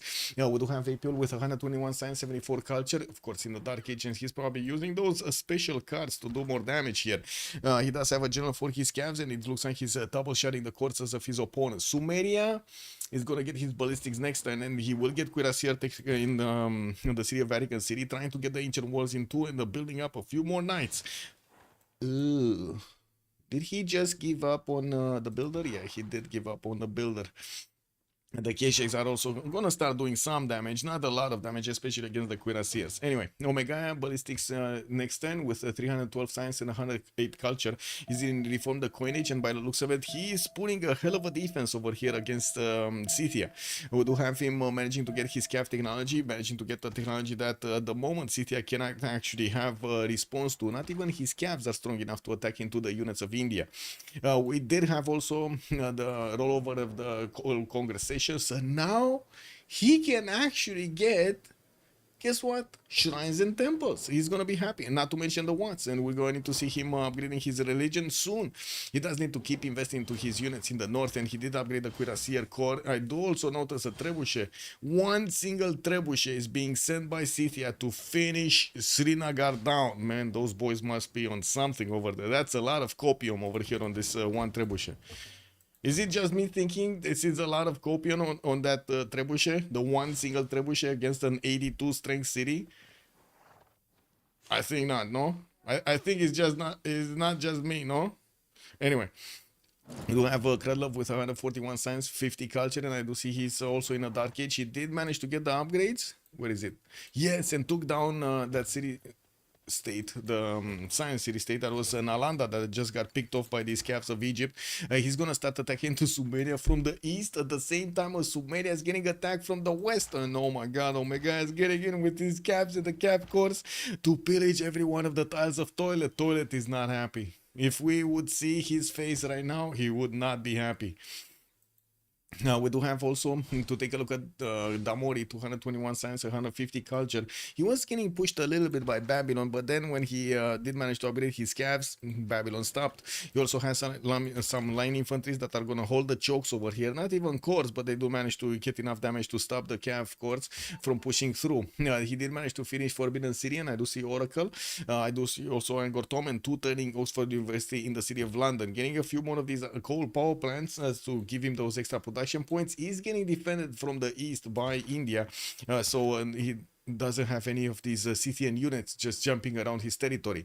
Got to also jump up to 733 points of production and 181 gold. It does look like he's prepared for the next stage. Shah Chicken also only 76 science with 56 culture. Yeah, he's still in the Dark Age. He went normal age last time, and of course he couldn't manage to bank up on that much culture from it. Elephant Guy 357 science with 98 culture. I think the biggest question is, can he win this game alone? Can he do it? Czop 186 science, 86 culture with Dark Age, minus 44 gold. They're starting to actually bleed a bit of gold, but so is Kradlov, so you know it's kind of equaling itself out. Czop does have a lot of production, 361 points of production with quite a few Cavs that are attacking into the city of Borsipa right now. Kradlov is managing to pillage these mines, not to mention he's getting the med packs down from the farms next to Borsipa. Toilet de Toll, 222 science, 124, 25. Ce faci, mă? Yeah, this is what she's doing, man. She's just grabbing, she just wants attention everywhere. Yeah, we do see 390 points of production here on Gilgamesh, while his cities are starting to be attacked. It looks like Sumeria did upgrade, I would say, a decent amount of Cuirassiers here. Mongolia will get to core up his Cavs, making them stronger, making them take a few more hits from the units of his opponent of the Cuirassiers, while I do see field cannons are starting to come around. He only has a single one upgraded in the city of Ur. Getting from Kish, getting also from Vatican City. I do see he got a prophet here. I do have to say that was the last prophet. He got to either deny his religion or make another one. I don't know, choose. 400 points of production also. I do see on the right side that these calves are going to be met by some piking shots, which are going to be quite strong to actually withstand the calf attacks. And we do need to see if, well, Baypul is going to send more units. Doesn't look... Oh, I see where he's sending units. He's sending units to Babylon. Yeah, he's sending units to Babylon. While Babylon did manage to get a cav core here, he's also going to get a few more knights. And I do see he does have more reinforcements on the way with at least 2 more cavs and more knights being put into the build queues here. Now, he was a little bit tickled in the city of Borsipa by his western opponent Kralov. Although he didn't manage to do that much damage against the city centers, he did manage to pillage at least 7 tiles that I can see.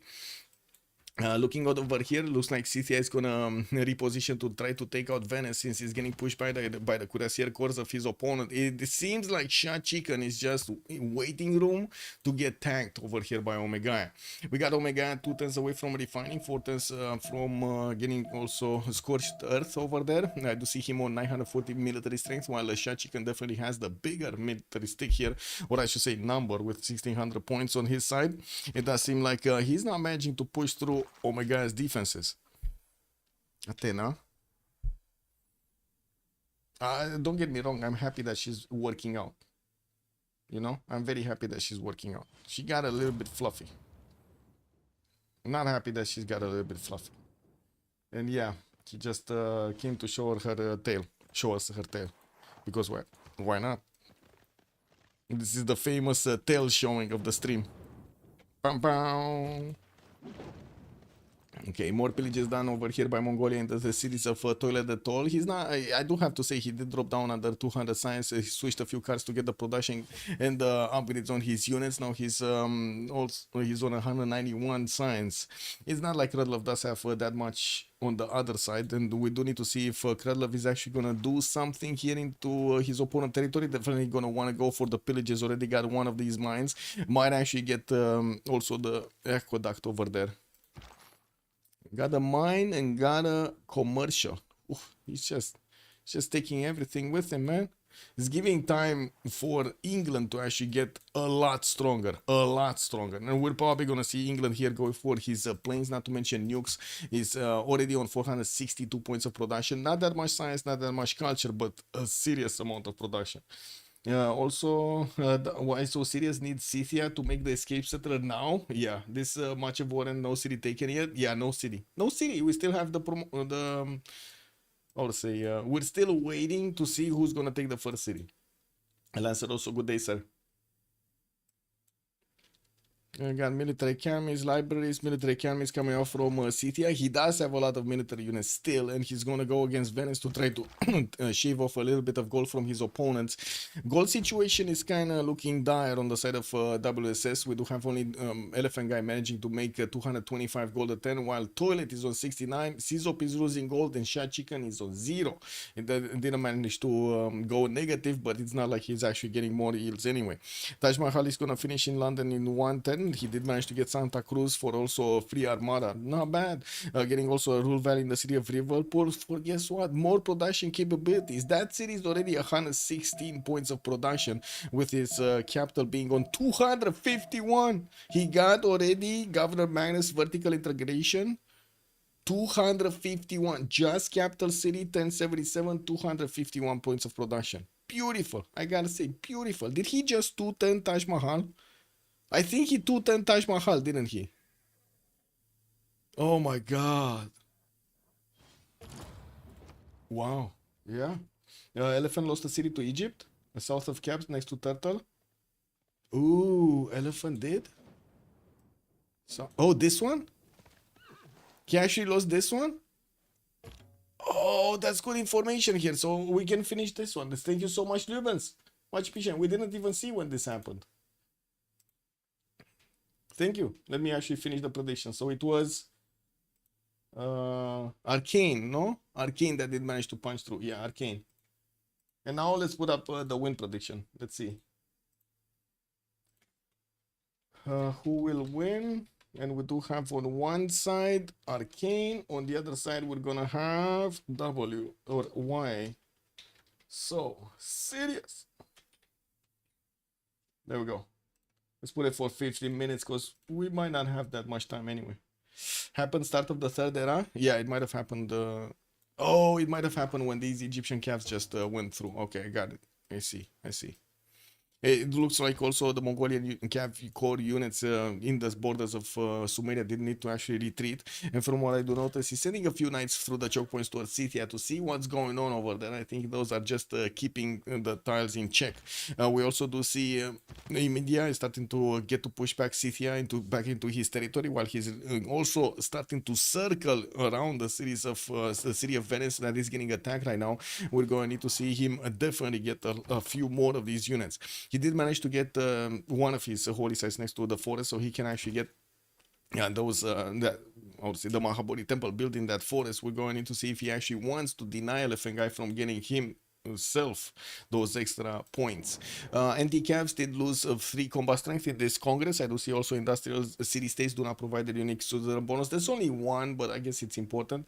And Philip II did lose his diplo points, at least 2 of them. So let's see. He's on 4. Very far away from actually getting a win. Very far away. Okay. Yeah, looks like Omega is lashing out against Shah Chicken. There are some calves here, but they definitely cannot take on these cuirassiers of India. Not even without the general. These Indian troops are so strong right now.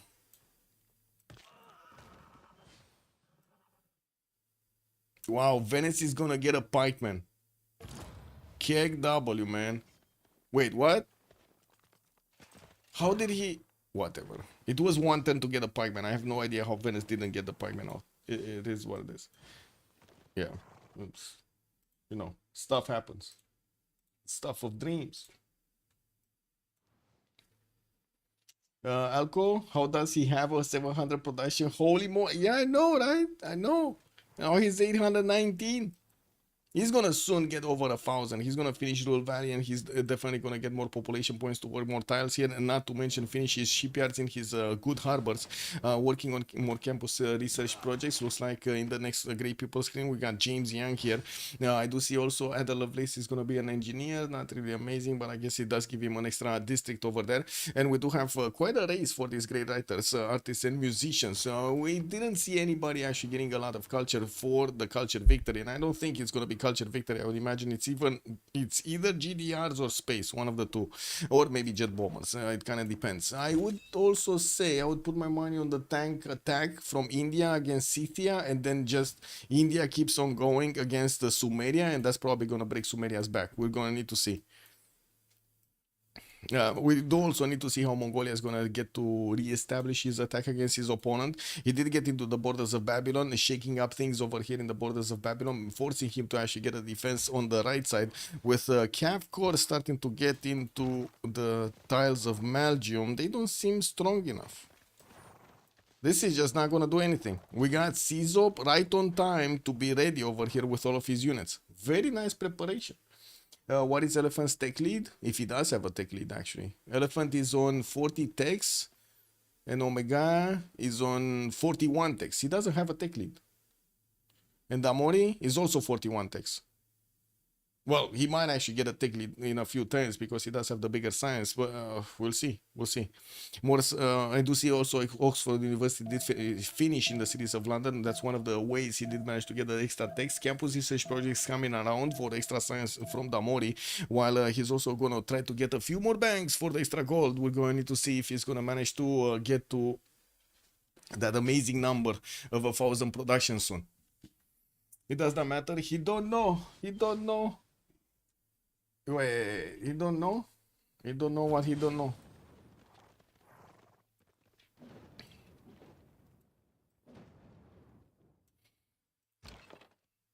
Okay, so Sumeria's fine, just got a few pillages, especially his campuses here, which actually did give quite a bit of extra science to Apul, managing to get relatively close to tanks. He's only finding in one turn, while he's going to get boosted over there to tanks by Omega. I do have to say, Chandra Gupta doesn't seem like he's going to be that happy going for tanks immediately.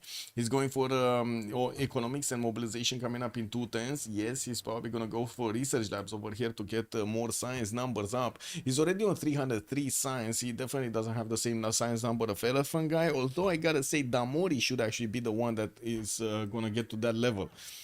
Păi dar ce faci, mă gândit la piciorușe? Wow.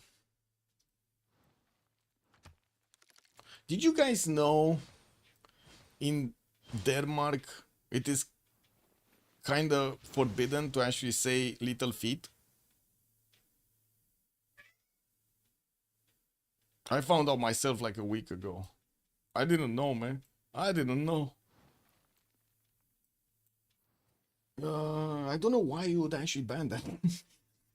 Why would you ban saying little feet, man? Snoodle, good evening, sir, and welcome. Your money is on WSS, okay?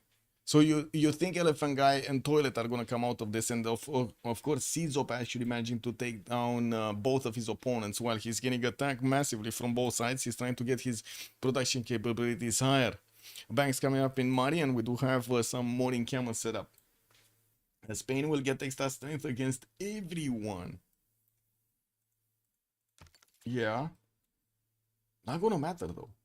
Like, why do you think it matters? I know it's because of the how to say the religion difference, no?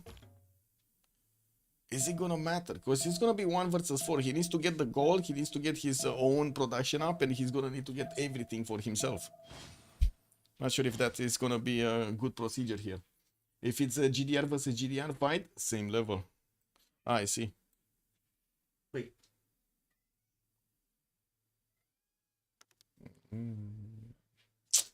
Cat getting sassy. Why are you so sassy, little lady? Very sassy, very sassy. I got a sassy kitty. Vote of $35,000 Arcane, they don't win if Toilet don't carry. Well, to be honest, Toilet at the moment is in shambles. He's barely getting his coal power plants and starting to put down a few more in camels. He does have a big military, and looking at his tech side, he's getting his rifling next turn with mobilization in 3. While we do have also Apil probably gonna go next towards... look how much science he did manage to actually grab because he went for the pillages on his campuses here of his opponent. Amazing, right? He actually did manage to get very, very close to discovering tanks. Omega in the north keeps pushing those units away. Got to save Venice from being taken out entirely, and I do see Shatikan is taking the long way around to get back to his territory. We also do see Shatikan did just manage to get ballistics, which will allow him to upgrade his knights into his own cuirassiers, making them the same tier unit as India, while we do have these Indian cuirassier corps being plugged into the chokes right now with some field cannons right behind them to deal those cannonball shots. I mean, he's not against everybody. His team has good production and he's boosting, so I think it's close. Okay, I mean, I like close games, don't get me wrong, I like close games. And there we go, Mahabali Temple coming out from Bangalore. Let's see Omega's points. Is he just gonna try to get Diplo here? I don't think Omega has that many points. He's on 2 Diplo points. He could try to get the statue. Oh, he is trying to get the Statue of Liberty out from Ahmedabad. In Camel Training Projects, is he gonna manage to get one of these engineers? Didn't Filippo get picked up? Wait. Yeah, he did get picked up. Is there any? I don't think there is any more, right? I think all of them got picked up for the extra production. I guess the one with gold is still available. Yeah, Mahaborito and Diplo is not happening. Oh, I meant maybe Omega is gonna try to get a Diplo, not WSS. I'm sorry if that wasn't understood.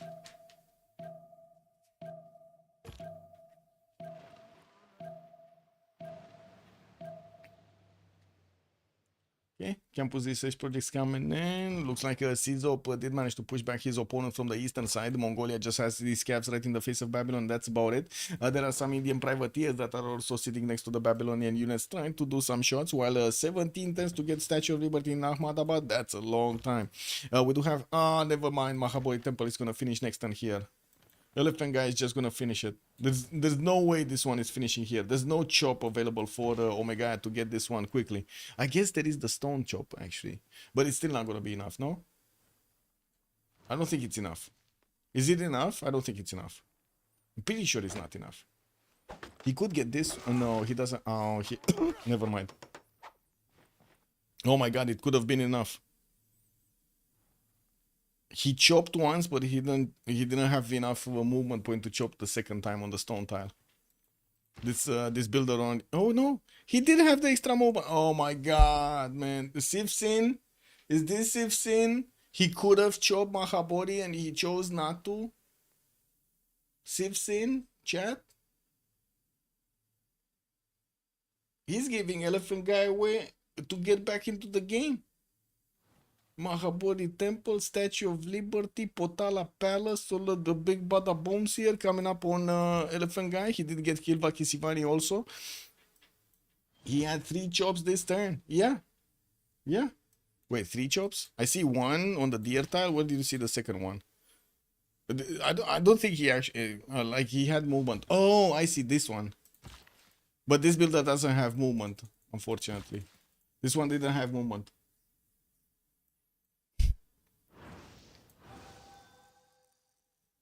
So yeah, this one on the stone, this one here, this one improved the mine, and that's it. Like I don't see a third one. Maybe I'm blind. Oh, Eco Supremo already over there. Red flag, red flag. You know, moved away from the chop. Oh no, he moved away from this forest. Oh yeah, I don't know, man. I don't know. Yeah, this is what it is. Okay. Not that many more units coming up from Mongolia, and I do notice Sumeria is going to try to push back his opponent here with some Scythian units right behind him. While we do have Mongolia starting to get his military economies to hard build his cores at the moment. I don't think he's going to have mobilization for some time. He's on Scorch 13-3. And from what I do notice, India... he's just keeping his units next to the city of Srinagar and a few units next to the city of Venice, so he doesn't let that city go down. Damon is going to discover his chemistry for the research labs to come around, and I think Mahabodhi Temple has just finished. And look at the beauty. Look at the beauty next to the mountain. Wait, is this just me, or the tip of Mahabodhi Temple is bigger than the tip of the mountains? Kind of looks like that way, no? It kind of looks like one. Chivrima. What are you doing?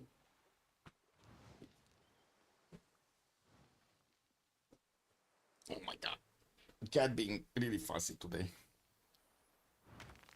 It's just me? Okay, it's just me. Got it. Got it. It's all good. It's just me. The tip is kind of long over there. It's a long tip. Okay, we do have Cordoba also being settled over here by Elephant Guy on the right side to get into the waters of, guess what, of Babylon. Now we did have Egypt also sending one of his settlers here. Interesting. How did he get this settler here? Or is he... Oh, I see. I think he's actually trying to save himself actually from getting attacked soon by Babylon. We do have Babylon still not actually getting enough units in Borsippa. He did place quite a few of them in Belgium to keep away these Mongolian units that just went into the water. We do need to see when they're going to disembark and who are they going to attack. It looks like they might actually disembark on the right side of Mari. And nobody's going to be the wiser. I don't think CZOP actually had vision of these units getting into the water here. Looks like also we do have a few encampment training projects coming out from APUL. It's very important to get the modern generals here. The next one is going to be an industrial modern one, Dandara. While I do see also the merchant screen and Lovelace is going to still be over there for the engineers. Nobody's jumping up to get them. We also do need to see if Scythia is going to manage to upgrade his next units. It will be quite expensive for Shachikan to actually get it himself. And looking at the gold per turn, Elephant Guy does manage to make 274 goal points, while Toilet is 96. Nobody did jump up over 600 production, while we do have Arcane managing to get 2 players over 600 production, with Damori about to breach the 1000 production number. He's also managing to get those research labs up soon, because he was discovering chemistry next turn, getting his swords for the extra amenity, getting for more food markets, and building up his university count, getting new campuses from Stock upon Trend. I'm pretty sure his science is going to explode soon, with probably one turning, two turning most of his science buildings in all of his districts here. In all, yeah. There we go. One turning research lab, one turning research lab. How did he manage? Liverpool is 136 points of production. Okay, definitely not the same level as London, 282 points of production, but it's a strong city, I would say. What's the tech count? We got Damori here with 44 techs. Omega is 45. Toilet 40. Elephant Guy is 45. So looks like Elephant Guy did manage to tie up the text with Chandra Gupta, while Chandra Gupta doesn't manage to get a little bit less science. He's going to discover his research labs. And that's a very good question. If Elephant Guy did manage to get his research labs, let's actually take a look at one of... Yes, he did. Look at that. They're getting built right now. Slowly, you know, he's getting to 3 turn them. It's definitely going to be faster on Damori, and we're going to need to see if that extra production is going to give Damori the edge he needs to keep up with the necessary text.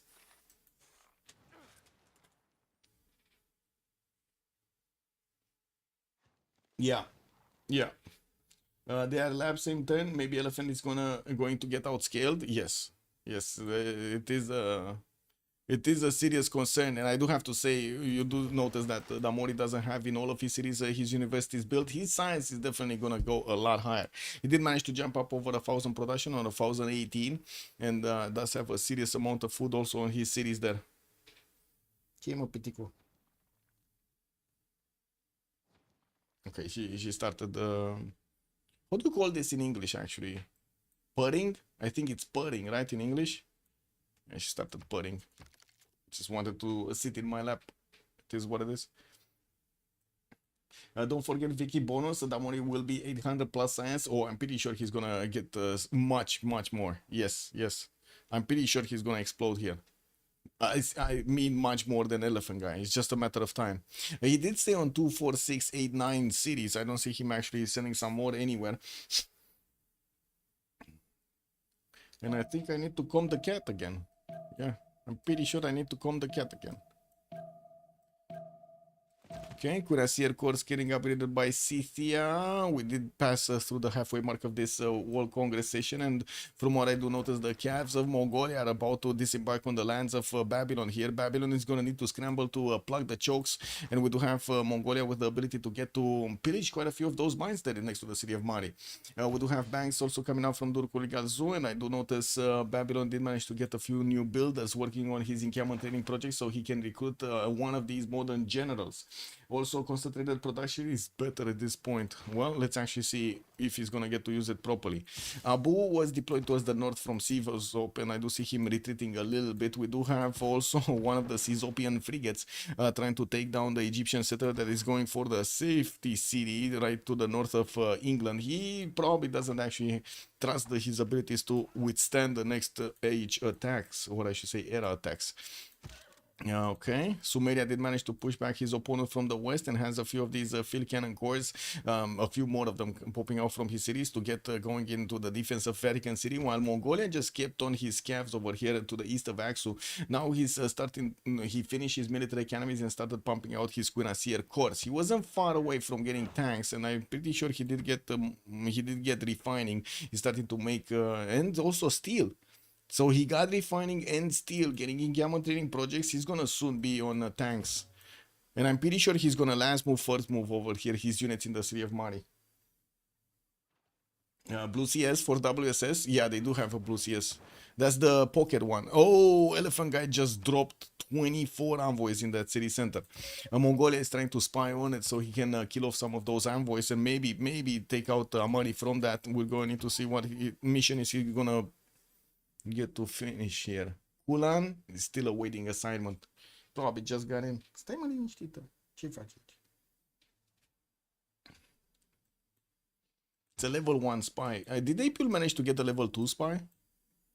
I think he only has level 001s. Yeah, Moral is a 0. And we'd have that one over there. What is his op taking? Steel. No? Steel in 3. Mobilization in 1.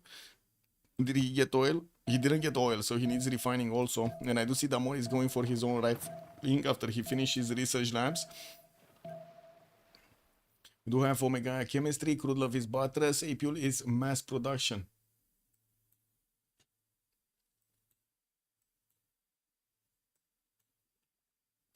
Okay, 2 times military academies coming out from India, and we do have quite a few armories also going into his encampments here. I do see he did manage to build 1, 2, 3, 4, 5, 6 encampments in total in his empire to get those extra oil points from the military academies. Not to mention have the ability to actually hard build his armies. It's gonna be extremely important ability. Mă cam doare piciorul, să știi, fetița.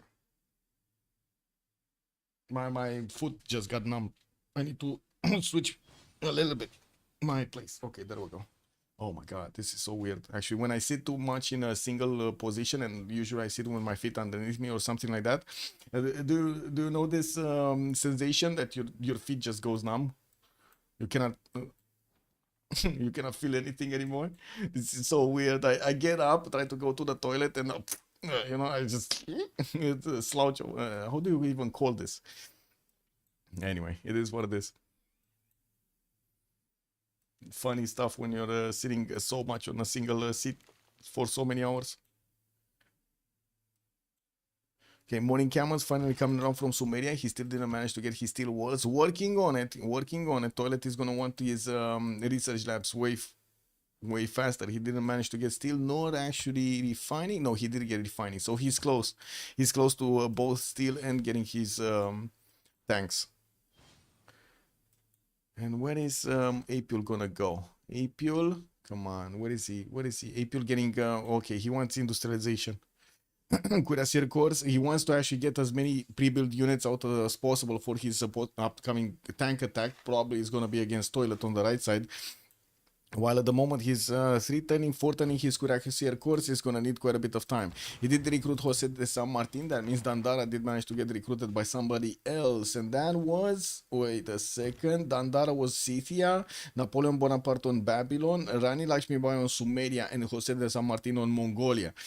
So Sumeria will have a general of his own, Babylon is also gonna have a general of his own to go against Egypt here, and taking a look at the lands of Babylon, we do have Apule here getting his Cav cores in the borders of Mari, so he can pillage the first 2 mines, gonna pillage the next ones also. He's just gonna need to keep going north, no?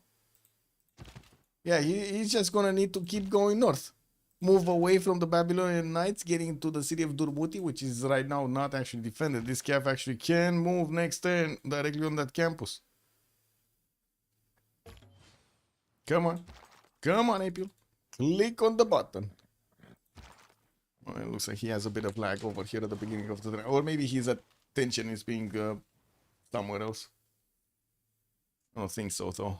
Anyway, combustion from Omega in 310s. We got Krudlov also getting it in 5. Krudlov did manage to get quite a few attacks going against his opponent, but not with Cuirassiers, with Cavs. And he's going to require to get a lot more of these Cuirassier cores for the pre-builds of the tanks.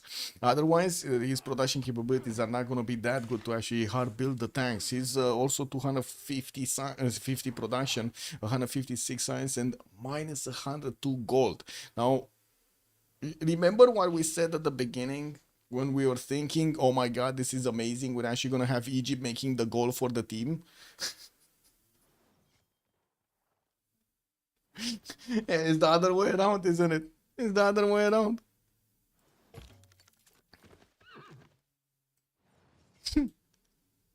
Oh, these campus research projects. Damori did jump up to 489 science, but so we do have Elephant Guy on 570. I would imagine they're fighting for Einstein here, and we're gonna need to see if they're gonna manage to get the points to go through Alan Turing and then get to the big guy. We did have Charles Darwin also picked up by Mongolia. Looks like Marco Polo also was recruited by Mongolia for a free trader unit.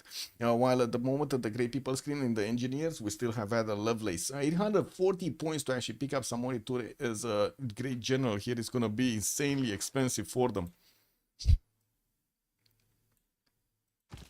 Okay, how fast is City gonna get? Oh, he's barely getting steel. Did he get refining? He still didn't get refining. So he needs steel, he needs refining, and I'm pretty sure Omega is gonna get to his combustion much faster. The question is he gonna upgrade tanks when he's gonna get there? That's the big question. What do you think? Is Omega gonna lash out with tanks against Citia? Or is he just gonna sit in his little corner and try to actually get the win somehow else? He's still building up the Statue of Liberty in Ahmadabad to actually deny it from Spain. Spain did manage to get the Mahabodhi Temple, but I don't see him actually getting his Statue of Liberty anywhere. He's getting research labs for those extra science points, getting his also steam power next turn. While Damori, where is the science on Damori? Oh, still needs to build up quite a few of those research labs. Okay, 540, but that's because of the projects. He finished like 4 projects, or had 4 projects running. Military engineers are also starting to get to connect these cities with rare roads, making it much faster to actually reinforce any kind of city in his empire. Not to mention, we'll get the extra gold for the traders, which is very, very important, especially at this time in the game. We don't really have why so serious with the ability to sustain a very big army, especially a tank, very big tank army. And we're gonna need to see them adding a lot more gold on their side. Gilgamesh, Caesop are barely making 30 points a turn each, and they didn't upgrade tanks yet. Just wait until they upgrade tanks. It's gonna be a problem, a big problem. Okay, 2 more mines did get taken down there, or I think 1 more mine at least. Mongolia did manage to get 1, 2, 3 units out, getting his industrial zones. Okay, that's aqueduct first. What? Okay, never mind. That's gonna be a plus 4, 5. It's fine. It's pretty good. And Sumeria, go power plants, armory is coming in, military academy is finishing everywhere. He's definitely preparing his cities over here to get us a lot of tank armies hard built from his empire. A lot of them. Is there a fight for Anshan? Fabricate scandal. There we go. They're trying to fabricate the scandal on Elephant Guy. It is what it is. They're trying to pull us heads on, basically. Smear campaign. That's what it's called. Smear campaign. Mongolia should be dead to Sumeria. Yeah. Yeah, you say that, although Sumeria is gonna have his own tanks. Level 2 spy also. Level 2 spy activated. He's managing to get plus 6 intel on his opponent. It's not gonna be easy. I do see Sumeria did manage to get a level 2 spy in the city of Xanadu working for listening post. So wait a second, what? Did he manage to get a merchant or something? Did he get the Mary? I don't think he got Mary, no? I don't think it's possible to actually get married so early on. No. So we got Dmitry Mendeleev on the side of Chandragupta for the 50% of research labs. Okay, they unlocked the scientist. Next one is going to be Alan Turing here. I don't see Mary for the merchant. Okay, I'm confused. Is printing missing over here or something? Was Sumeria level 2 spy activated in listening post? Oh, yeah. And then we do have Mongolia level 2 spy activated in Kish. Okay, there we go. Oh, I think I watched this when he wasn't actually activated. I think I watched this before the spy got activated with the mission or something. I don't know. Maybe this one. Yeah, but this one just got activated. Got it. Okay. Just a bit of an update there. More of these entertainment complexes for the amenities in Spain to get higher, and I do see coal power plants for the extra production coming up. Damori did drop under 500 science, but he's there with Elephant Guy on 600. We do have toilet 318, and I do have to say, oh my god, didn't jump up to also 576. Is he making projects? He's not making projects. Maybe he finished quite a few of them. 7 tens from Statue of Liberty and managed to get to upgrade the tanks in Srinagar. So I guess I got my answer to the question. He's gonna start one-shotting these his Night Court pre-builds, and he's almost one-shining the Cuirassiers of City. I'm pretty sure with a bit more flanking, he's gonna take down these units very quickly. Now, the question is, does he have enough tanks? Because I only see 3 of them upgraded. Oh, I see 6 of them upgraded, actually. There are 2 more cores and 1 more normal one in the city of borders of Venice that will just wrap around from the north. The general is here, but it's not a good one. I don't think he has a general.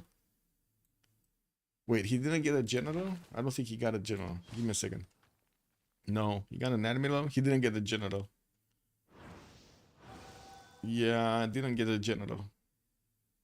The last one picked up by him was Gustavus Adolphus for the Renaissance Industrial bonuses. Doesn't have a general. Why so serious? He's going to run into gold trouble? I think so, Snoodle. I think so. I think so. Did I just say I think no? Oh my god, I'm sorry. I've been streaming for a long time today. So if you hear me smooshing some words, it's just me being tired. I'm sorry. Anyway, we do have a few more turns until the next era, and by the looks of it, Apiol is Darkish right now. Omega is 6 points away from getting Heroic Age, and I do see also Damori did manage to secure his Heroic Age. We do have on the other side, unfortunately, nobody managing to get enough points for Reform the Coinage Golden Age, and this is disturbing actually, because gold per turn is a major problem in the next part, because they need to upgrade tanks. And they need to upkeep the tanks, not only upgrade them. Well, like, first of all, you upgrade them, and second of all, okay, sure, you know, like, maybe you get those tanks to actually pillage some of those opposing territory tiles, so you can get some yields on your side to keep up, keeping your units, anyway, you know what I mean. Continue upkeeping your units, but still, you might not get there in good enough time. Tank armies being 3 turns from the city of Panna. We will need to see if Omega is gonna keep on getting his faith to buy his units. He did jump up to 333 faith because he had the ability to actually get his shrines and temples, and also finish his religion with what's and scriptures for the extra pressure. Not to mention he's gonna get the extra 3 science and 3 faith from each of those holy sites when he did plug in those points there. We do have Crusade also available for Spain as a third belief. Hinduism got holy waters for the extra heals over there, and I don't see Mongolia doing anything to it. To be honest, I don't think he needs to. More campus research projects coming out from Damori, managing to get 570 points of science. He definitely wants to get Einstein. We got Spain, and my god, he's not gonna get that easy. I mean, he's one turn in campus research projects. He might get there, don't get me wrong. And we do have tank army starting to come out of his cities over here. He did manage to get also infantry army in the choke point. Will definitely have enough strength to go through Babylonian defenses if need be. While I do notice Babylon is getting his flight in the north, he still has cuirassier technologies available for him. So no, as in his hard building cuirassier. So no tank. No tanky tank. Okay, is he gonna try to wiggle his way towards a biplane so he can close the chokes between him and England and have, you know, the time to actually get the tanks on Egypt here? Is that his strategy? I guess so. No? Well, another one would be to actually have enough time to get a few more of these cuirassier cores, because he doesn't have that much production. And he's on 489 points of production over here.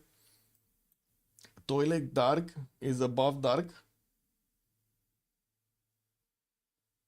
Oh, you mean toilet got into dark and went into dark. Got it. Yeah, toilet dark aging these.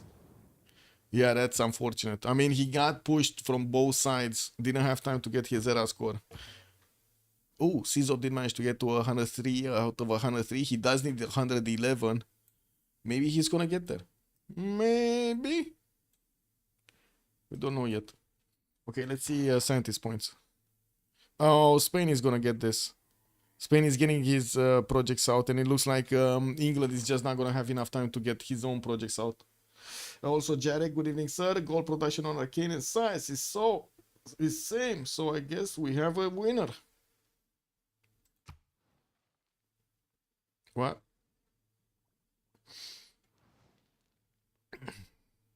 Yeah, I guess we'll see who the winner is.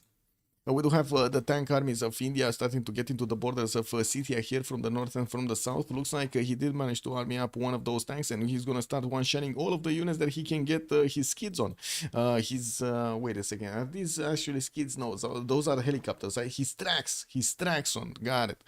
We do also have a new encampment coming up from Srinagar, and I do see a military engineer is building up the railroads towards the front line. I would imagine all of these new tanks, the new tank armies, are gonna get there very quickly.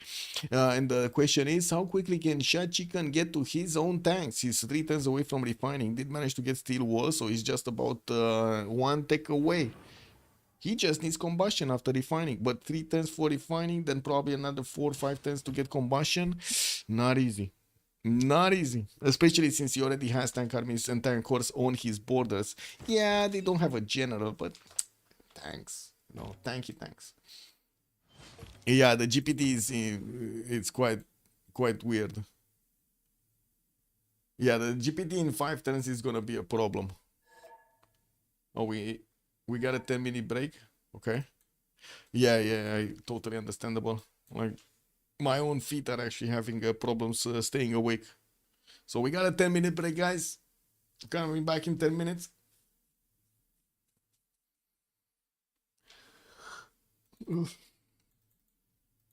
Let's put this up. Start.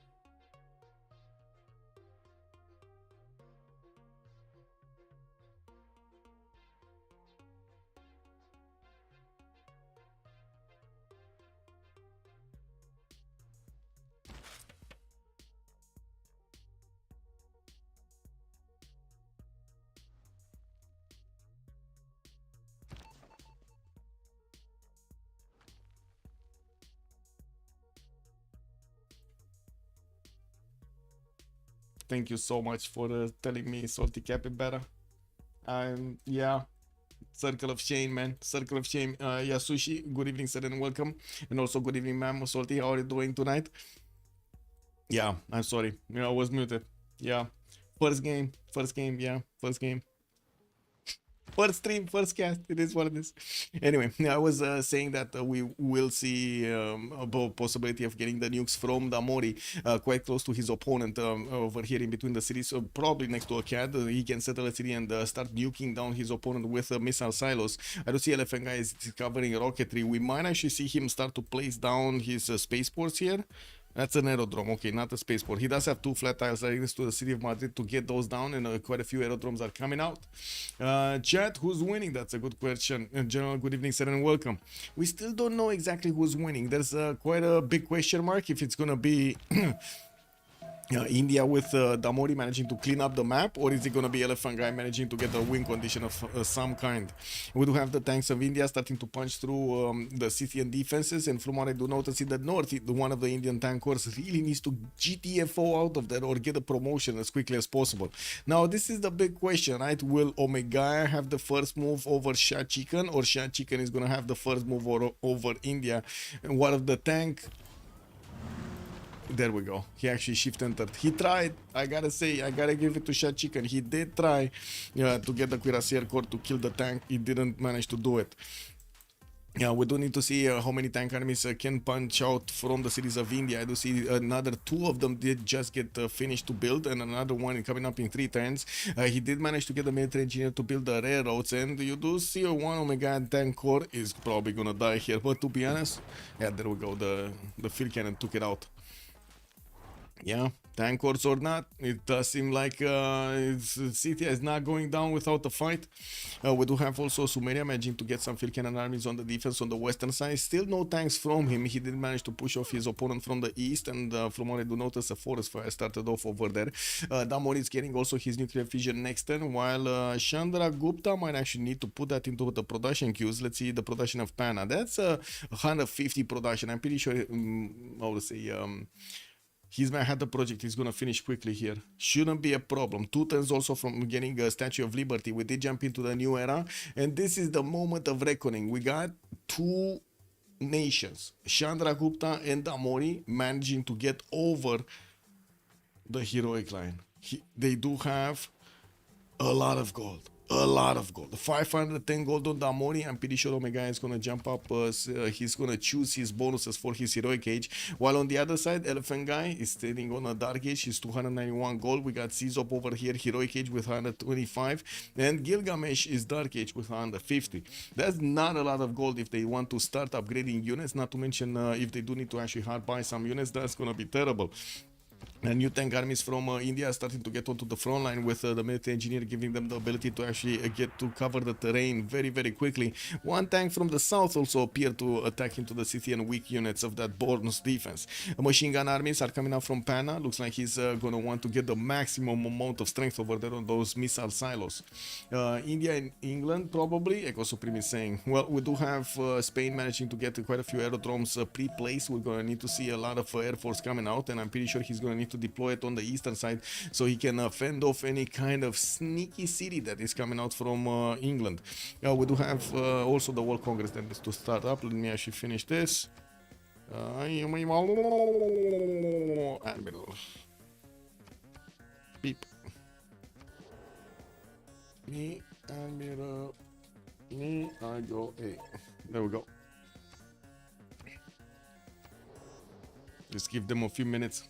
We just went on a pause, so I don't think it's necessary to go on another pause. Toilet is toilet. Oh, wait a second. I need to get some water. Give me a second. I didn't get one.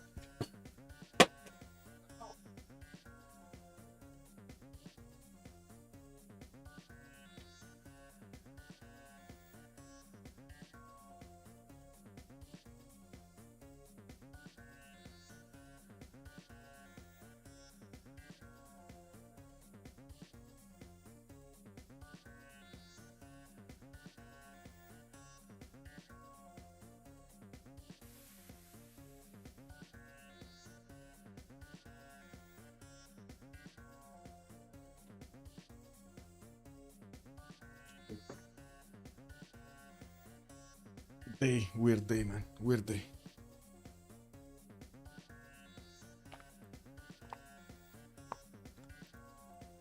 Just giving them a few minutes here. Oh my god, the spam is ongoing. WTF.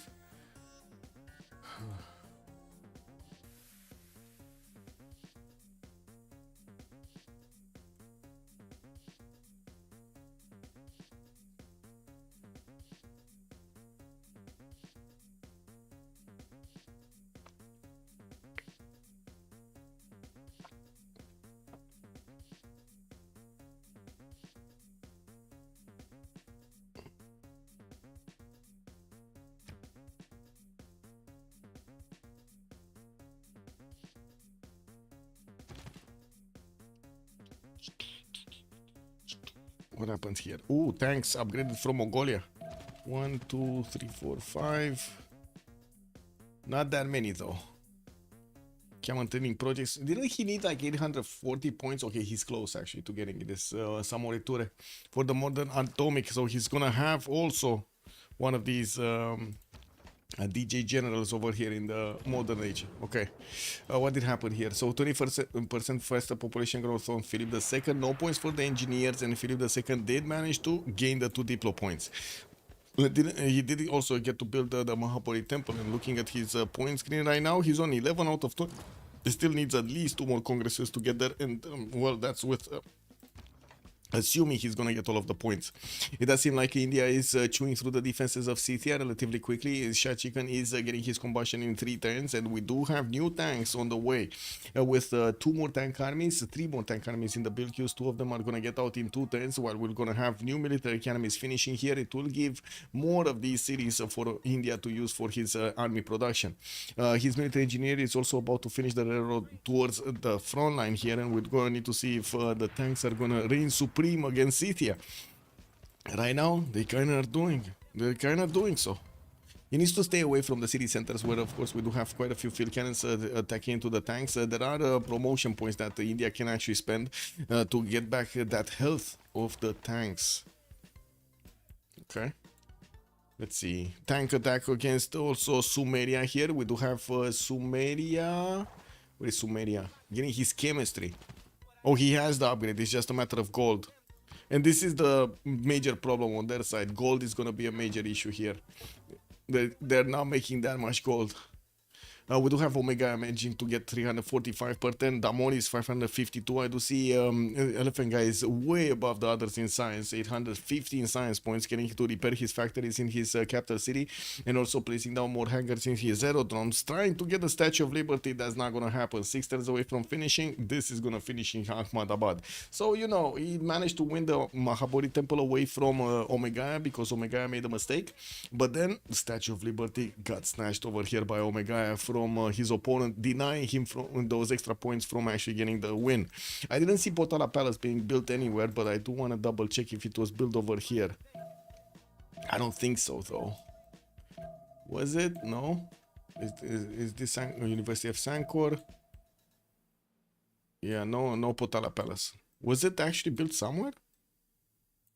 I didn't see a notification. Like usually I do get like my eagle eyes to actually see that. I don't see it anywhere. Maybe here? No. Do you guys see Potala Palace? I don't see Potala Palace. I don't see it anywhere. So there still is an extra point available for somebody. Somebody somewhere. Anyway, I do see also England is starting to deploy his fighters against Babylon. We're going to need to see the biplanes getting into the next tier upgrade, of course, into the fighters, while Damori just finished his nuclear fission. We're also going to need to see if he's going to start off on Manhattan project. I do see India did pick up one of the engineers, and now they cannot pick the next one. So the next one would be, anyway, Nikola Tesla, probably not the best one that he could get. Now we do see that I would say the machine gun army did come out of his cities, significantly increasing his wall attack strength.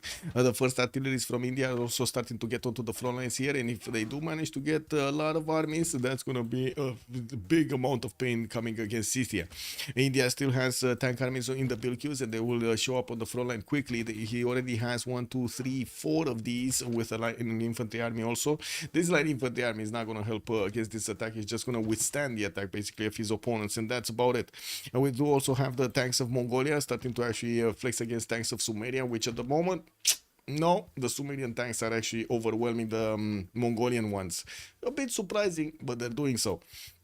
We do have also coal power plants finally coming around from Sumeria to get more production on his side. He's on 359 points of production with 200 science and 87 culture.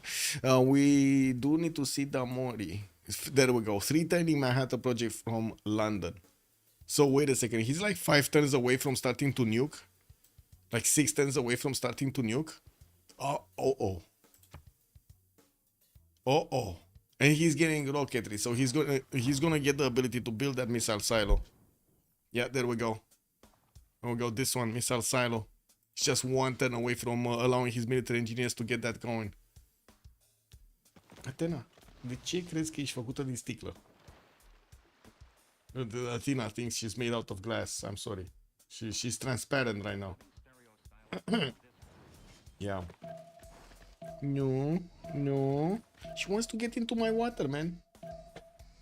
Well, such a possessive cat.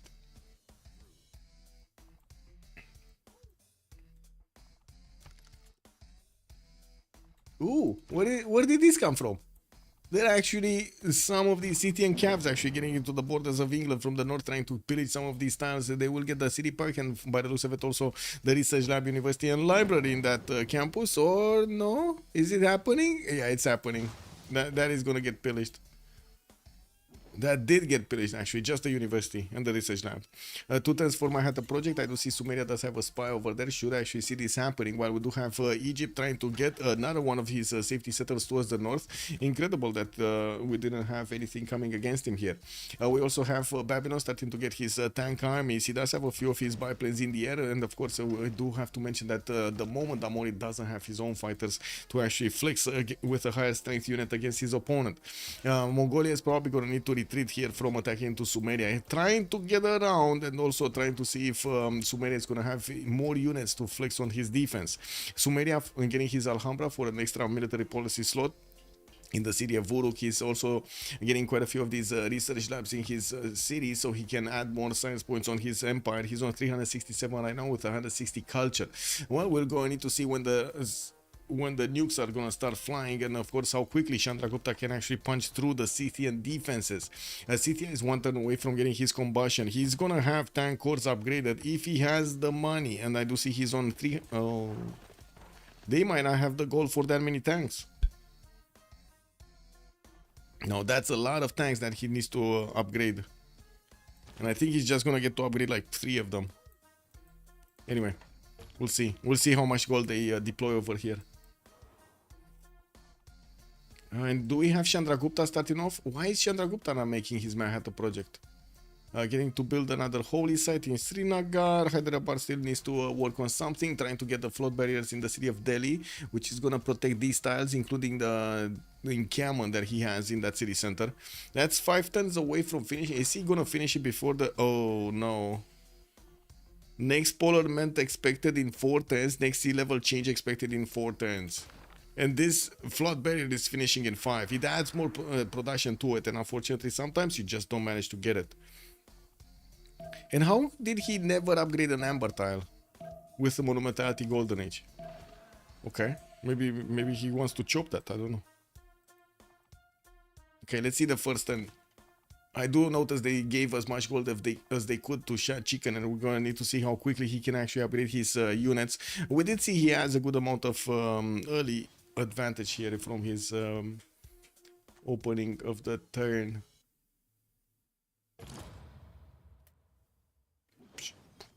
Okay, that's 1, that's 2, that's 3, that's 4, 5. Oh, he got one of these normal tanks with the last cord. Okay. Well, we still have units from India that are going to get to pass through these other units. They're definitely going around the tanks. And looking at India, he can still punch through. I'm pretty sure the artilleries are going to come out to the way, and the machine guns are extremely good against tanks. He can finish it with military engineer, right? He should buy it at a small price to prevent whole encampment disappearing. Yeah, you say that, but he's not doing it. Okay, tank army is getting hit over here. More tanks, more gold is being given to Shah Chicken so he can upgrade more tanks. And it looks like now he did manage to get a serious amount. Mongolia is also coming towards from the south with at least 1 tank core. Would have been nice to actually have a few more gold points being given to him so he can upgrade the rest. And from what I do notice, Apul is still in a positive economy here. We do have also Manhattan project finishing in London next turn. He does have a settler that came out of that city center, and I'm pretty sure he's going to start moving towards the west so he can get that city close enough to the Spanish borders. You do see also Spain is starting to get ready for his own. Oh, he's going to get nuked before. So this is going to be a race. Is he going to get to nuke Elephant Guy, or is his Elephant Guy going to get to nuke him?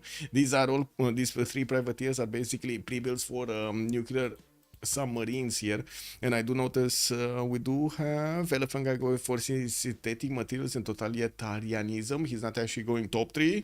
Okay, well, we do have him with 6 turns away from getting his Manhattan project, placing down a few more aerodromes, and he's going to need a lot more production for his nuclear bombs than we do have Damori, because again Damori did manage to actually get 200 something, 250. London is 285 production in the city of London, 285 production with Magnus vertical integration over there and all of the goodies. Pretty good, I would say. Okay. Omega could... No, he cannot actually push through. Not right now. He needs the machine gun army to start to be useful here. And artilleries, he needs a lot of artilleries. He only has one single artillery. That's not enough. He's 4 turning tank armies from some of his cities, 5 turning also Manhattan Project finally from the city of Panna, and I don't see anybody around him actually managing to get that Manhattan Project started up, except of course Spain, which is not really close. It's actually on the direct opposite side of the planet that we're looking at. And we do have research labs coming in from Sumeria, from most of his cities, and by the looks of it in his text, he just finished his synthetic materials so he can upgrade cabs into those helicopters, starting to get his military engineers to build up pathways towards the east, towards Kradlov. While I do notice Kradlov did put a few units in the face of Spain, we didn't actually check the interaction between him and Babylon. I do see Sizop did manage to upgrade his own tank armies here in the defenses of Borsipa, while Kradlov still has like Cav takes over here and some tank corps, but they're definitely not numerous enough to actually go and take down the units of Babylon in good enough time. There is also a Babylonian battleship armada that is helping out with this defense, dealing enough damage against the tanks to scare them off. We do have also tanks and military engineers starting to also go towards the western side to get closer to the cities of Spain here. We're going to need to see if they're going to get spotted. I'm pretty sure they're going to get spotted. Look at the nerve of this guy. Theodora, the archaeologist, is going on the front line to get an antiquity site and nobody's stepping on it. Wow. Whoa. I mean that's on the same level. Is it on the same level as we had Toilet building Colosseum, chopping Colosseum in the face of Mongolia at the beginning of the game? It kind of seems like it's on the same level, no?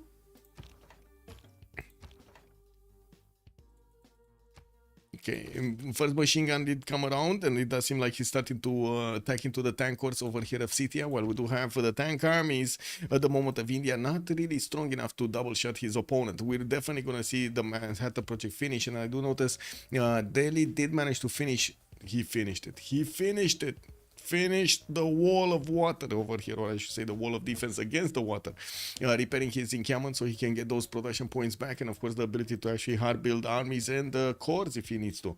We do have also Apul retaining his units in the city of Aksu, and also Urumqi. He's gonna want to go for his synthetic materials and right now going for his steam power. Mass media also coming up in 6 while he's getting some commercial hub investments. Looks like he might be actually be looking to get a merchant, or is he okay? He's gonna get Stanford Raffles by the looks of it to just absorb a city state into his empire. Might get Granada, cause why not? That is his city state anyway. Okay.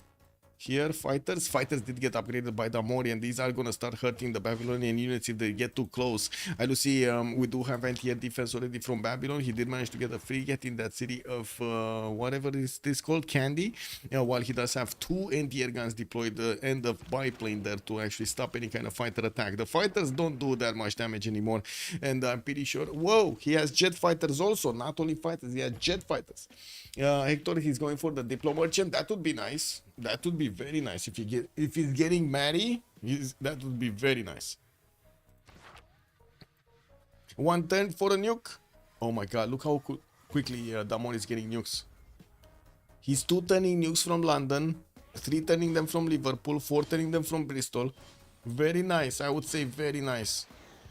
And he did manage to get the jet fighter upgrades. Now the big question is how quickly he can get that city center deployed against Spain, and if Spain can actually get defense against it. Satellites are coming up next turn from Spain. We do have a total Italianism developed by Spain in 2 turns. Also Omega is gonna get his own, and I do see Damori is 1 turn. So they're gonna both have fascism, basically tying out those bonuses against each other. While there is a bit of an air force here deployed by Elephant Guy in the southeast, it does seem like he's more concerned about a possible attack from Egypt that he's actually against England. We do need to see if the tanks are gonna get to build the city. Oh man. Okay. Now where is that nuke gonna fall? Is the first nuke actually gonna fall on Babylon? I think he's gonna go for Babylon, no? And then go for Elephant Guy. I think this is the sequence, because he's making so many nukes, he has time to just throw some into Babylon's defense. and basically save also Egypt by doing so. Because Babylon is one of the two players that could actually get him to interact with Egypt and take him down. The other one would be Toilet, but to be honest, Toilet doesn't seem interested in that much war. He just wants to get his defense up against Mongolia and not caring about the other consequences. Also, I think Babylon mistook his place to grief England instead of trying to sim. Looking at it now. Yeah, it's possible. Okay, is there a missile silo anywhere? I do see a missile cruiser armada. I don't see a missile silo anywhere. Can he place one?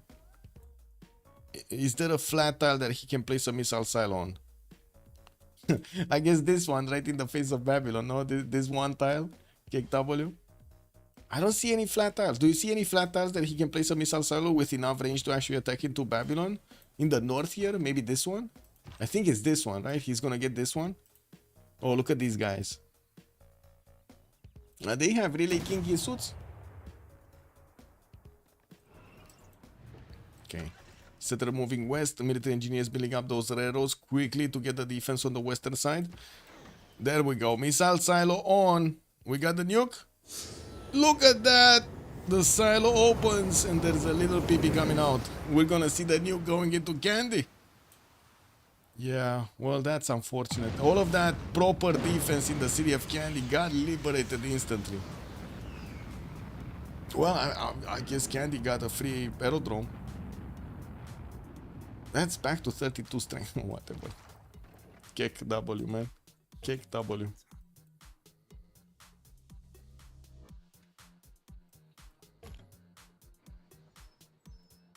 Okay, one more nuke next turn.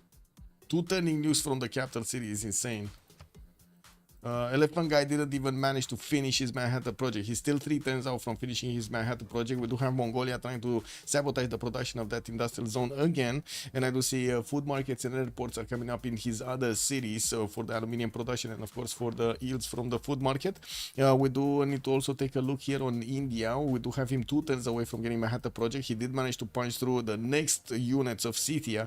And from what I do notice, he's going to have his machine guns drilling through these defense, but again, not that many artilleries to actually flex.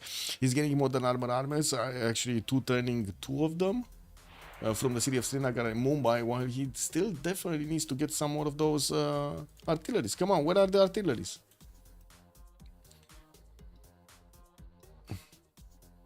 Yeah, it's not far from over. I do have to admit, it's not far from over.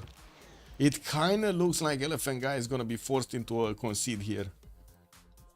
Unless something happens and Toilet is gonna rise up and take out everybody. I'm just, you know, I'm just saying, throwing stuff over there. Poof, poof. Yeah, Scythia not happy about this. She's getting her cities taken away from her. Not happy. Not happy.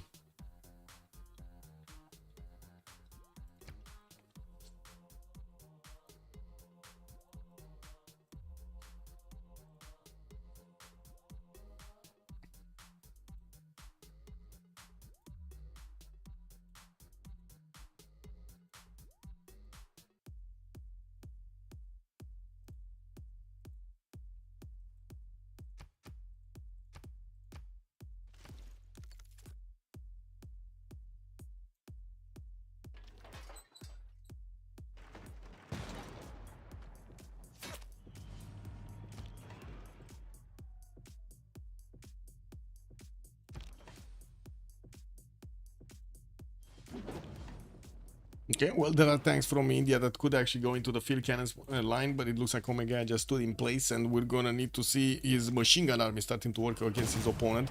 It did get his military engineer to start wrapping around the railroads everywhere, and we're gonna need to see where the new nuke from Damori is gonna land. We do have another one in the chamber over here for Damori. I do have to say the city of Candy did get raised to the ground. We will need to see if he's gonna throw another nuke against his opponent over here in Durmuti or Tutul. I think he has enough distance to actually attack Durmuti. Not sure about Tutut. What is this? 10 tiles, no? 2, 4, 6, 8, 10. Yeah, he doesn't have enough. It was just enough to actually hit the city. Railroads are gonna build soon from the military engineers having the ability to cross for a bridge. We do have Damori getting very close to the Spanish borders. While we do need to see if Spain is gonna manage to get to his, guess what, nuclear submarines. Right now he does have the submarine upgrade, but not the nuke one, not the nuclear ones, and he's gonna need to actually pull off quite a bit to actually get there. He already has electricity, but he's gonna need telecommunications, and I did not see him actually going for this. What is he? He's getting guidance systems for the mobile SAMs and the missile artilleries. Okay, well, doesn't have an anti-air gun here. He's still 2 turns out from getting Manhattan Project, and we do have 2 more nukes coming out next turn with another 3 in the turn thereafter. Look at him just like right now. Damori, he has only 1 mission. Put a lot of green on the map everywhere. A lot of green everywhere.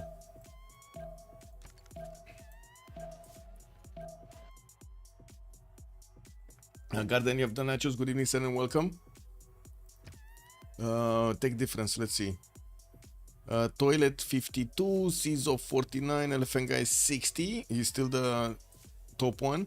We got Omega on 59 and Damori is 58. 2 takes difference.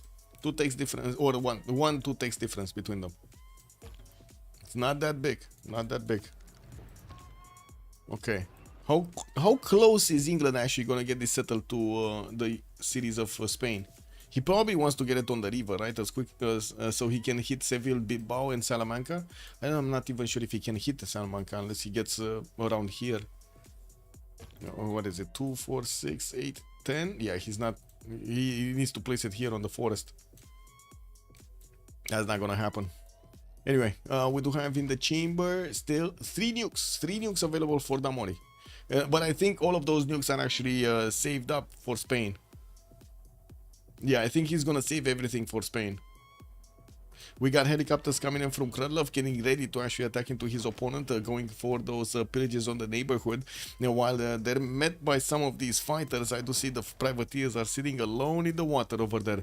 We're gonna need to see if Krudlov is gonna have enough of these units to actually go against his opponent. There are some mechanized infantry that are starting to get upgraded here in the cities of Spain, and the fighters are starting to block the chokes. He did also manage to upgrade the machine gun army, which is gonna be extremely useful to take down the helicopter course here. Did I see this correctly? He does have a spy, level 1 spy. TT! We got the TT in Salamanca. Is there another one here? Yeah, there's another one, but this is sabotaging production. The TT did not start working on getting some extra intel there. That's a, I would say, very lazy TT. Very lazy TT. Yeah. Oh well. Okay, 3 more nukes coming out. He's gonna have 6 nukes in the chamber when he's gonna put down that city, isn't he? No? Wait, he can move further. Why is he not moving further? Is he gonna wanna last move this or somehow?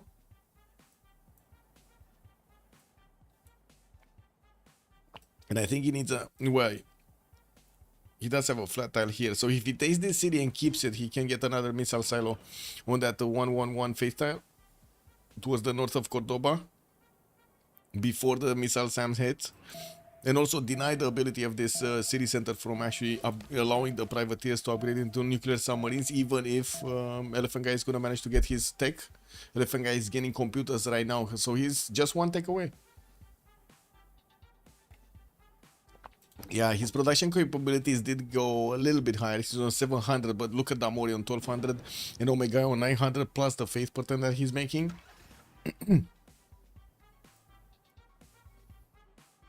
Okay, let's see it. So Manchester got placed, missile silo got down. Where is it going? Let's see the PP showing. We got a PP going out. Come on. Come on.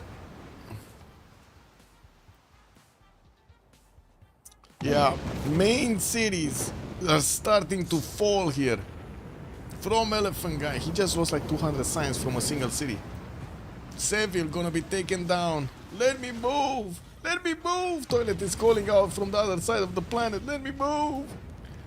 No, he's just shooting another one. Look at that, another one. He has another 3 in the chamber. After this one is gonna fall. Not even caring. Did he just lob against the cat one? Oh, he did. He doesn't even care, man. He's just getting them everywhere. He's gonna need to get another one of these military engineers, though. And that's it. Victory! We got Arcane managing to get the nukes first. Amori throwing them against Elephant Guy. Elephant said, no more. My ears cannot hold. And we're going to see what they're gonna say in the post-game chat over here. In just a few seconds, we did have quite a bit of a stressful game, definitely for Egypt. We did have also Mongolia trying to do the damage against anybody that could withstand it. Couldn't get cities away from them. We did see, yes, one city taken away from Spain. I'm not sure who did that, but he did manage to do it. I gotta remember that one. He did manage to get the first points. And okay, let's finish the prediction and also let's get into the post-game chat to hear what the players have to say about this. I cannot believe we actually finished this day. I gotta say, for me, what is it, 12 hours streaming or something? It's not, I'm 5 hours on the first stream and oh my god, it's 10 hours. I just streamed 10 hours, guys. Let me see. Where am I? Stream. So 4 hours and 30 minutes for, no. It's 5 hours for the first one and 5 hours for the second one. Kick that one. Oh my god. Yeah, it is what it is. Let's get this. What is it? Post game, debrief. There we go. What's going on here?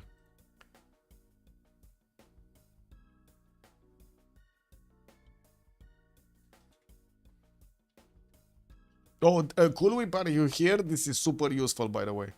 If you manage to get a list of VODs, I'm gonna replace the videos, like the live stream links, with the VODs so people can actually watch them back. That is amazing. 10 hours is not sane. Yeah. Kulwi.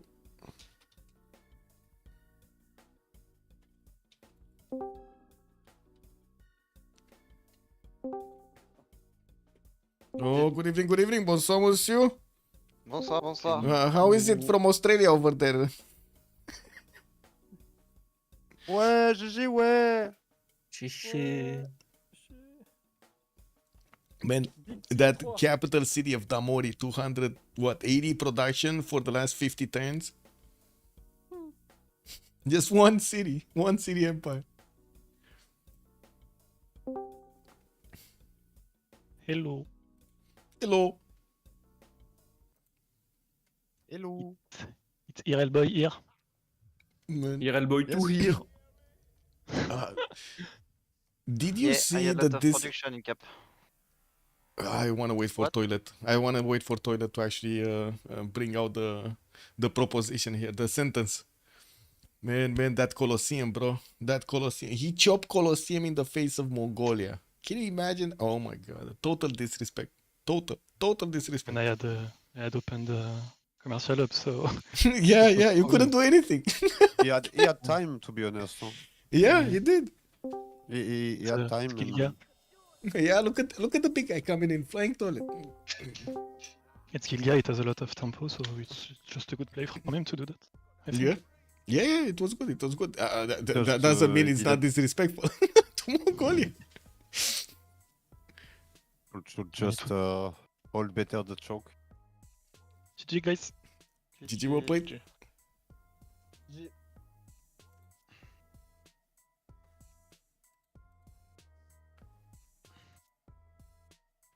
You screw my whole game with your units early game. That was awful to deal with. I had builders I had builder stacks in city for like 5 turns. Yeah, I got It was,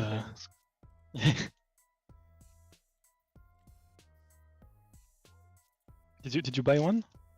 By Walker? Yeah. Okay. Yeah.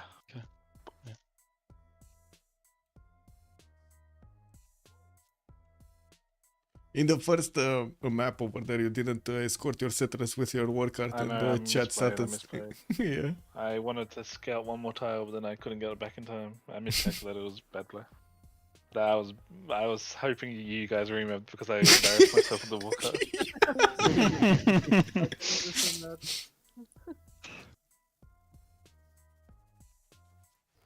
Spain was terrifying.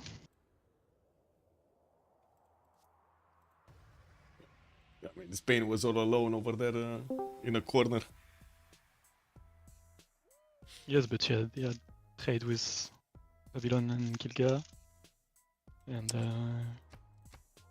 yeah, two blue CS for the Yeah. majority of the game. And they had so long pocket CS. So long Anshan actually stayed undiscovered. Wait, what did Chandra Group have? He had 230 score when I had 169. And I had, Man, like, he 3 tempo.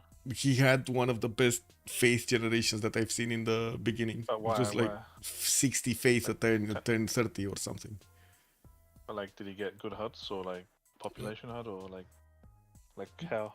How was he so far ahead of all of us at like turn 40? He had 3 2s in 2 cities.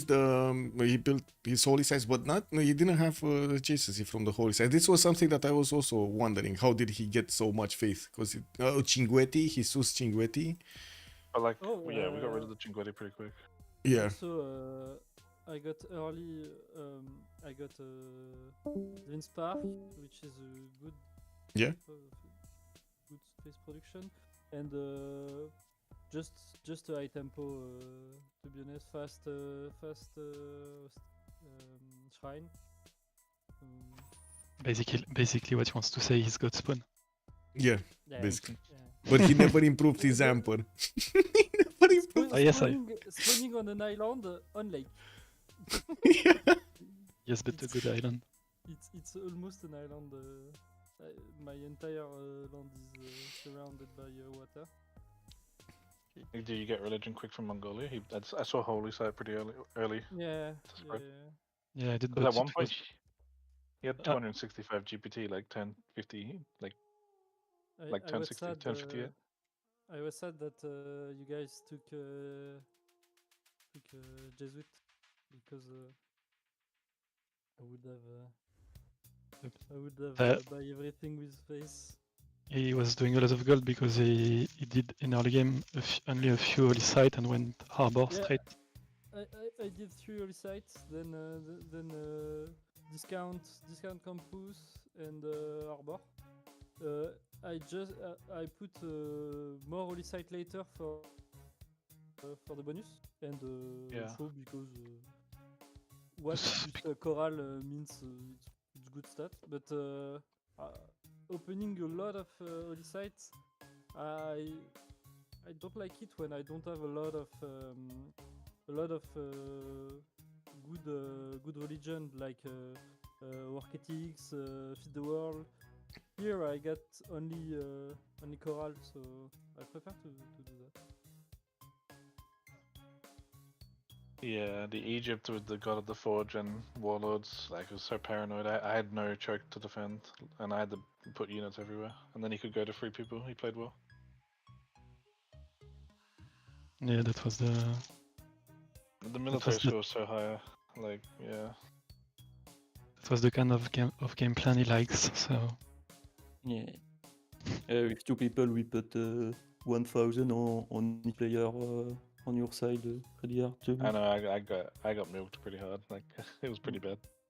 I didn't realize Mongolia had so much as well. yeah, I was irrel, but I could do units. Yeah. And then at the end, the Diplo merchant, I didn't even see it get taken. Like, I was on the screen and I didn't see it. Just Yeah. got taken. Like, I was ready Yeah. to click, but it just disappeared. I had the advantage of my teammate unlocking. Yeah. So, I mean, we tried to unlock, but it was a 1 in 3. yeah. I was like, it was 50-50. I was stuck on the screen when you had the choice, and I had the chance that it was for me and not for you. Yeah. Okay, guys. Anyway, guys, GG. GG. Bye bye. GG, well Thanks for played. the cast, guys. Have a good Bye. one. Bye. Bye. Okay. There we go, guys. we're gonna need to finish this, and I'm gonna need to start updating everything for tomorrow. We're gonna need to open up the channels also for them so they know their matchups. So have a great evening, everybody, and we're gonna need to see each other in the next streams. Let's see what we're gonna have tomorrow, the day after tomorrow, and so on. And on Wednesday, we're gonna find out what the timetable will be for the next weekend. Stay tuned. Look at the Civ6worldcup.com website for the latest news about the tournament, or take a look at the Discord channels, the Discord server of the CWC. Just exclamation mark over there CWC, and you're gonna get the website link. Have a great evening, and see you next time. Much appreciated for the follows, much appreciated also for the subs, and I do hope you're also gonna get to subscribe over there on YouTube. Have a great evening, and bye. Hey, don't forget to leave a comment, and maybe positive this time. Bye.